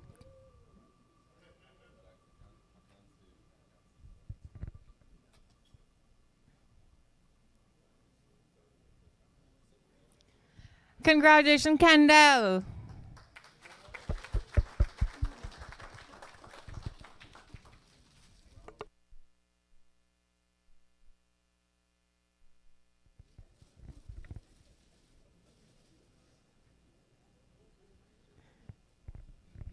Okay, now with that we're a little bit more excited, let's jump into our first presentation after lunch, Stable Eltron by Jan Long. Sorry, what's going on here?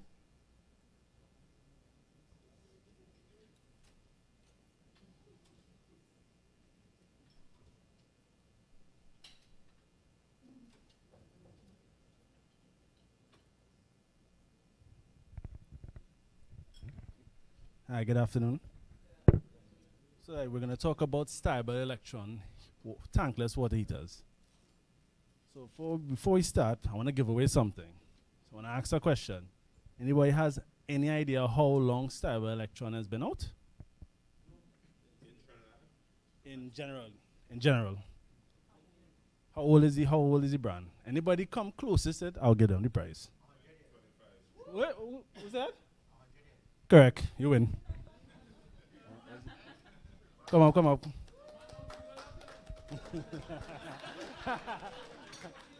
Nah, you couldn't Google that fast. Here you go, buddy. Good job. All right, I have other stuff to think about. So we're all familiar with the different models, right? I know that most of you all might know the older models, the 8-2, 10-2, 8-10, the E12 units, right? But these are the newer models, right? So who is Stibel Electron? Right? Founded by Theodore Stibel in 1924, making a century of operation in 2024. So, yeah. Famous for the electric water heaters designed with the highest levels of quality and German technology. They offer many solutions for water heating that perfectly fit your needs. We speak one language all over the world, German engineering. We represent the main key markets throughout the world with our products and solutions. This includes 2 national and 4 international production facilities, 26 subsidiaries, and agencies in over 120 countries. So I want to give something else out again. So who can tell me the benefits of a tankless water heater?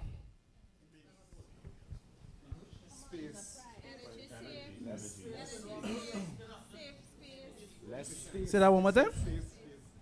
Less space. I'll give him some for that. That's the main point. She was saying it. Who said? Oh, she said first of all. You win it. Yeah. Come on, we have something for you. Energy saving. That's the main part. Energy saving. That's the main part about the tankless water. Here you go. Right? So, unlimited hot water. How this unit works? As you plug it in, hook up your wiring, bleed the line, instant hot water. And it's unlimited hot water until you close your discharge or your hot water line, right? So, same thing we were talking about, compact space, you could put it. That's one of the main lowest state, is that you could put it anywhere. Under a cabinet, over your washing machine, in the bedroom. I don't know why you're putting it, but you could. That's the good thing. And of course, the energy savings. Because unlike the tank type at any time once that drops below the temperature set to a threshold, the thermostat will activate it. So you in Tobago, tinging up, heater heating. Well, that too, but not everybody will remember that. Some people just leave and then unplug it, right? Right? It comes with a 3-year warranty, so usual thing, anything wrong with it, bring it into the water source, we'll take a look at it, or we'll send our people out to check it, right? 5. Right. So did you know that roughly 35 gallons of hot water are consumed during the average bath? How long are this bed? Bathtub. Why keep doing that? Real water, boy.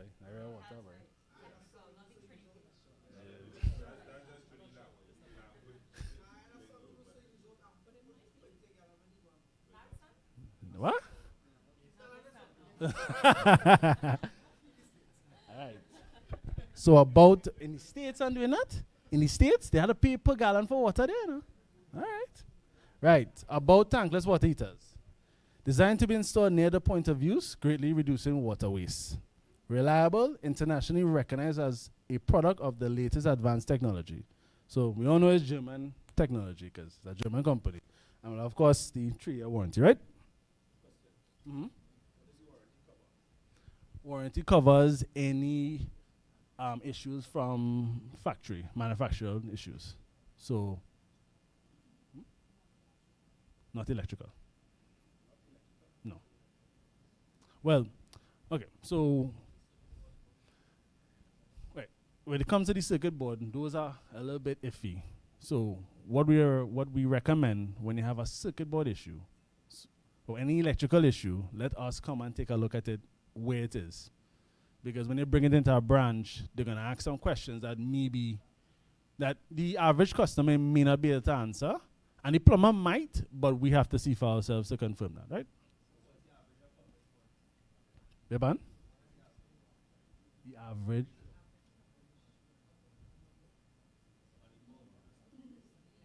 What's the average coverage? It's warranty. If you, well, okay, so. Right, so when it comes to electrical,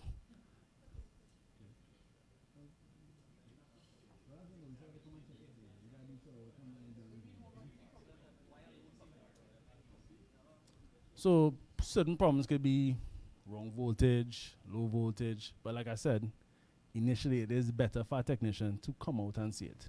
Because sometimes you wouldn't see issues from here, we only see issues until we go by the house. Yeah, and as part of the warranty, technician will come out for free and inspect and check the unit, right? You had a question? No. Anything on the warranty, whether it be the Pentas water pumps, state heaters, anything you buy from us, we cover on the warranty. We will send one of our guys out to check it. I saw in the previous slide you had installing water heater close to the fixture. Yeah. Where's the maximum distance from the water heater to? 30 feet. 30? 30? Yeah. Okay. 30 feet, thanks. yes.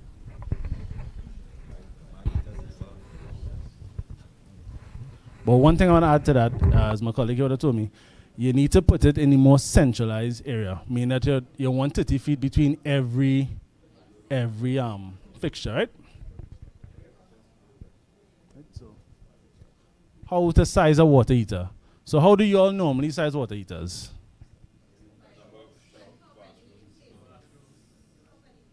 One more reason, one more main reason, besides the amount of outlets. Not any fixtures, one more reason. That's it there. The amount of people. That's a big factor. So when we size water heaters, we also recommend to you all that you size it based on the amount of outlets, so where the hot water is going, and the amount of people. Because we size them based on the worst case scenario. 6 o'clock in the morning, everybody had a bed, everybody had to get hot water. So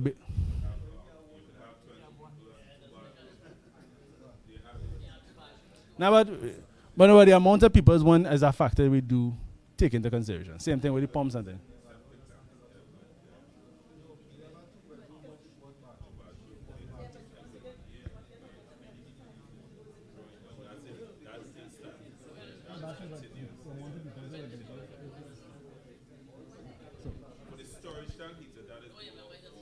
No, okay, so watch it like this.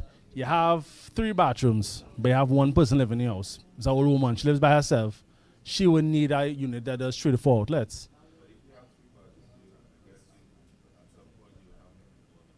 You'll be surprised. In certain cases, that's what I'm saying, is about asking your customers, you're asking the right questions. Yeah. Because some people have 2 bathrooms and there's 1 person, or 3 bathrooms and 2 people living in the house. You know? But like I said, it's all about usage, like how many people, how many faucets. You know, you want to get a gauge of what the worst case scenario demand is, right? Right?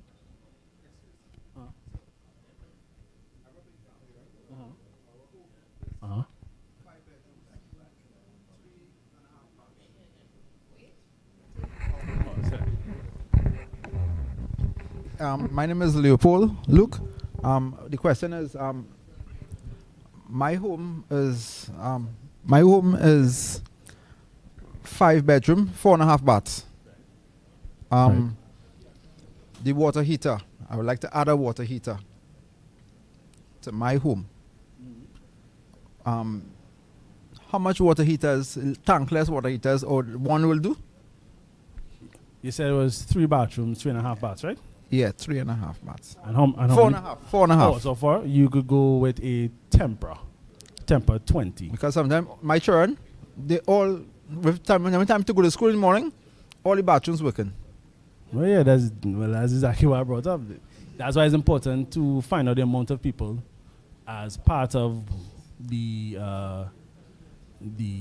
check, the calculation of what water heater be better for you, the amount of users and the amount of outlets. Okay, so what was recommended? If it said 4.5 bahts, you can either go with a 15 premium or a temper. Or you can go a temper 24 would do better thing. The 24? Yeah. Yeah.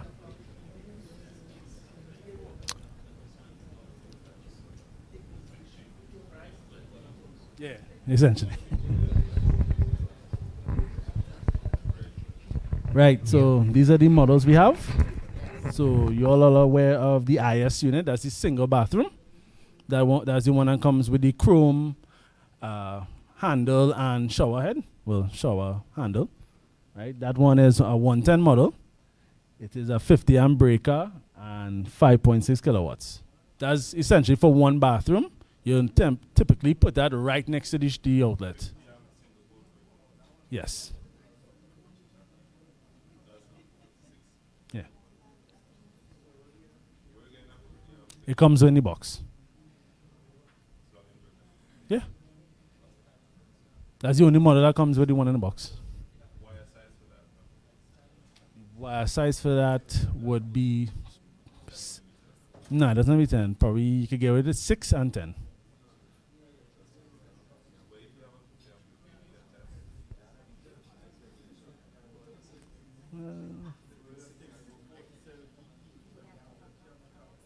Okay, 50 could be 10. Sorry, based on the trying to big electrical code, if you're doing 50, you gotta go with a 10 millimeter square. If you're going 6 millimeter square, then you gotta go 40 amps. That is based on electrical code. But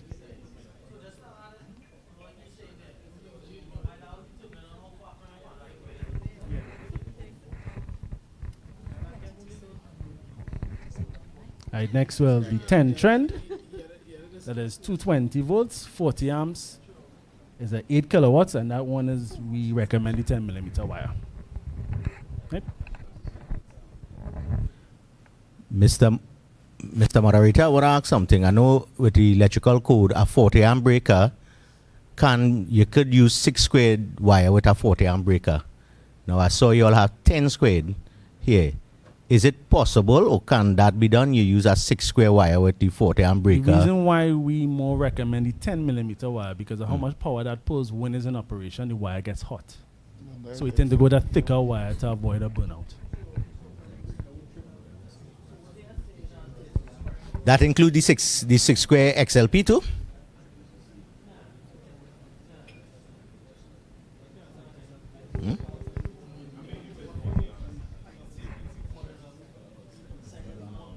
So they can work, but the recommendations we give you here is what recommended by the manufacturer.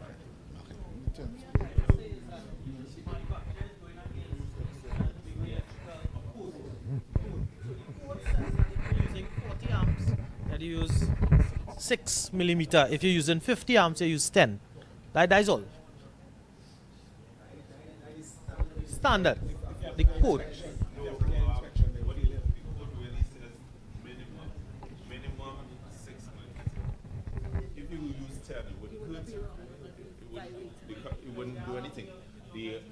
The breaker will do the protection.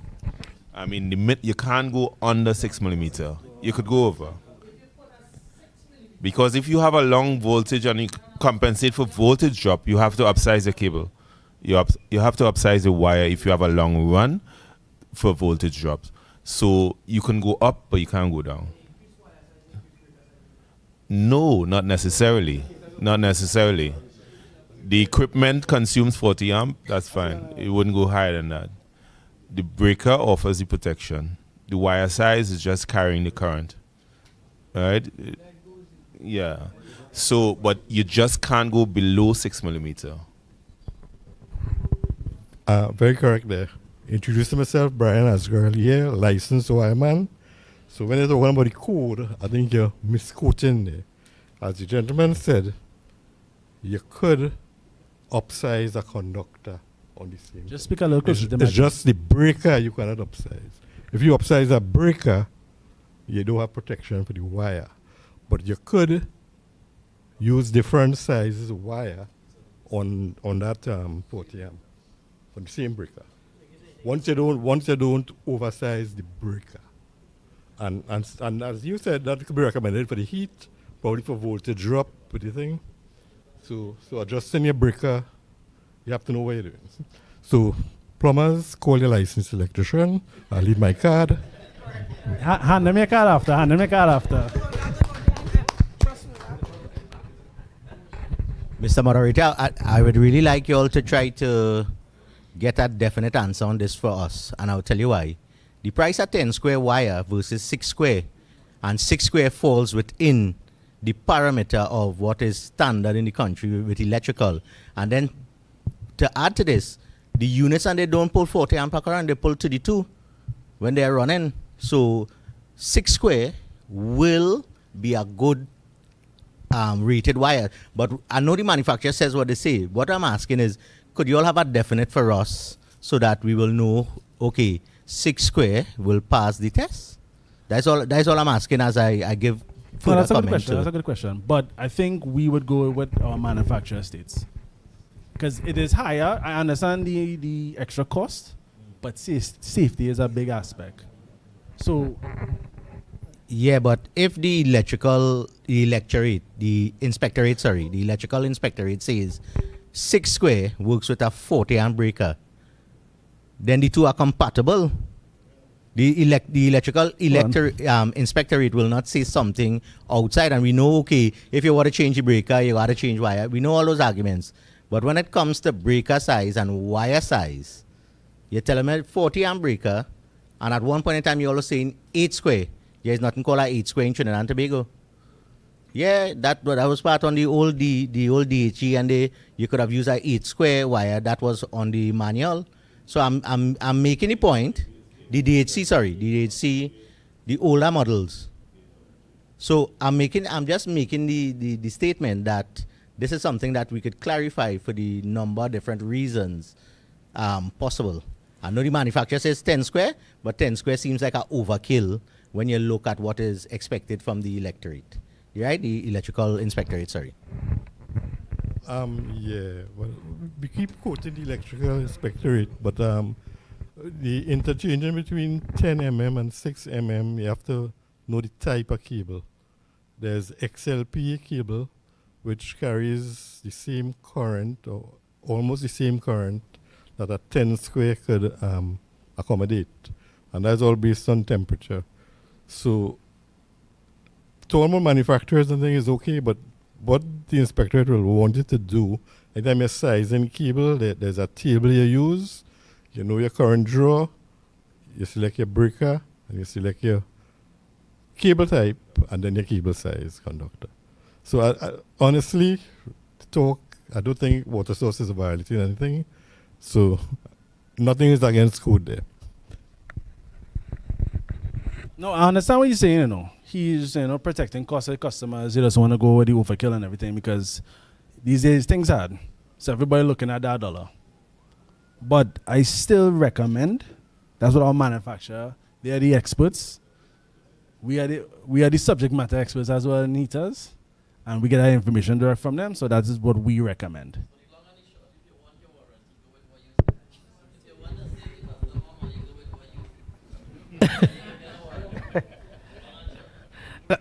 Let me just add a little experience that I had with one of my clients.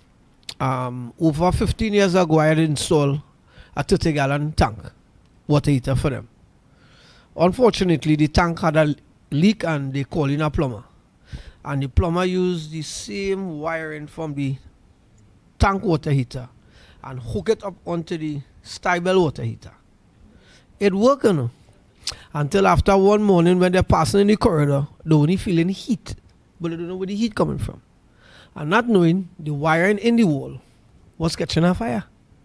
You understand? So the wiring that is recommended, not suggesting it, that is recommended for the product to work is what is important at the end of the day. Right? So that's just my little information that I had. So what Mr. Hassan Ali said there with respect to calling the electrician, I feel that's the best thing to do. I mean, the breaker ain't working. Yeah, but I mean, the breaker should have trip. The breaker was supposed to trip. Yeah.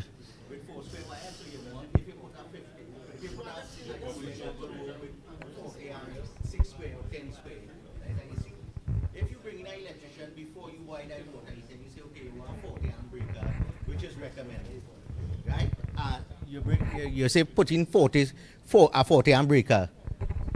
That electrician is going to study why. I wonder if it's for water heater.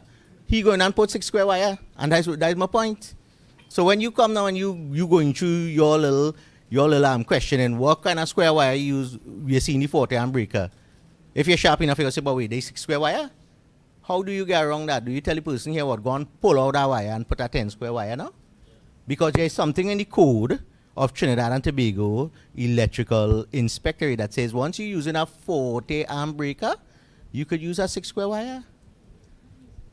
I think so. You understand what I'm saying? I understand what you're saying. So there's the challenges there where the installer, the plumber comes now and sets up that, and then you just blame the plumber for putting in a water heater on that system, and that's the point I'm making. Right. Is it 10 square? So when the person going to buy that, you're saying here what? 40 amp, 10 square, nothing less. That's what we do actually. And that's what I'm asking. No, that's what we do in the water source. All my colleagues, we always recommend the wire size depending on the units. Right? And that's why we have these kind of trainings and this forum so we can discuss these things. I hope that when we all leave here, including me, I hope that we leave here with more information.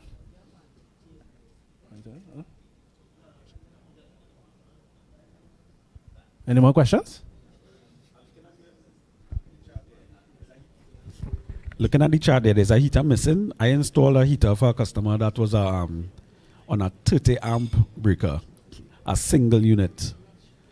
It uses 3/8 connections. A small white one? Yeah, a very small one. That is the small minis. Okay. Those are more used for like laboratory sinks and stuff.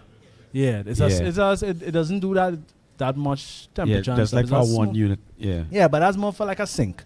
Okay. That's more for a sink. I'm not sure why they're not here, but. And some of them don't even use that, to be honest. A lot of them end up going with the IS. They buy the IS. Because with the arm itself, you get that extra play. Right? So, any more questions? All right, and move on. I want to ask, now's the time to talk, Now's the time to say what I have to say, and, we could all learn together. Right? So, this is the IS unit. Everybody familiar with this one? Right? Already? It's the least popular one of the unit, because I know more people want more outlets of hot water. This is essentially for one, because you install the bar in your bathroom and that's it there, right? Well, yeah, they're more using hair salons to wash hair and stuff because of the arm. Right, so this is what the trend model looks like. The 15 and the 10 all look alike. They both look like this. Right, saves space, saves water. Same thing I said about the unlimited water. It has the safety systems, the anti-scald. So what the anti-scalding system is, let's say, God forbid, your heating element is grounding. So what that means, the heating element, even when you close your hot water tap, the element will still power. So it will start to get hot. So once the temperature rises to a point where the water can burn you, it trips the unit. The A3 switch on the board will trip itself. That's all if the circuit board is playing up as well. That also triggers that, right? Mm-hmm. If you want to bring up issues, you can bring it up now. We can talk one time. Mm-hmm.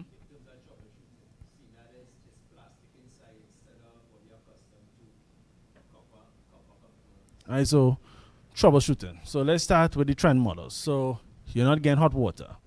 To check to see if the element is still good, you will unplug it, of course, remove power. On top of the element, there are 4 screws on the PCB. You're taking your multimeter, you're setting it to continuity, and you're checking continuity between, they have 3 screws together and 1 opposite. You're checking continuity between this screw and the other 3. If you're not getting continuity with one side, that means one of the coils are broken. Right? And next thing, there's something called a Clixon. I will point it out. Well, when I reach to the drawing, I can show it themselves, right?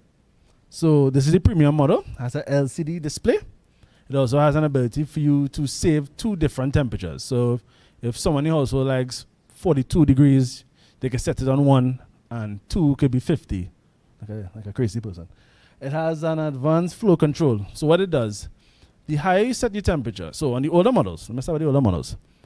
You remember on the 8-10s and the E12s that a red light flashes when it's on, right? Does anyone know why it flashes when it's on? Yes, but there's a specific reason. So what happens is when you turn up the temperature on that, in order to reach the actual temperature you set it at, you have to actually throttle the discharge. So the water spends more time in the chamber. So if you actually turn up the temperature, you throttle your discharge. If you watch that light, it will flash. It will no longer flash. It will be a steady red. So on the premium models, there has an electronic solenoid switch. So when the higher you set your temperature, the solenoid switch will restrict the water going into the element to allow it to spend more time in the element to get hotter, right?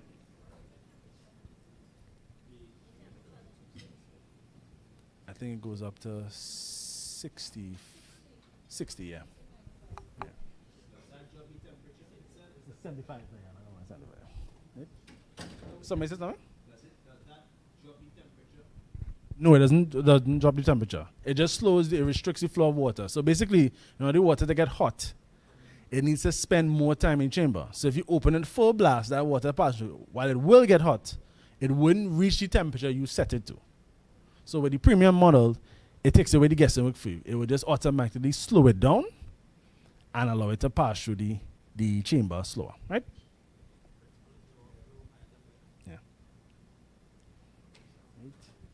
Right, so this is the Tempera model. This is more used in commercial or high outlet situation, meaning that you have between 4 and 6, right? That will give you more hot water. But this one is different. The other ones use a thermoplastic design. These are 2 brass chambers inside, right? Copper. So right, this is the breakdown of the DC Premium. So the same thing I was telling you about. This is the flow sensor. So detects flow and activates the unit. This is the solenoid switch I was just talking about. This is that when you turn up the temperature, it restricts water through the element to allow it to heat better. What else? This is the A3 safety switch. So before you install this, after you run water, you bleed your lines and everything, you have to press this switch to engage the unit. Normally, sorry. This is the A3 safety switch, right? Right? So what happens is during installation, after you bleed your lines, make sure there's no any lines. Before you add power, what's that? Yes. Basically, you want to make sure there's no any line because this actually has a sensor that will detect it. So normally, another troubleshooting, if you're getting a red light, that could mean, especially after installation, it could mean there's still any line. Right? So, after you bleed the line, you hook up your power, you press this will engage heater. Normally, if you get any problems, bad current, or low voltage, high voltage, sometimes this will trip to protect the unit. So if you're not getting hot water, the first thing you can check is if this is tripped. Right? Right, reset button. This is the high limit safety cutoff sensor. So the same thing I was telling you about, it cuts out at 75 degrees. The max heater is 60, it cuts out at 75. So if the heating element for some reason is malfunctioning, the safety switch will detect that the temperature is getting too high and it will trip the unit. Right? Yes. Well, no, the trend does have that same feature. Aye. Looking at the flow sensor, seeing 2 screws on it. Does that mean that this could be open and serviced? Yes, you can actually take it out and change it, yes. You can take it out and change it. If you get No, some... not change it, like repair it. I haven't, honestly, for my time with these units, I haven't heard anyone need to even change that. But yes, it is possible. You can take it out. It's a little, I can say it's a wheel. Yeah. Some edges. You can clean it out if it's get clogged or something, yeah. Where I come from,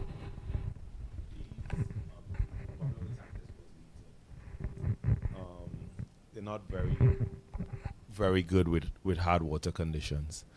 And we have a lot of hard water conditions in Tobago. So calcium builds up on everything in the heater, and it builds up faster on hot water. Yeah. On the hot elements and the hot metal and so on. Yeah, so that is the only downside to this in Tobago. And we have a lot of customers we will run for a couple, for a year, 2 years, and then and there's not much you could do about the hot water, about the hard water. Besides water softening, which is very expensive. I'm not gonna say that there. Which is quite pricing is very restrictive. So, but other than that is a very good heater.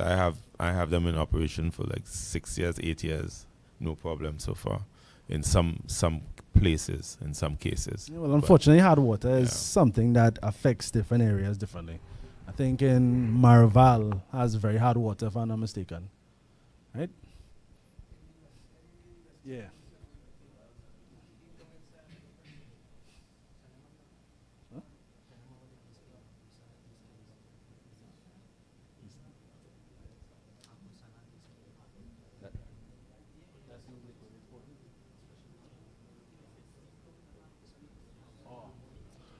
Well, we have something else that we could use besides our softener. So we have the anti-scaling filter, 20-inch. It's not as expensive. It may not work as good, but is.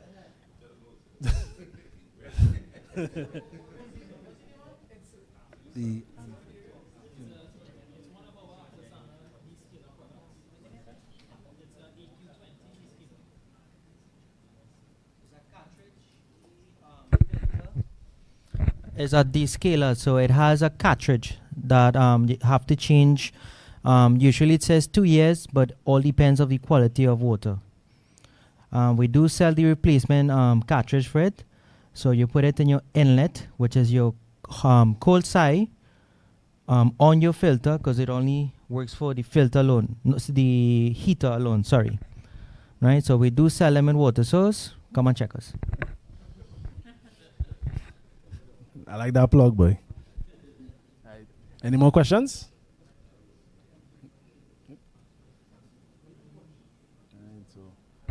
Right, so the advantages of the premium models. So exclusive air detection technology, same thing I was saying about if it detects any line, if it wasn't bled properly, it will trip off. It will trip unit in 60 seconds.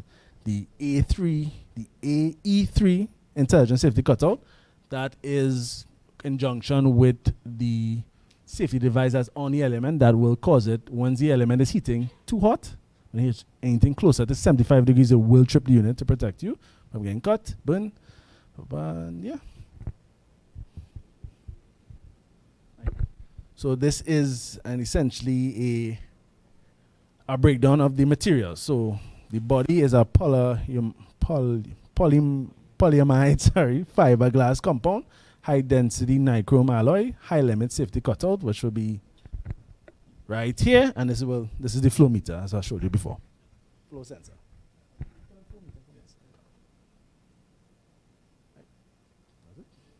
Oh, and that's it. Right, so the element is only changeable on the premium models. On any premium models. Yes. No, the element is. If I could go back. Just 1 second. Let me see if I could get back.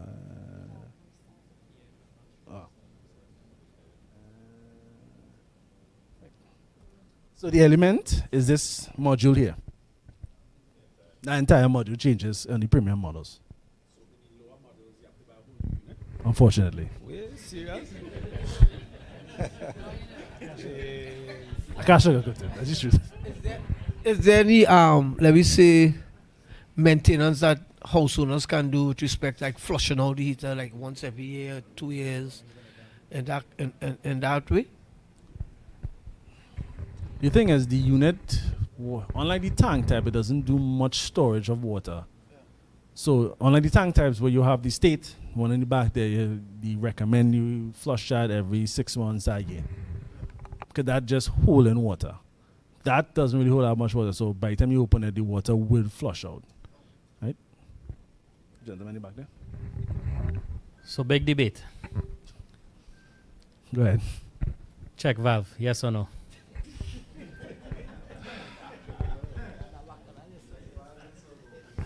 Why? That check I need to valve. hear it for myself. The jury's still out on that right now. We still have some internal discussions.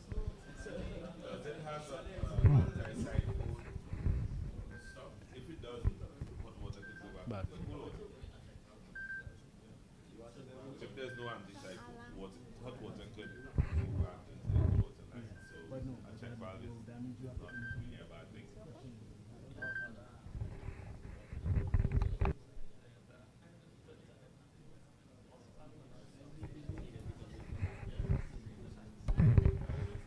Right, so it does not have anti-siphon, so you have to use the check valves. Because one of the main reasons you want to keep the check valve in is how fast that coil will heat. So anybody is familiar with the states, if you don't fill those properly, those elements could burn almost instant. Same thing with that. And that's a big element this long versus a coil. Because in those units are coils. That's how they heat faster.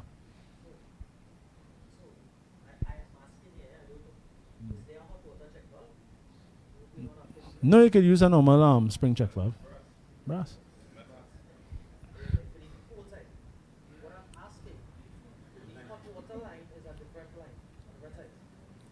No, it fits. It fits. Here. Yeah, it fits. It fits.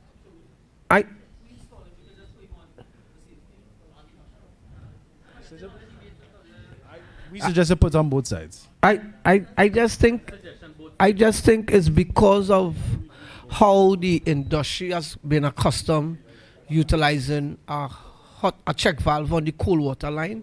I think that is what really causing the big debate. That's how we are accustomed doing that with the tank water heater. So now with the tankless having its internal check valve, right? It's just that some people will think putting in the brass check valve on the inlet as a safety mechanism just in case the one inside go bad. I think that's just about it. But it having its own check valve and you put in a check valve, I don't see it as a big issue for me. It's just a safety. It's just a safety that people want to do it for. No. No, it doesn't. It doesn't have a check valve. Me? No. If you hook that up backwards, the water will flow. We have actually seen that in the field. Oh, it doesn't have an internal check valve. We've actually gone in customer homes and they have it hooked up backwards. And the water will flow backwards. Yeah, it will. Yes, I've heard that it will eat.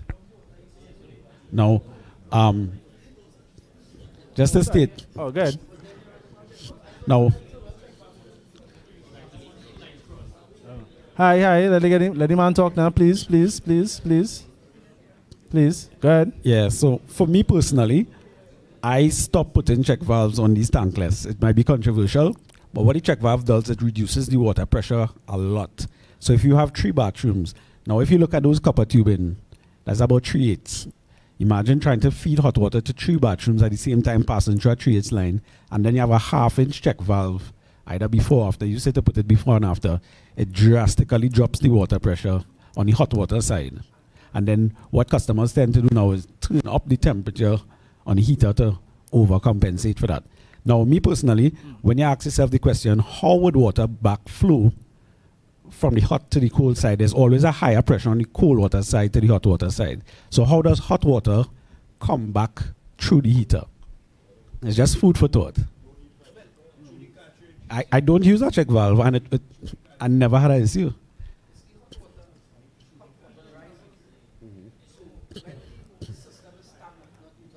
No, but remember, this only triggers when water flows. So if the system is stagnant, it will not heat. Think about it. No, it doesn't. How does water backflow in this? How hot water coming over? Think about it. No, well, there's an error on somebody's part, but we're talking of. Well, I'm also being told that a failed mixer could cause that. No, but even if the mixer is failed, the cold water side, the pressure is always higher than the hot. Think about it. So if it is higher, you can't go from a low to a high. It's always from high to low. Think about it. It's food for thought. I remember a situation in Marval a couple months back where that the client was getting consistent hot water throughout the entire system, right? No matter what they do, it wasn't happening. They had 3 plumbers came and check it out. Unfortunately, they sent me. When I went and I troubleshoot the entire system, no, it was not water heater issue. What it was is a mixer. The cartridge has gone bad. And that was just injecting hot water that was overpouring the same cold water that you're talking that shouldn't overpower. So the hot water was overpouring the entire system. So it was only getting hot water only. And when I tell them that, they didn't want to believe it. But eventually, when we had to change it, they realized it was really one of the valves for the mixer that somebody checked and said nothing wrong with the valve. So hot water in its essence, regardless of if it's on a cold line or a hot line, it's going to travel and contaminate the cold water. Long as it gets to reach there, that's the thing. It will heat the cold water regardless. Long as the two water could connect, it will transfer.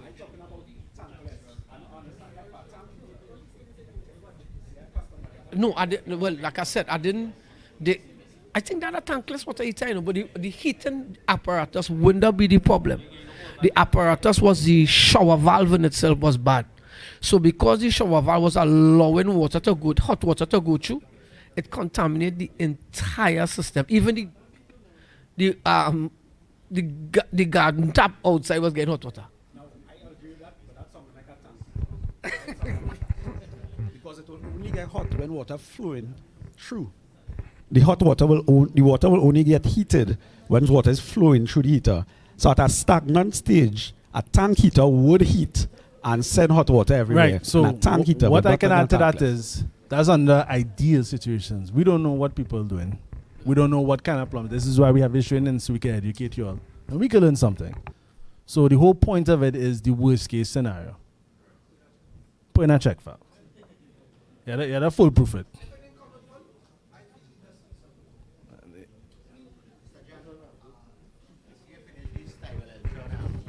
Presentation, are you going to deal with the aqua power units on there? Because I looked into it and what I saw, or what I'm seeing, is chalk and cheese to the stable Eltron. Here was my question. My question is that how many units are these aqua power designed to facilitate? 2 outlets. 2 units? 2 outlets, yes. Okay, 2 outlets. Thanks.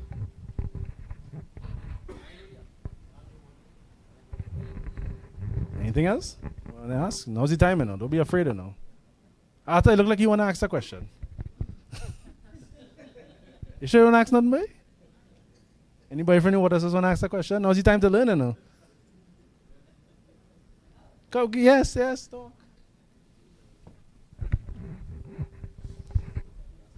No, I was just trying to understand what the gentleman over on that side was saying, because one of the things I didn't understand is how it is the water could heat up the entire system. What I was trying to contemplate in my mind is if it is that because water is an excellent conductor of heat, regardless of what, once the water is touching, possibly that is what was contaminating the whole system.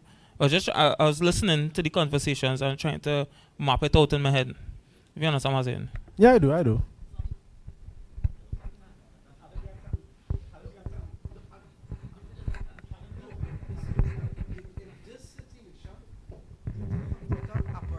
That's not the issue. The issue is the mixer valve was bad.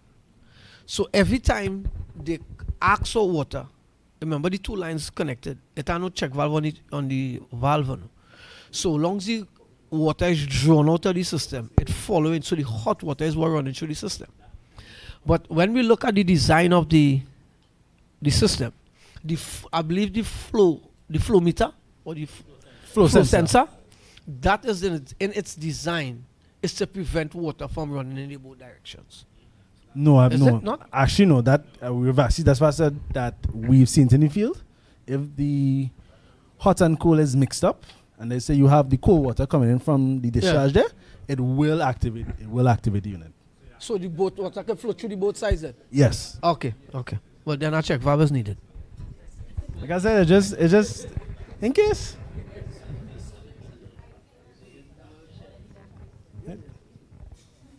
Any more questions?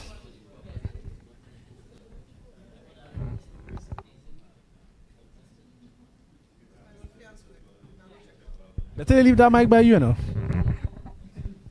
I'm trying to just map something in my mind. Mm-hmm. The older model of the flow sensors and one of the tests that you used to do to check to see if it was good is blow it from one side. Right? Which means, to me, in my mind, is a one-directional valve. I don't know if these newer models, I just mapping something in my mind. No, but with all these newer models, you can't blow into it because of how it's designed. Because when you open, if it takes I want to hand back the mic. There's discussion going on a road that I ain't too sure I want to engage in. Now, but with this model, I say you're blowing it from one direction. Not from the back, from one direction. Right. So, unlike the older model of flow sensor, you could actually remove that completely and you could do the blow test, right? Once you have the wheels spinning, you know that these wheels. Come on, real. Right. But with this one here, when you break out the two T20 screws and pull it out, the wheel is actually inside of it. So it's the design here. It can spin both directions. Yeah, it doesn't come like the old model. No. You can replace this one or no? Because the new one. Okay, so you're removing the top piece, which has the connection. You're pulling it out. The wheel will come out, and in the new one, it will contain this piece here, and the connection, and another wheel to replace. Yeah.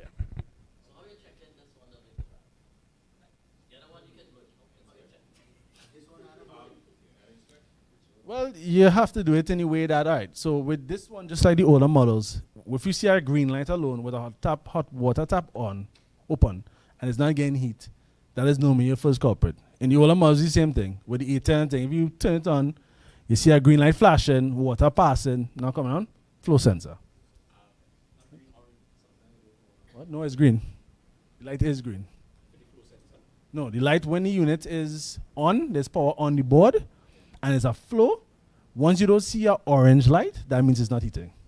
That's why normally the first thing we would consider to check is the flow sensor. Beban? Yeah. Oh.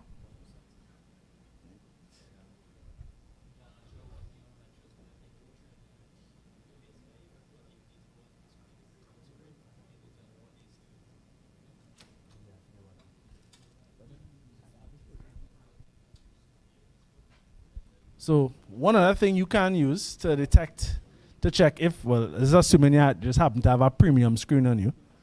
You can hook it up onto the board to using, which one you can? Right. You can hook up the premium screen on a trend, on the premium screen. So what happens is the premium screen is just the same cover with a screen in front, with a connection. So you can hook it up on a 10 trend. I don't know why you would have that, but it's just an extra bit of troubleshooting we want to pass on. You can plug it in onto the EXT connection on the trend board, and that will come on and it will activate. So you can tell if you're getting a flow. Because if you're not seeing the flow rate, which normally comes in liters comes set at liters, then you know for a fact your flow sensor is not working. It's just something to pass on. Anything else? All right, so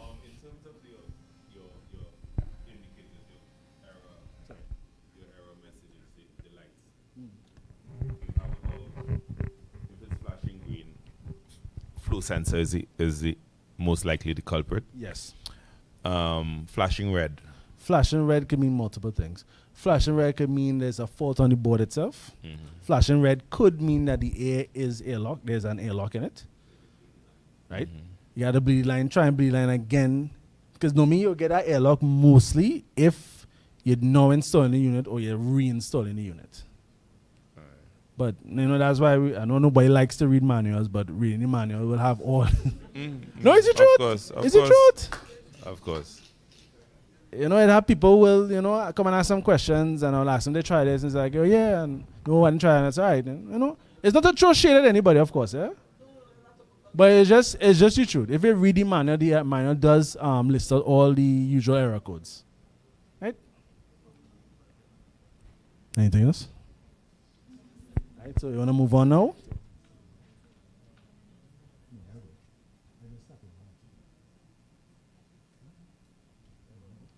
right, so we're moving on now. We're going to go on to... You have something to ask?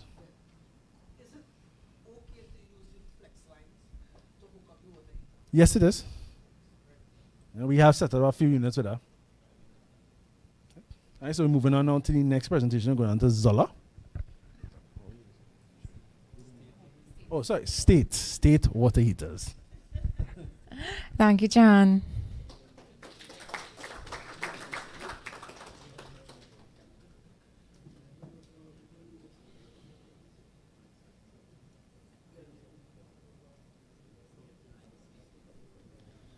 So before we move on to states, we're going to give the wheel another spin to see who else is the next lucky winner.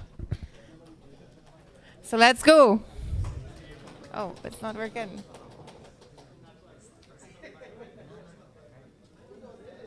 Oh, glitch.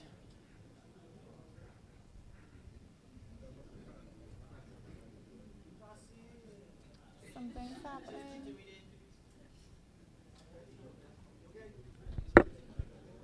One moment, some technical difficulties.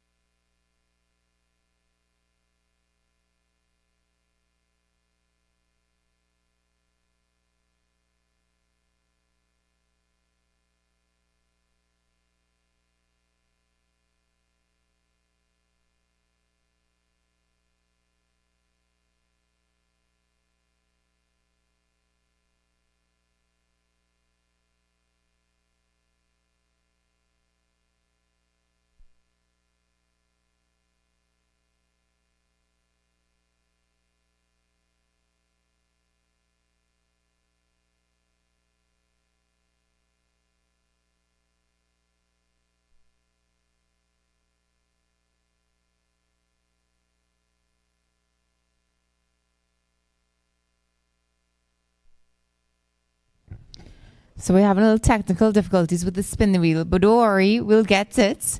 I'm going to let Vivek jump in with his state presentation, and then we'll jump back into the giveaways and prizes.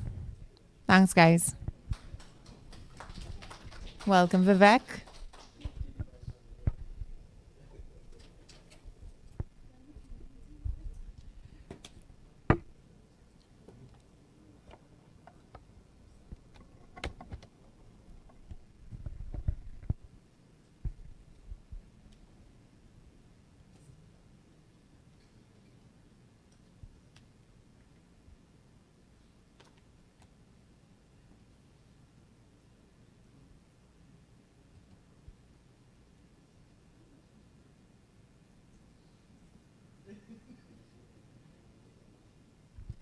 All right, good afternoon again, everyone.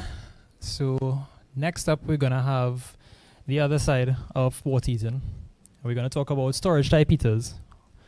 So just a backdrop into what we have to offer. We have the State brand of water heaters, distributed and serviced by Water Source and Rotoplastics, respectively.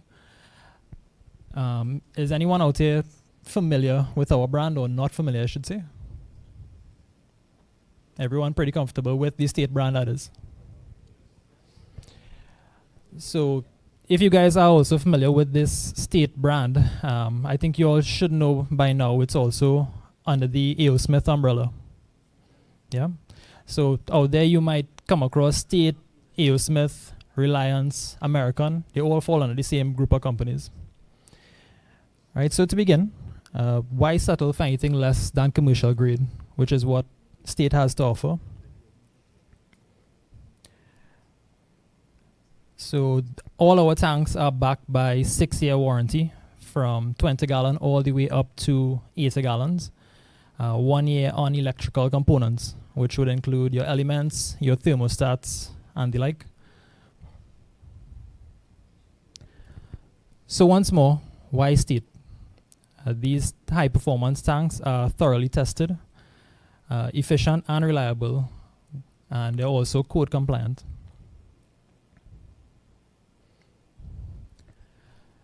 So typically these tanks are tested for their ambient temperature rise. State went a little bit further, did this buried beneath 5 feet of snow.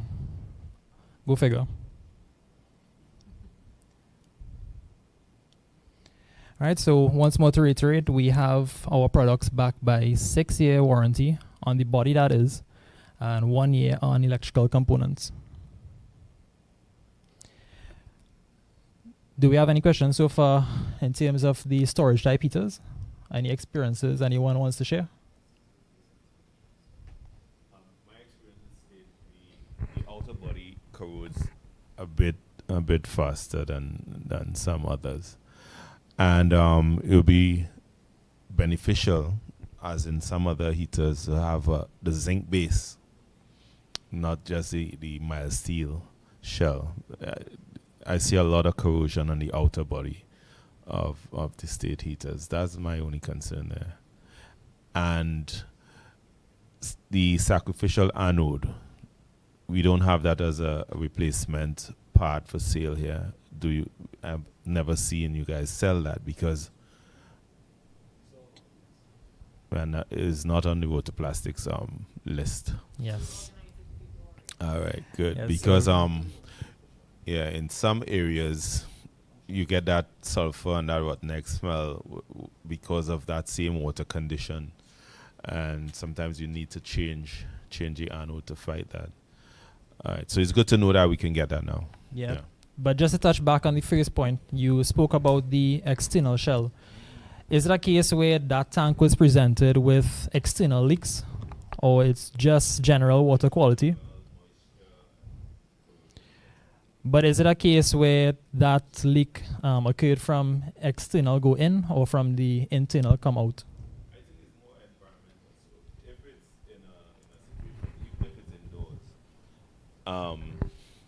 or semi-indoor, outdoor, I'm just saying the rate of deterioration on the shell is a bit fast, in my experience, from my observation. Compared to, say, a Bradford or thing. That is maybe is the quality of the material could be just the if it's recycled steel material or if it's virgin steel material. So all these factors, the amount of carbon in it and all that. So I just, in my experience, see a lot of faster corrosion on the outer shell.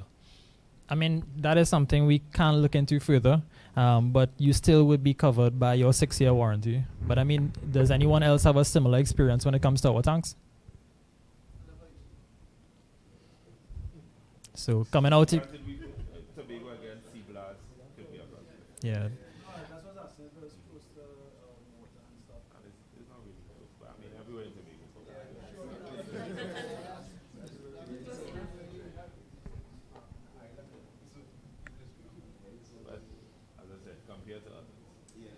Yeah, but back to your second point when you spoke about the rotten egg smell, that is one of the signs of either build up in the tank or it's time for the anode to be replaced. Yeah. So here we see the typical layout of a dual element storage heater. So all our heaters, 30 gallons and above, carry these.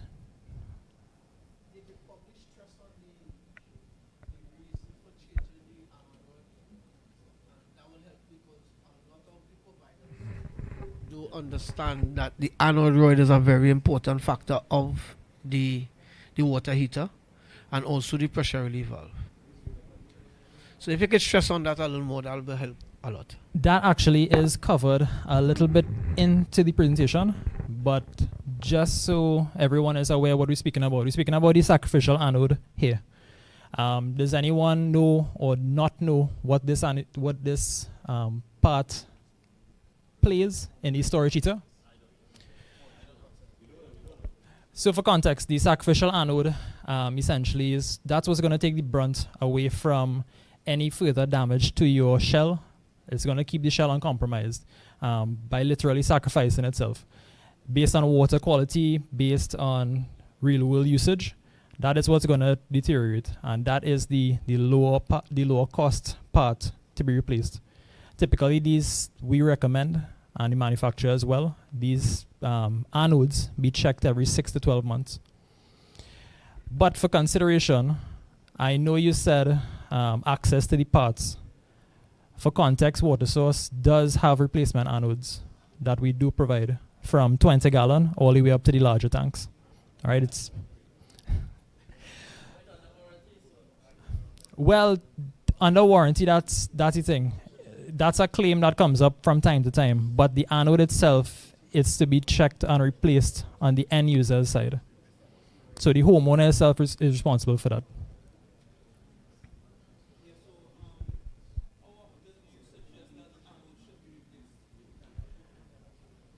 As mentioned before, it needs to at least be checked every 6 to 12 months. And based on the wear and tear on that unit, you would have to tell if it's time, because that could be as simple as a string. You will see one further down in presentation. Yeah. So once more, the components used on these would be our diffuser drip tube, which reduces lime and sediment buildup on the inside of your tank and maximizing the hot water output. Our enhanced heating system uses electricity to move heat from one place to another instead of directly generating heat. We have Energy Star ratings on all of our tanks, added by and backed by, the blue diamond glass coating. Lastly, we spoke about the anode rod, and this particular core guard anode rod has a stainless steel core which extends the life of the anode, allowing superior tank protection. So essentially we see here a broken down anode. It could be from water quality. Well, primarily it's from water quality. So a brand new one will look exactly like this. All right, so you would see the smaller tanks, the 20 gallon or so. Those come with a 16-inch. And I believe the larger tanks, Jahan, you can remind me of the size of the larger ones.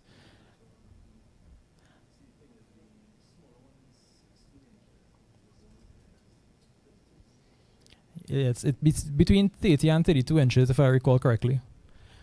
All right, so once more, we have the diffuser drip tube going in. Cold water goes in, hot water rises, goes through the outlet.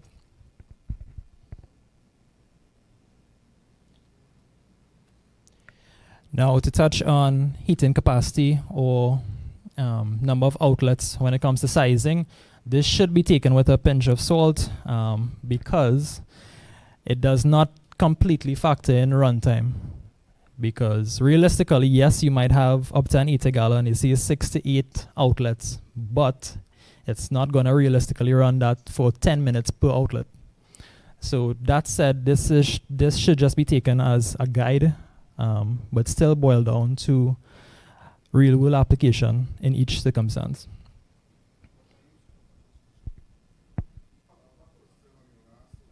Sure. Is removed or broken off, what is going to happen to the heater? Well, the functionality of it then. Correct. It's essentially it's not going to work as it's supposed to.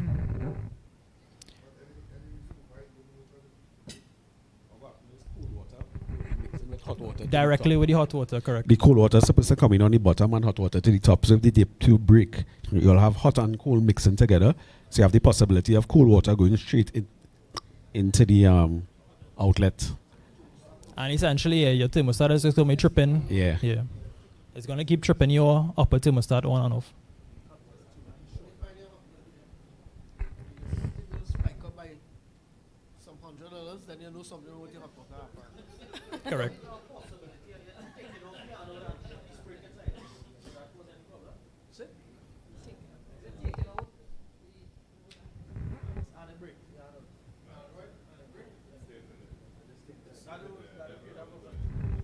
Well, it'll continue to break down.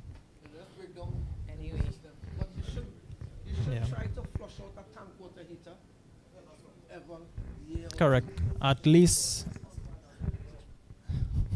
If it's brand new, you can probably do it like once every 2 years for the first 5 years or 3 years. Then after that, you try to flush it every year for the least 6 months is okay. Yeah, you should try. The reason flushing it more often is you don't want things setting, kicking onto your element. And when it kicks on the element, you don't know how to go into overdrive. You have to pull more power to it so you can see temperature. So flushing it 6 to 12 months or even less would help prevent those slowdown process. Christian, the anodes that you'll carry, you have segmented anodes as well? Because sometimes you have the tall water heaters and where they have them installed close to the ceiling. So you have to take down the whole water heater in order to change the anode, as opposed to having a segmented one you could kind of fold it and go inside. One straight. Correct. It's a complete unit. You're gonna have to do that the hard way.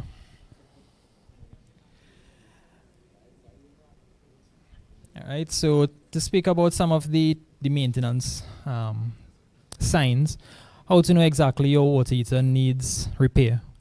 It might be come in the form of leaks on your body, inconsistent hot water. Water is coming hot sometimes, not all the time. Discolored hot water, foul smells. I know we just touched on that topic. Foul smells can be caused by buildup of sediment. It can be a broken down anode rod. Even if the tank is hot to the touch, that might be a consideration with your glass lining. That might be compromised.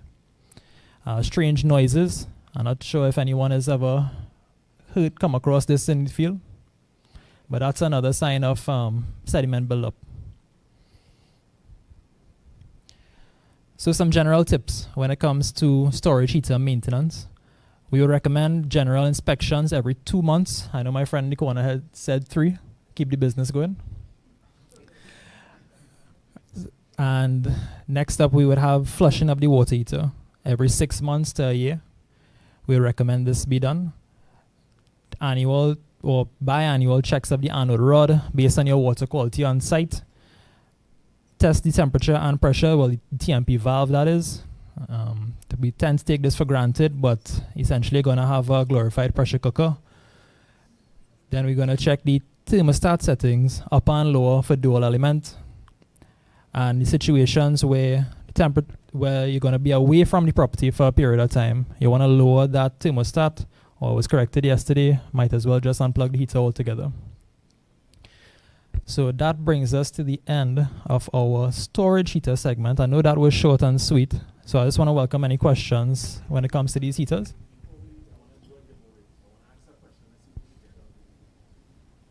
Sure, I was told we would like to do a mini giveaway.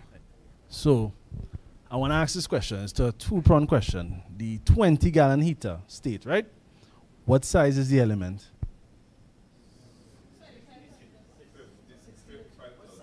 No, sorry, what wattage? That means my bad.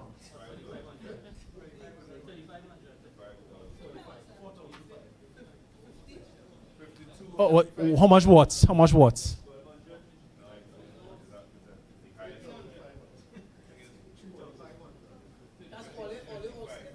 Our one. That's the man there. 6,000 is just. On the single elements, it's 6,000. On the double elements, it's 45 by 545. So, what is? Right? Right, congratulations.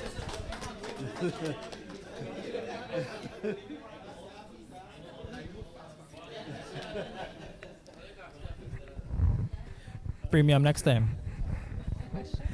Alright guys, any further questions when it comes to the storage type heaters? One of the things that did not truly touch on, but I think I should remind everyone of this, and it's often taken for granted. What is the number one cause of failure when it comes to these storage heaters? If anyone could tell me.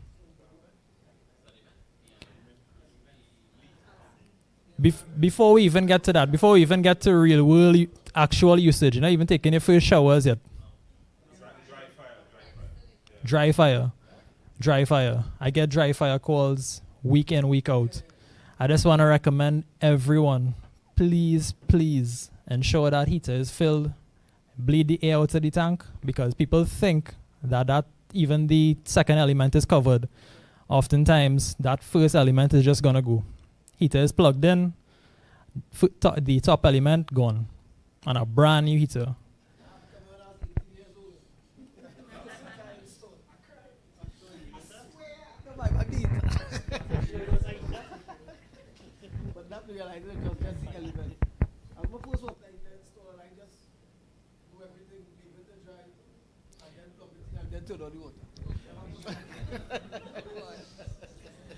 Right, well, I'm sure and I hope that's not happening with the attendees here, but it's just a gentle reminder, because we do see it ever so often. Is everyone holding up pretty well so far? We have another segment into the state pressure tanks, but I just want to find out if anyone wants to do a little mini bathroom break. Or everyone's good to push through. Push through? So heading right in, we're going to speak about the state pump-made pressure tanks. Is anyone familiar with these tanks? I know we've spoken quite a bit on pressure tanks today. We covered Zilmet, we covered ProSource, but we also have the state offerings as well. Yeah, so it's essentially the state pump-made tanks. If anyone is familiar with the A.O. Smith tanks, they're basically cousins to these.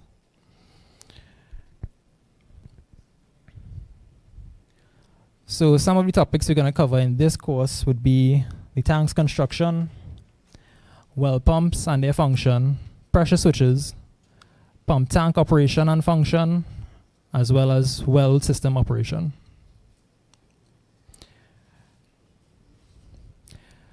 So once more, these state pump tanks are available from 2 gallons all the way up to 119 gallons. Steel drawn shell with epoxy finish, similar to our other offerings. I would admit these tend to be a bit more cost effective in some cases. The replaceable air charge valve located to the conveniently located and resistant to mechanical damage. So essentially, you're just speaking about the quality of the valve itself. Our butyl diaphragm delivers long and dependable service, as well as a powder-coated inner shell protects the water reservoir. So here we see 2 different types of well pumps. I know my colleague Orlando would have covered this as well. It's not too common in our local applications. We typically see cisterns, if at all. We have our 2 different type of pumps, jet pumps and submersibles. Our submersible example here today on display would be the Dominators. I really need to edit that jet pump. It looks too much like a Pedrolo. So once more on pressure switches, these switches control the pump, turning them on and off by a pressure demand. Basic switches come 20-40, the American pumps come 30-50. And they can be adjusted as needed with no greater than a 20 psi differential.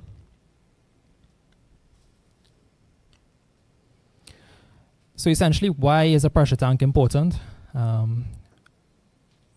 It ensures your pump runs for at least 1 minute in a perfect situation or as close to that as possible, as required by the pump manufacturers.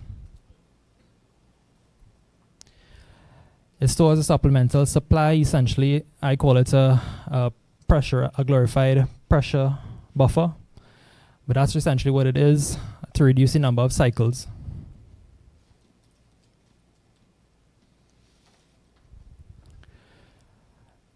And lastly, a properly sized pump and pressure tank combo will work as a team to meet your demands as required.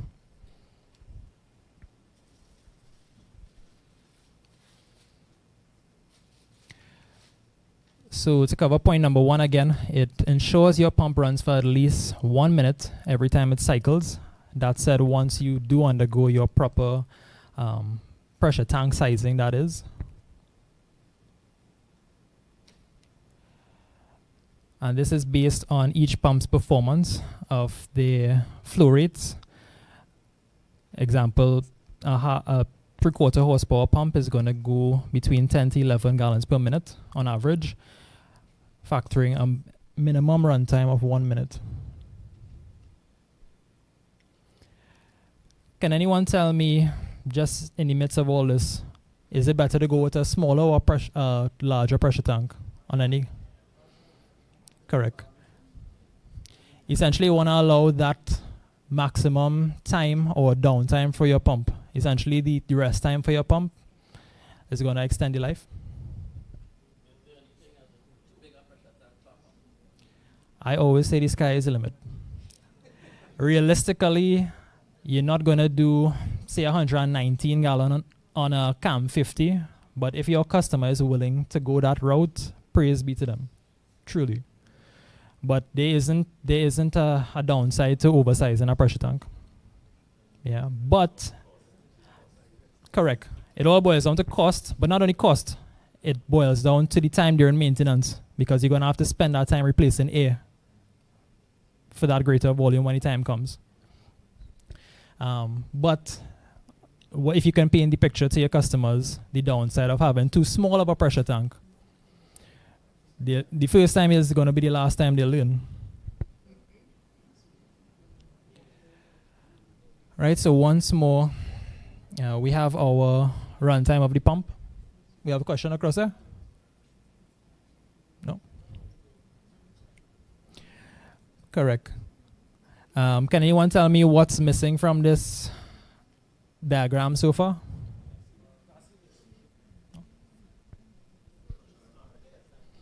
Correct.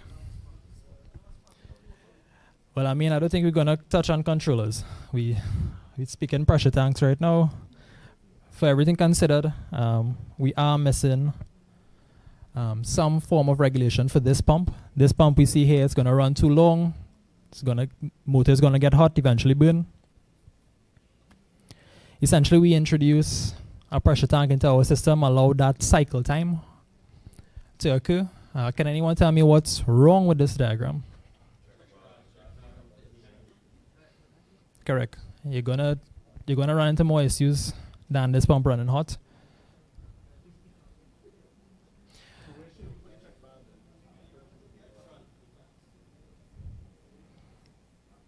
So we have a question. Where exactly are we gonna put the check valve on this line?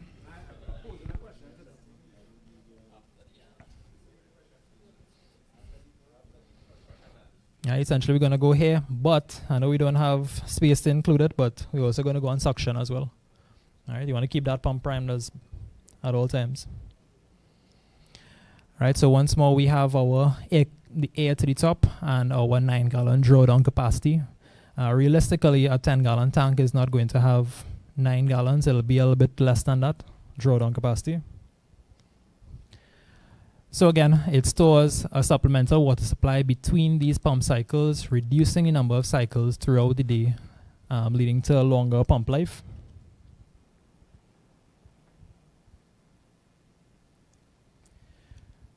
So drawdown capacity again is the amount of water that can be drawn from the system before the pressure drops low enough to start the pump up once more.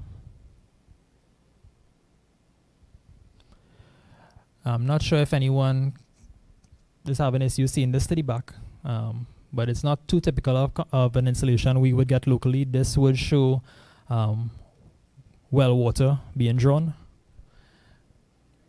It's basically a typical setup detailing a vertical well pump, pressure tank setup feeding the household supply. And here we see one of these tables. Again, no, Orlando did not include this in here. But essentially, it covers the drawdown capacity with your different settings. So here we see some more settings, 2040, 3050, and 4060 by default, as well as the different models. So essentially, we can see here if we had a drawdown capacity of 13 gallons per minute on a 2040 switch, right? We are going to use a 52-gallon tank. Now, I know it's not too common, but best practice, this is what we're looking at for a 1 minute runtime. Right, any questions on this particular table? Would you guys like a copy of these tables after the fact? Sure. I just want to throw it out in the mix as well. Would you all like a copy of these slideshows? Yeah, we can definitely make that available to you all, right? So, Isabel, what we'll...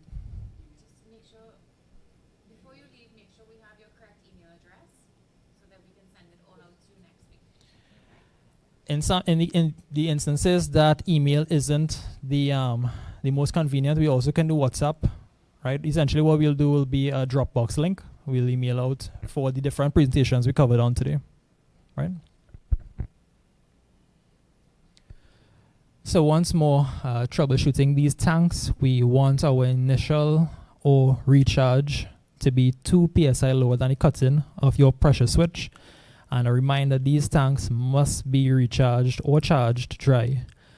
How many, by a show of hands, how many out here using foot pumps to recharge their pressure tanks? Next time we'll have them as prizes, I guarantee you. What, the foot pumps? No. The compressor, we need extra compressors.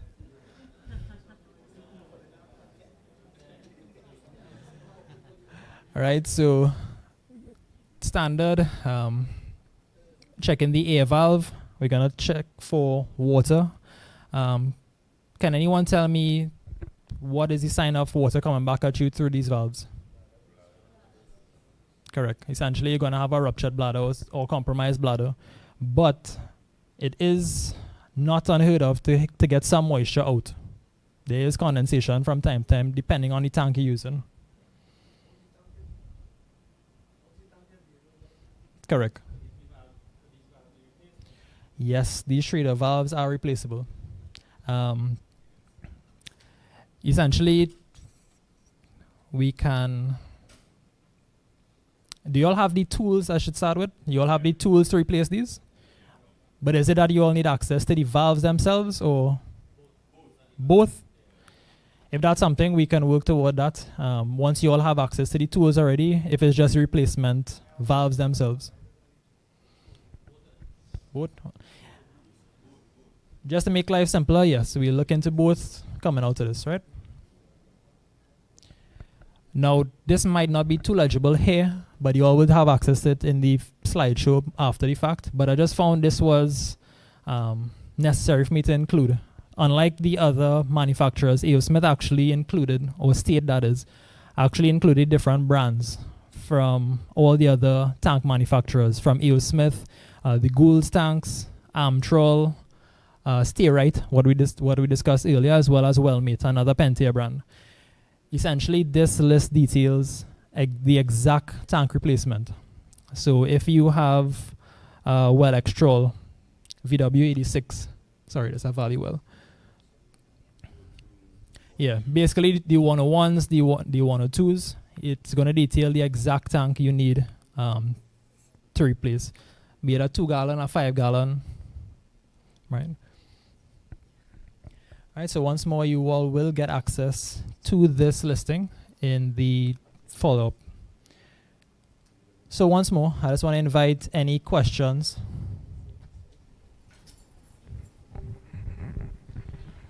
Yeah, good. The question I want to ask is the purpose for the check valve on the suction of water pumps.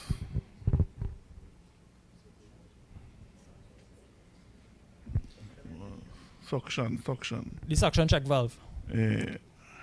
Ideally, we do encourage them. I know the pumps are still classed as self-priming, but essentially, you do want to try as best as possible to keep that pump primed at all times. But the larger pumps, like in the package, those for some reason doesn't have check valves. So I try to understand why the bigger pumps don't have it, but the smaller pumps have it. Or should have it, I should say. Oh yeah, I was gonna say it should have. Essentially, if you, well, at least with the water source systems you would see out there, you would see that suction check valve. So if it's something you commonly don't see, I would still recommend it. All right, no problem. Thanks. Yeah. No, I think he is speaking about pump sets.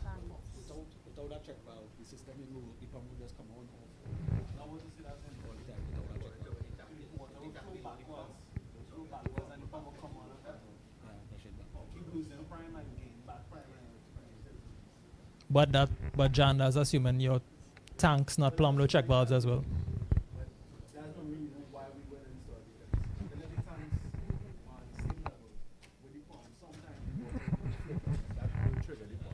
Yeah. Quite right. So, any further questions at this time? It could be on heaters, storage tanks.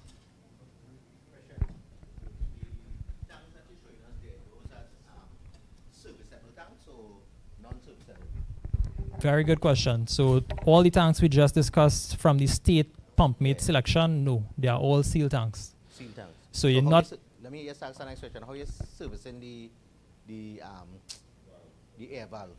So the air valve itself, it's the trader valve. That you essentially need that trader tool. Yeah. So basically, you rotate that counterclockwise, back out, and replace with a new valve. Yeah, the insect.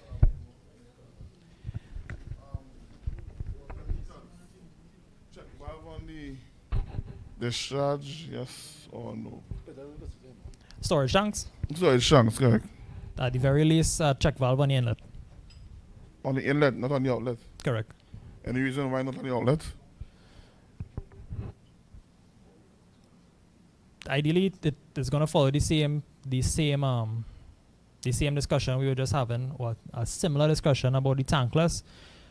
It can be used. Nothing is wrong with it. But at the very least, at least an inlet check valve. The good part about putting one on the discharge or the hot water line, so in case you need to service the heater and you're disconnected, you won't have to worry about the flow of water flowing backwards. That's a easy one reason. A lot of valve, but some people do use check valves as well as a backup in case the valve passing or something like that. So one more thing I wanted to encourage as well. I know you might have been seeing these QR codes during the course of today. I just want to encourage you all, if you all have a moment, just take a minute out of your time. If you could scan these codes, it's basically a feedback form how we can improve on these later down the road.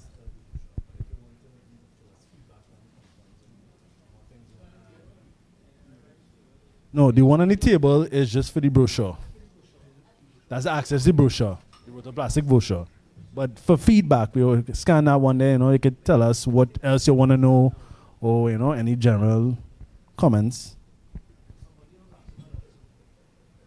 Oh God, they're going to talk here.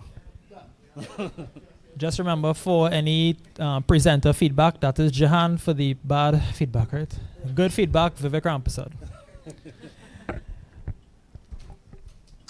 Right, guys, so one last thing before I jump in to state. Zola, to close. I just want to put this out there. At Water Source, we are at this time looking for some technicians in-house and on the field actively. If there's anyone here that might be interested, as well as if you have any colleagues in the industry, please, I encourage you to take one of my cards on the Zola table there. I'm not sure if I need to top them up or if anyone has already taken them. Feel free to reach out if you have any colleagues who want to share their CVs with me via email or WhatsApp is fine. Feel free to share the word. Yeah, I just want to put that out there. Full-time, essentially. How our positions based, yes, you have your standard probations and all that, as the case might be. But essentially, yes, our positions are full-time.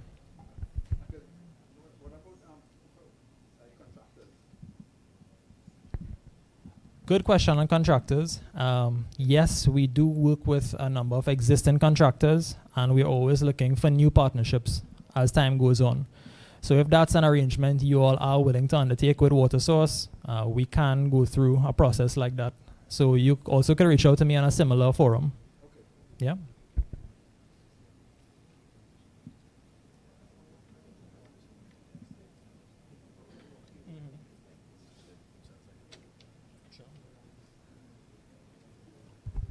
Alright, so we have another giveaway. Oh, no question? Yeah, we have another giveaway. So, anybody knows the warranty on the state pressure tanks, the STX? What is the who said 1 year? 1 year. Congratulations, you just won. Congratulations. Air gauge. Wait, nah, you win something already? Nah. Who was the second person? I can't get twice. Who was the second? Let me get, no, 'cause I remember you get cheat for something before, so hold on to this. Yeah, it's your answer, you say too late.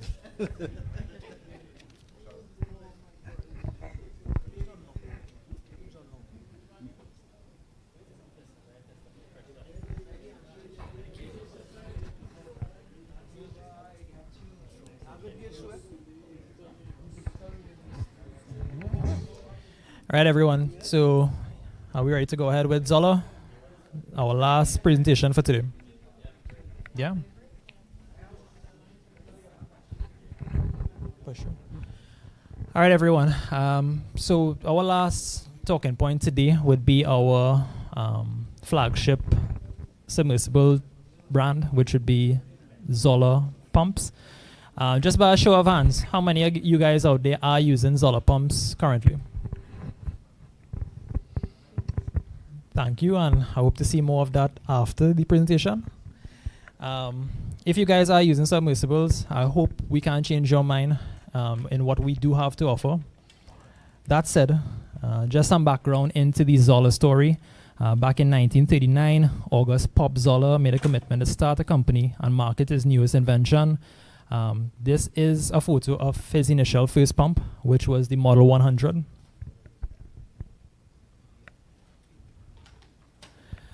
And conversely, back in 1981, Zola introduced the #1 pump they have to this day. In almost all markets, it's available, which would be the M53 submersible. As said, this would be the nation's most requested and best-selling pump. Have you all had experience with this M53 pump? Yeah. I would hope you have. Show of hands who's out there using this for sewage, raw sewage application. That was a trick question. This pump is not raw sewage. Yeah, solids. So, correct. I'm not hearing any corrections from you, so we still use it. Oh, okay, good. Yeah, so quite right. So yes, it is used for fine solids, 3/8 and under. It is an effluent pump by all means. So the Zola Pump Company in Kentucky, Louisville, Kentucky, sorry. It's still on the original plot it was. They just expanded outwards to a much larger property. So as said below, this is the original location since back in the 1940s. They pride themselves on being more than just an assembler of parts. The entire process from machining the cast iron, the epoxy powder coating, to assembling the final parts. They do put the best quality product available on the market, all performed by the finest US craftsmen, that is. So recently I had the pleasure of visiting. They do have quite a nice setup for training. It's called the Center of Excellence. Yeah, a little selfie plug on the inside there. So later down, I actually will provide some links to the Zola University. They do have an online forum. You all can access that. It's either a scan or, if I remember correctly, it is a QR code I included. You all will also have that in the slideshow provided. So just one of the things here, we have a cutaway of one of the larger pumps. Yeah. If I remember correctly, that was a 7.5 horsepower. So just some more photos here. We have our display of Zola control panels. We have one on display right here. The newer versions are called the pivot control panel, and the other ones you would see here would be the Pivot Pro. Essentially, the only difference between the two would be a display. So it's going to tell you real time what is going on with your system. Correct.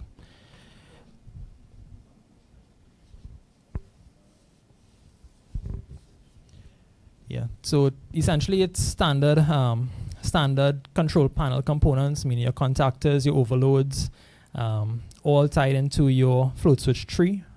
Would be a start, stop, alarm on a tree switch. That is. Then we have our oil smart system. Essentially, anyone using elevator systems, this is a pretty decent product to have a look at. It's going to sense oil in your water and shut your pump off accordingly. So some of the reasons to use our Zola submersible pumps. We can't emphasize enough about the quality, and I can boast of this, of seeing this myself. All pumps are tested off the line, every single one. Anyone not passing quality inspections, pulled directly off and retested as needed, or just completely scrapped. They're durable as cast iron construction, dissipates heat for a longer lasting life. Their switch technology has been tested up to 1 million times and 250,000 electrical starts. The epoxy finish provides quality corrosion resistance as well as the resistance of the body itself. And the non-clog vortex impeller. Anyone here is familiar with the vortex impeller? All right. If not, we'll speak, or we'll actually look at what exactly a vortex impeller is later on. So here we have a simple cutaway of our M53 we just discussed. It's a 2-pole mechanical switch, on-off. All right, a switch guard designed to protect the float itself from any foreign objects. We have an 1.5-inch discharge on the effluent side of things. Things step up when it comes to the sewage pumps or the sewage handling pumps. Once more, our bottom suction. This one in particular, it's a 1/2-inch solid. Then we also have a standard 9-inch cord. So once more, we see some of the components off the line, as well as the housings, the motor housings themselves, taking a bath after coating. Once more, this pump is being tested with real submersion. So in summary, the different pump types available from Zola would be sump and dewatering, from moving groundwater away from foundations, as well as commonly we would use them for rainwater removal. Next up, we have effluent. These are used, my friend there commonly uses them for effluent removal. These can do up to 1/2-inch to 3/4 solid handling capacity. A step up from that, we're going to have the sewage or non-clog pumps. These pumps tend to push out higher gallons per minute, from 2 to 4 2 to 4-inch solid handling capacity. And I just want to stress on the 2-inch spherical solids. So that doesn't mean, that literally means what it says, a 2-inch ball. Yeah. Next, we have the grinder pumps. They're going to produce a fine slurry on the output, not exactly a solid capacity. And then last, we have our utility pumps or deep well pumps, general water transfer or water removal. One of the examples we have here today would be that black and gray pump, which would be our floor sucker, right? That particular pump pumps down to a 1/8-inch. That pump can save you after a little bit of flood.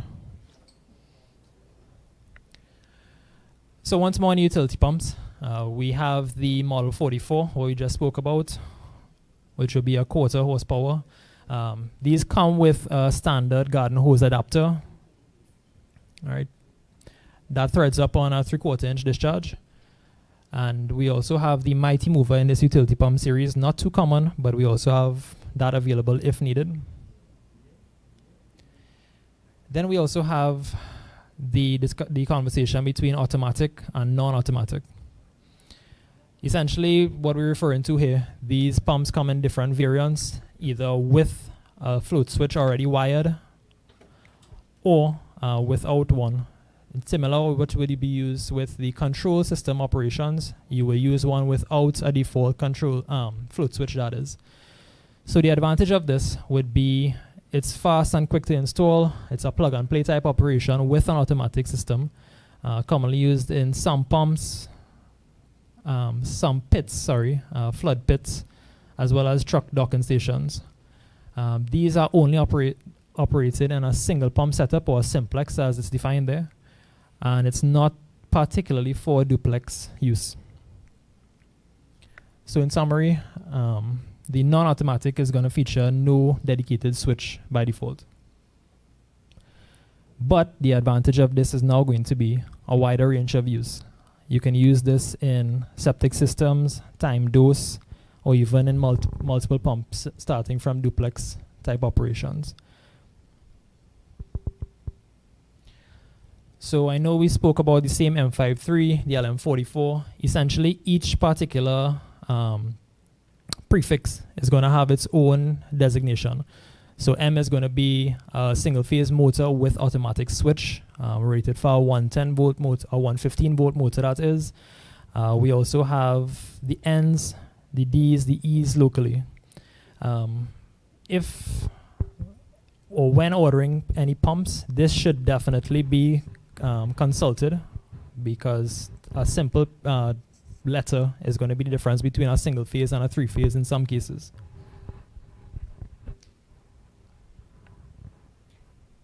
So one of the greater considerations as well when installing these pumps, the M53 in particular, it comes pre-drilled with a 316 vent hole. It should always be considered to also do a second hole on the discharge itself. Can anyone tell me why you might want to do a second hole?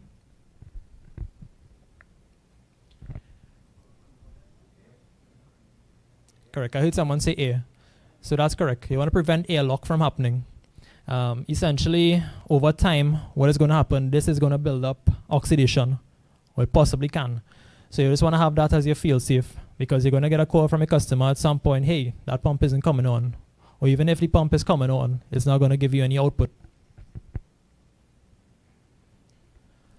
So here we see that hole actually plugged from rusting. So essentially that second hole is going to be a lifesaver in this particular customer's application.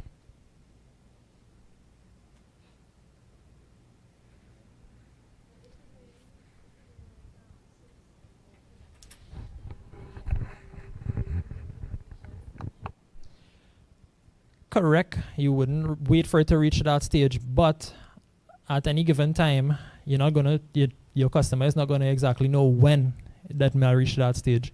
So that second hole is just gonna be a fail safe. That's essentially for your rainy day. One thing it should be known, I would recommend these holes be drilled under the cover of your pit. I've heard of guys drilling over the cover, and that's just been a nightmare situation for these customers. So once more on the 50 series.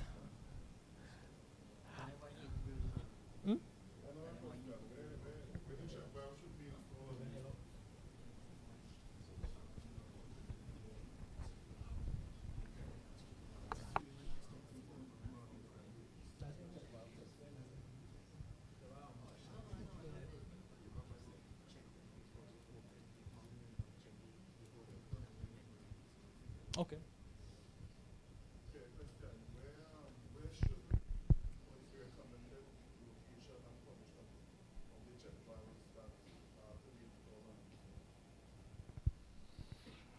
I take it we're talking about the white Unicheck valves that you are accustomed from by us, or from the water source, that is. Sometimes it's PVC, sometimes it's clear, sometimes it's brass, you know. Essentially want to know where is the best recommended location for this.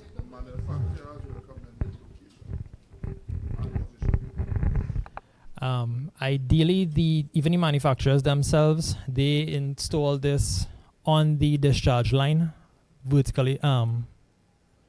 Yeah, no, they go straight on the vertical. Right out of their basins, they would put them right there. Yes, but one thing to be considered, if you are using the original Zoller check valves, they do have an orientation. So you would see this yellow label saying this side up.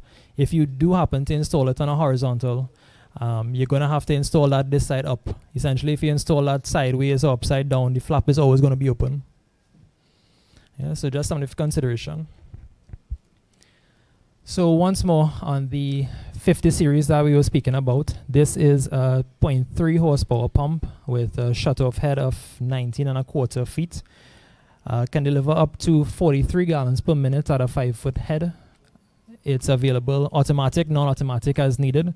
And once more on that vortex impeller, it introduces up to half-inch solids. Once again, it has your factory drilled weep hole, is the proper term for this, 3/16 bleeder. And they're also available in some larger capacities, which would be the 98 series, the 137, 140, and 150. So a step up would be our Model 63, sorry. It's going to be an updated version to the Model 53. The main difference, but you're also going to see these on the new M53s that we're going to have. If you all ever have customers calling, hey, pump isn't coming on, or or my pit is backed up, the first thing you can at least ask as the installer or the technician, are you seeing any power on the site? That could be a first sign. So essentially, you're going to know if this is illuminated, customer has power. If not, no power on site.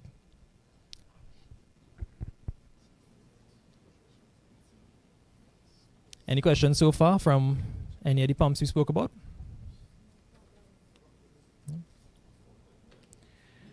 Next up, we have the Builder series.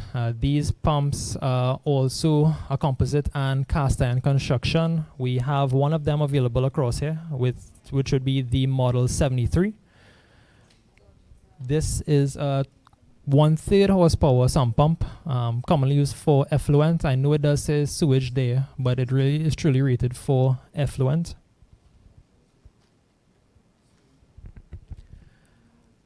Now, some more discussion on the pump impellers. Essentially, what these vortex impellers that I was speaking about previously, they're going to create a centrifugal force to push the fluid itself against the volute.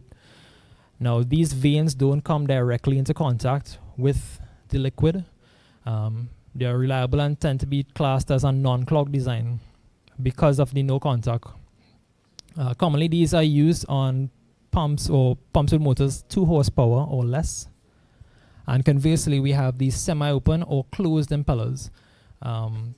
These essentially create centrifugal force, but the solids themselves must actually pass through these vanes, which typically tends to clog oftentimes. We have a brief video next, essentially detailing different types of these impellers.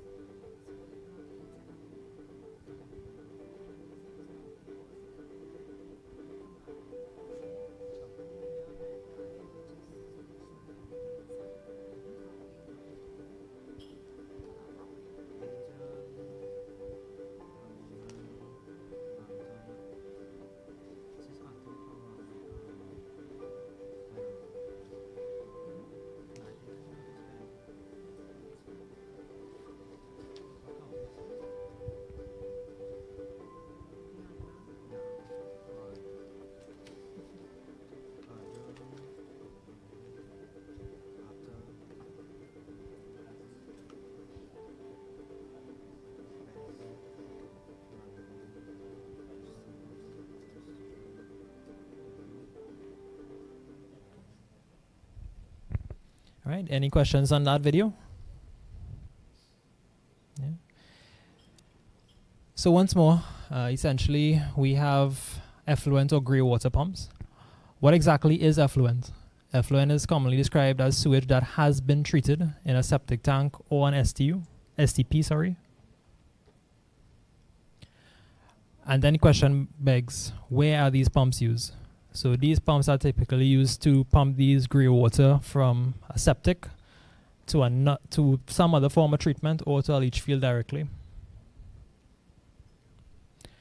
Here we see a typical layout from septic tank to leach field, but there's one component here, which would be our Zoller splitter.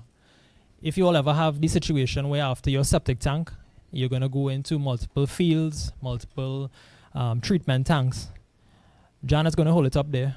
Essentially, we have this product that can do from one input up to 5 separate outputs. So I mean, if you all ever have the need for these, we do have them available at Water Source. Yeah, essentially this is it.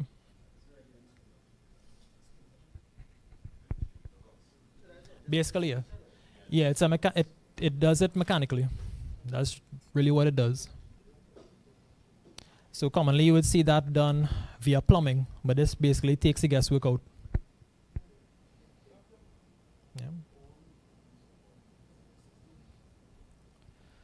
So essentially here we see a pump that has been installed in a septic tank. This would be a pump with a float switch directly on the system. If you all are using these in a septic tank directly, it would be best recommended to use something non-automatic, something that you can set the level of your float switch. Can anyone say why aside from this? Well, no. What I'm speaking about is not directly in contact with the solids themselves. I'm talking about after the baffle, after the separation chamber. So effluent out. Can anyone tell me why you might want your pump to not be an automatic version? Correct. That is a possibility. But the consideration is if you want to extend the life of these submersibles, you always want to have that pump covered. So having that pump exposed in the septic tank or in these effluent tanks, essentially the pump is going to be exposed to sewer gases and unnecessary oxidation. Keeping that pump always covered, so you're going to set the float switch just above the height of the motor. It's always going to be submerged. All right, removing any instance of oxidation.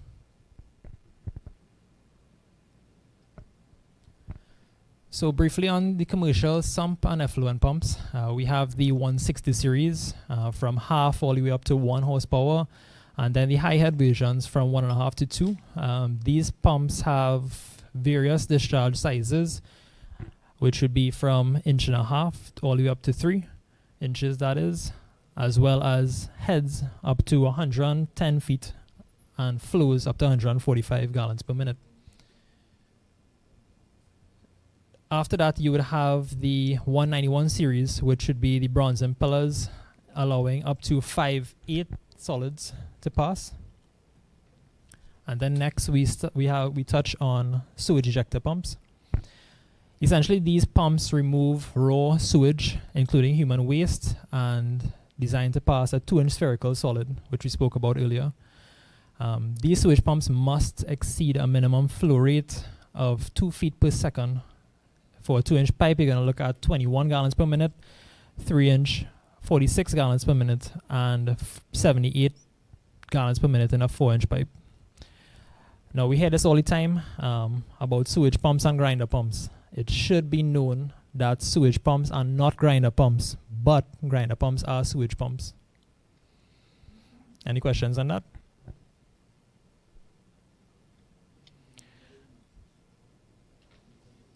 So some other versions of the sewage pumps we have on offer would be the 264 series. These available in 115 and 230 volts. A step up would be the 266 and 267 series, which would be the half horsepower. All these pumps feature 2-inch discharge and handle raw sewage. And then in the commercial side, we have the 280 and 290 series. Essentially, these allow up to 75 feet and 214 gallons. And then we have the 400 series, which details the 445. These will look like these.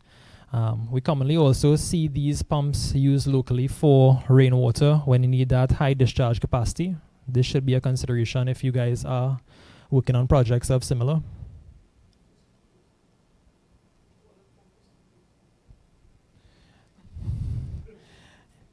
You could call me next week on that. So a step above from the 400, we have the 600 series. These go all the way up to 7.5 horsepower with a 2.5-inch solid capacity with either a 3-inch or a 4-inch discharge. These offer a semi-open impeller as opposed to the vortex impeller that we spoke about, but that is what tends to offer the greater discharge volume. So we see here the 661 series actually flat out. It does up to 600 gallons per minute.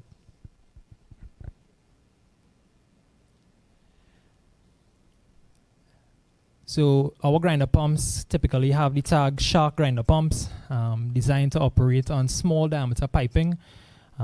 Anyone who has ever used one of these grinder pumps knows the discharge to be 1.25 inches. They see no solids passing capability, but that's because everything is ground. These typically used in pressure systems or systems with persistent clogging. These pumps offer high pressure and high head compared to standard ejectors. However, they do suffer from lower flows because of that cutting capability.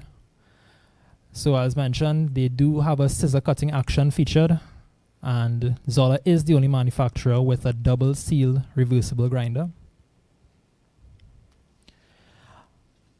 On the smaller end of the spectrum, we have the 800 series of shark grinders. These would be 803, 805, 807, which would be half all the way up to 1 horsepower respectively. These have upper and lower bearings, USA castings and impellers, and it's a 100% cast iron pump. Here we see our flows, our performance curve. We see here even our 1 horsepower 807 maxes out at 45 gallons. So as I mentioned, top end is going to have a higher head, but a lower overall flow. Any questions on the grinder pump so far? Or do you guys see use for these in some of your projects out there? No. Stone is in there? No. No. What we're talking about is human waste. From time to time, you're going to see foreign objects. We actually have a little video on that. Essentially, what these pumps are capable of grinding, but the primary application would be human waste. Yeah.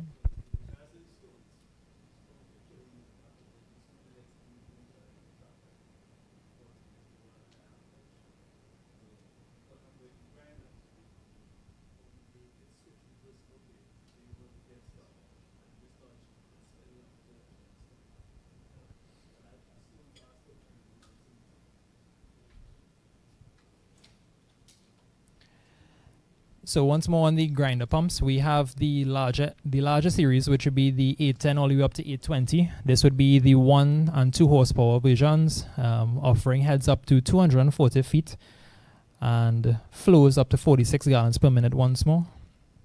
These are used at residences all the way up to light commercial. And the pump Jahan was just speaking about would have been the 840 series. So essentially the 840 series has a dual action grinder. So at the beginning of a cycle, when the float switches come on, it's going to go in one direction. Say it started off at clockwise. At the end of that cycle, it's going to briefly reverse and go counterclockwise, just to attempt to free itself if it ever picks up any clogs. At the next cycle now, it's going to spin completely counterclockwise and then do the exact opposite, just to try to free itself. But it should be noted that it does need to finish that cycle for it to be able to go in the opposite direction. The only consideration for using these reversing pumps would be it must be paired with the appropriate panel. Essentially, panel.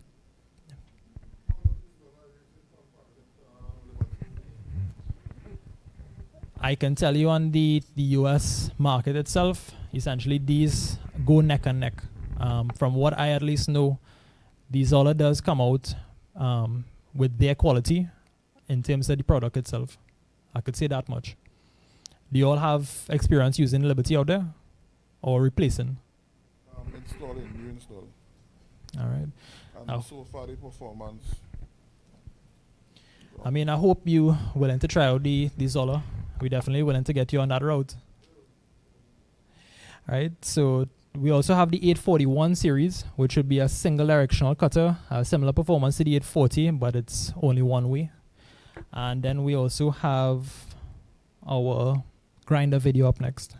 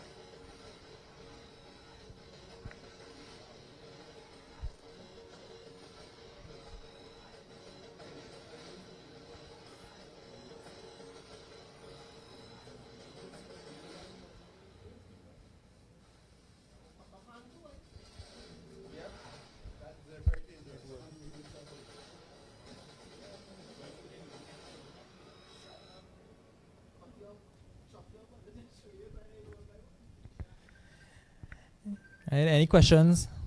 It truly is a shock. Any questions on what we just looked at there?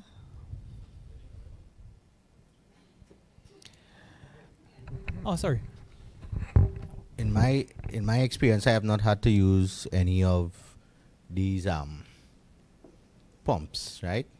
From your company's experience, where can these pumps be used? Because if we have to tap into a market or into an industry like that, we want to know where we could use them and so forth. So where have you all, from your experience or your installers or your contractors, where have they been using these pumps in it? Typically for the particular grinder pumps we just looked at, you would typically see them in lift station applications. In the cases where you don't want to go raw sewage out, you would find these in a single or a duplex setup, either go into a main sewer or otherwise, or even treatment. Yeah.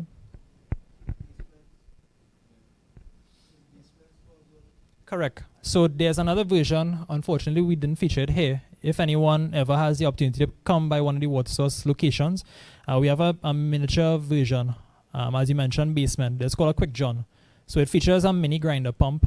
Say you have an addition to the property, and you're only able to run plumbing directly for that.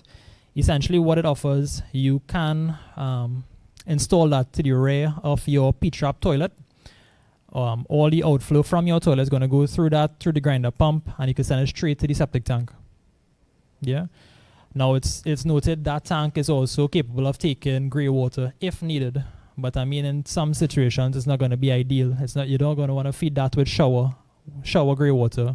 I mean, a hand basin is fine.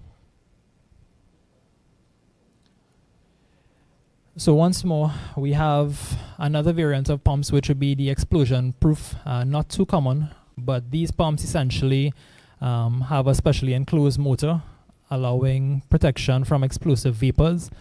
Should the explosion take place inside the motor, the frame itself would not be affected. The enclosure is constructed so that no explosion will ignite any external vapors as well. They are approved for FM Class 1, Division 1, Group C and D applications. If you all have any oil and gas customers in particular, these would be right up your alley. So once more, this is what they look like, typically denoted by a bronze float switch. This particular version is an automatic version. Typically what we discussed before, seal from any internal explosions as well as protection from affecting the external. Some applications on this would be some oil changes, granaries, garages, airports, and even some government projects. So with these automatic pumps, the issues would be hazardous areas and budgetary constraints. These are an affordable alternate to any systems that might require an external control panel. The benefits would be it's completely automatic. It's a plug and play, so to speak, and it eliminates the use of a separate electrician. Once you do have your on-site power supply available, you wire in and you're pretty much good to go. So not too common, we have some backup systems as well. This one would be the Pro Pack. Essentially, it operates on a backup DC supply. If you have any particular applications or projects in any remote locations that there might be power loss, this might be a good consideration, offering up to 7.5 hours of backup supply.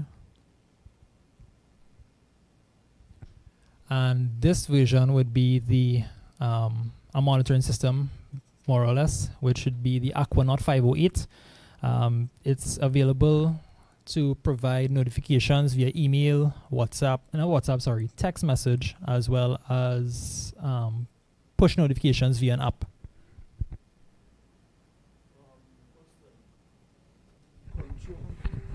The control device on this, could it be installed on one of the ejection systems? Yes, it can. You're talking about one of the other sewage ejection pumps? Yeah, correct. Yes, it can. Actually going to go to another slide now. Let me show you what I'm talking about. So essentially you want to look at this APAC. So if that's something you want to see or your clients wants to see when the pump is coming on, runtime and all that, essentially the APAC is what you want to use. It offers monitoring capabilities. So as we see there, power outages, low battery in DC systems, that is. You can silence the alarms if you're running a control panel, as well as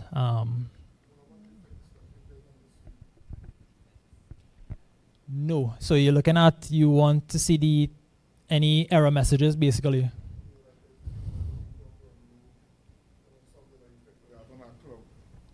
On the pump itself. Essentially, you're not going to see that from this particular application. If that's something you want to see in terms of run parameters, the control panels might be a better bet. So the pivot control panels, what we spoke about, those are going to give you proper access. They are Wi-Fi enabled, so you're gonna be able to log in and view essentially what's going on with the system. It'll tell you any notes it's going to log. So if you have any issues with the pump turning on or cutting off with the float switches, essentially that's going to tell you if it's running. Yep. So that is the pivot control panels. The step up would have been the Pivot Pro. Sure. So the check valves again, I know you all might be familiar with this particular one. We currently carry them in 1.5" and 2" sizes. That poltergeist again. So yeah, these are available and pretty easy to install. The simple stick solvent and available for inline use. Then there's also the quiet check valves. These have a 1/2 pound spring. These also assist with water hammer situations in some cases for vertical and horizontal usage, and it's a durable PVC body. These have a maximum rating of 115 feet or 15 psi or 50 psi. Sorry. So I know I spoke about the Zola University. You all could scan this and get access to all the courses. If there's anything further you all want to take a look at with the Zola catalog, this would be a time to do so.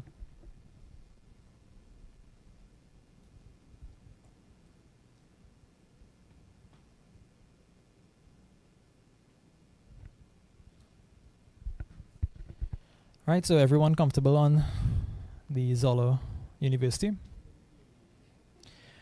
Right, so last up, I just want to accept any questions on the Zola slides we just reviewed.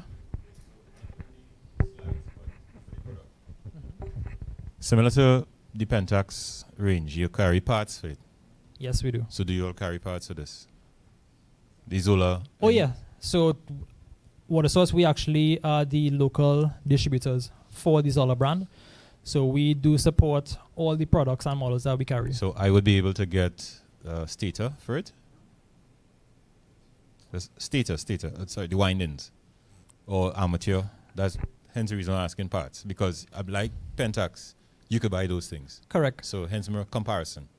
Admittedly, that particular part has been a little bit controversial in terms of replacement. So no, okay. I'll confirm if we have access to that exactly. But I know for certain all the other mechanical components, we currently do have access. Because I've one to repair now. Hence the reason why I'm asking. Here's what, meet me after and I'll take, no, I don't want to just do it as a one-on-one, but just to confirm the exact model, but I will be able to share the information with everyone because it's not the first time I've heard that as well. Okay. So if that is a common situation where the motor replacement is required, it's something we can look into further. And secondly, I've used the M53 and the 7.3. M73, yeah. Yes. I found though that with the M53, I didn't have any issues with the coating. But with the 7.3, I had to recoat it. I had to paint it for the application that it's in.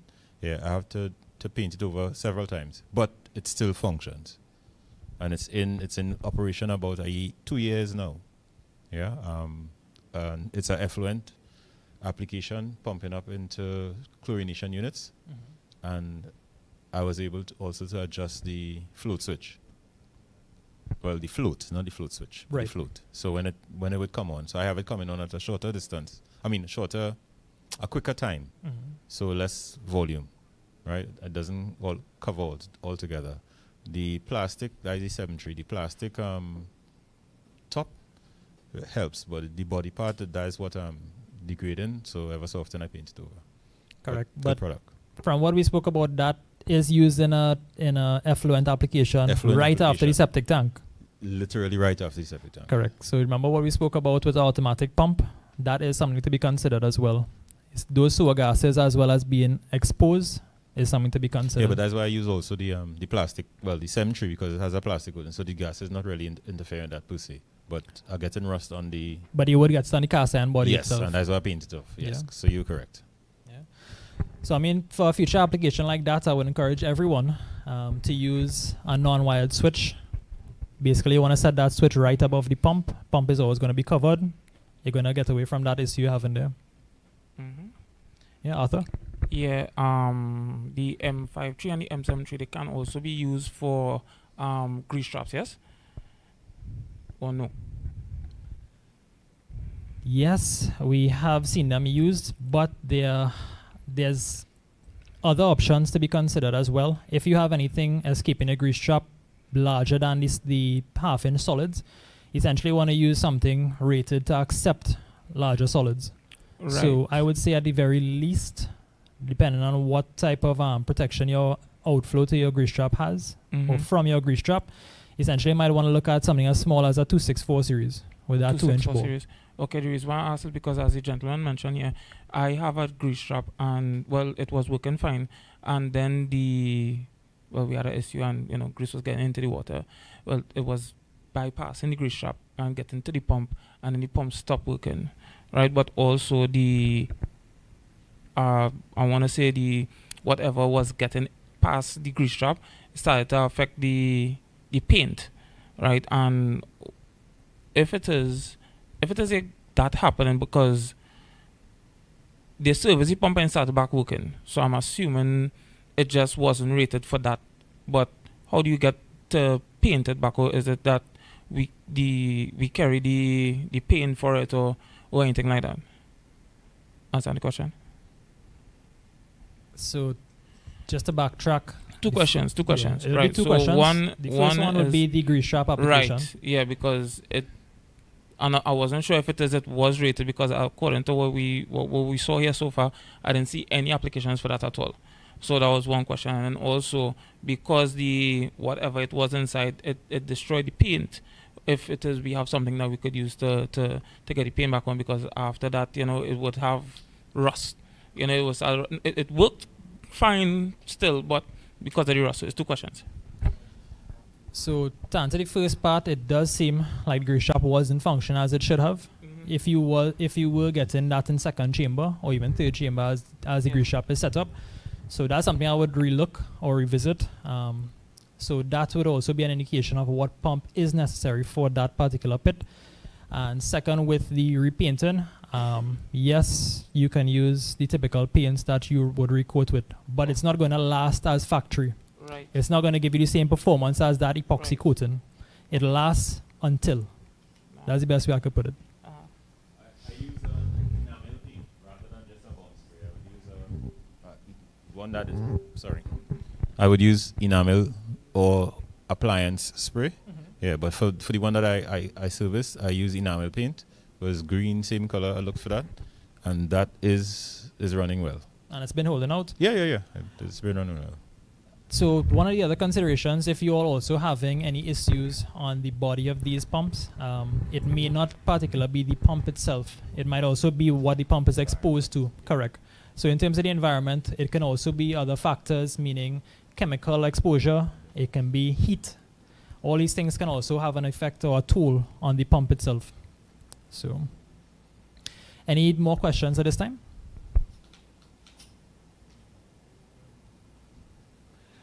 Well, I just want to thank everyone once more for your time, and I'm going to pass you guys back across to Isabel for closing.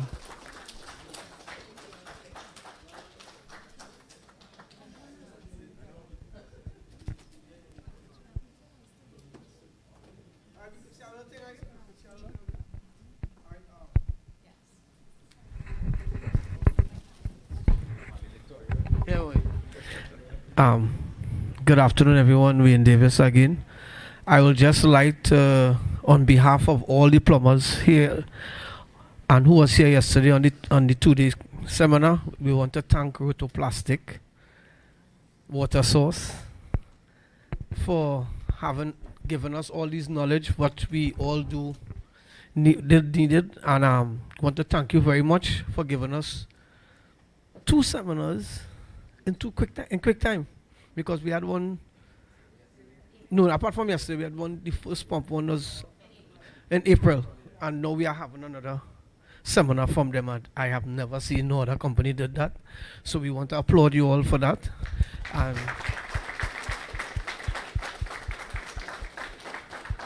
And continue sharing the knowledge when you all get it, and we will try our best to see how best we could sell your products, because we could only do it long as we have the right information. And I think we get a lot of good information here today and yesterday. So again, on behalf of all the plumbers, we want to thank you all gratefully. Thank you very much.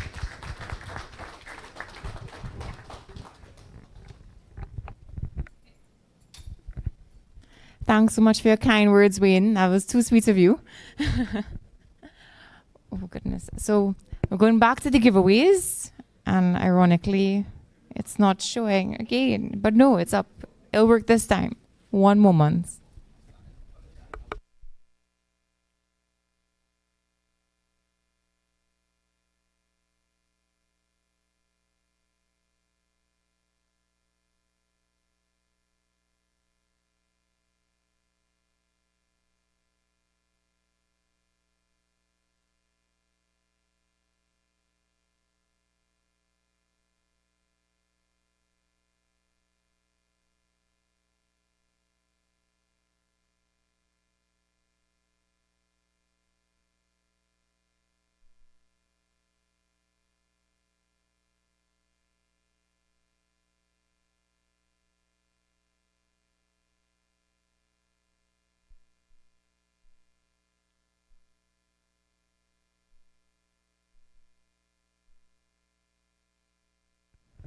Thank you for your patience.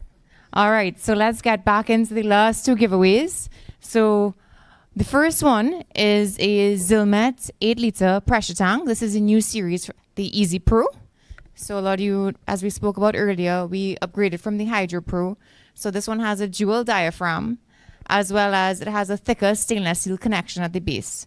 So all the 8 and 18-liter pressure tanks that we're distributing now is the Easy Pro brand. So let's see who is the lucky winner.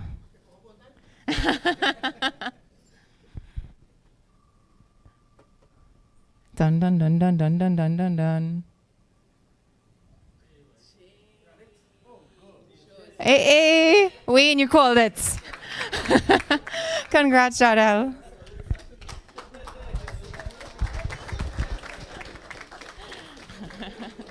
Thank you so much for coming today.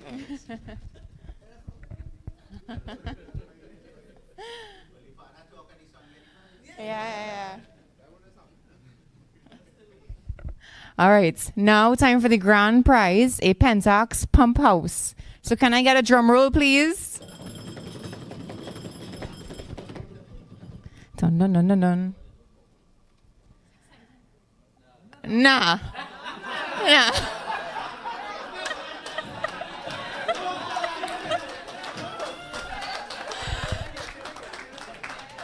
Congratulations. Who did that?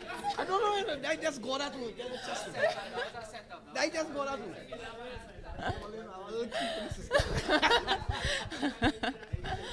Thanks so much. So this is yours. So when you're heading out, you can take it. All right. Thanks very much. You're welcome.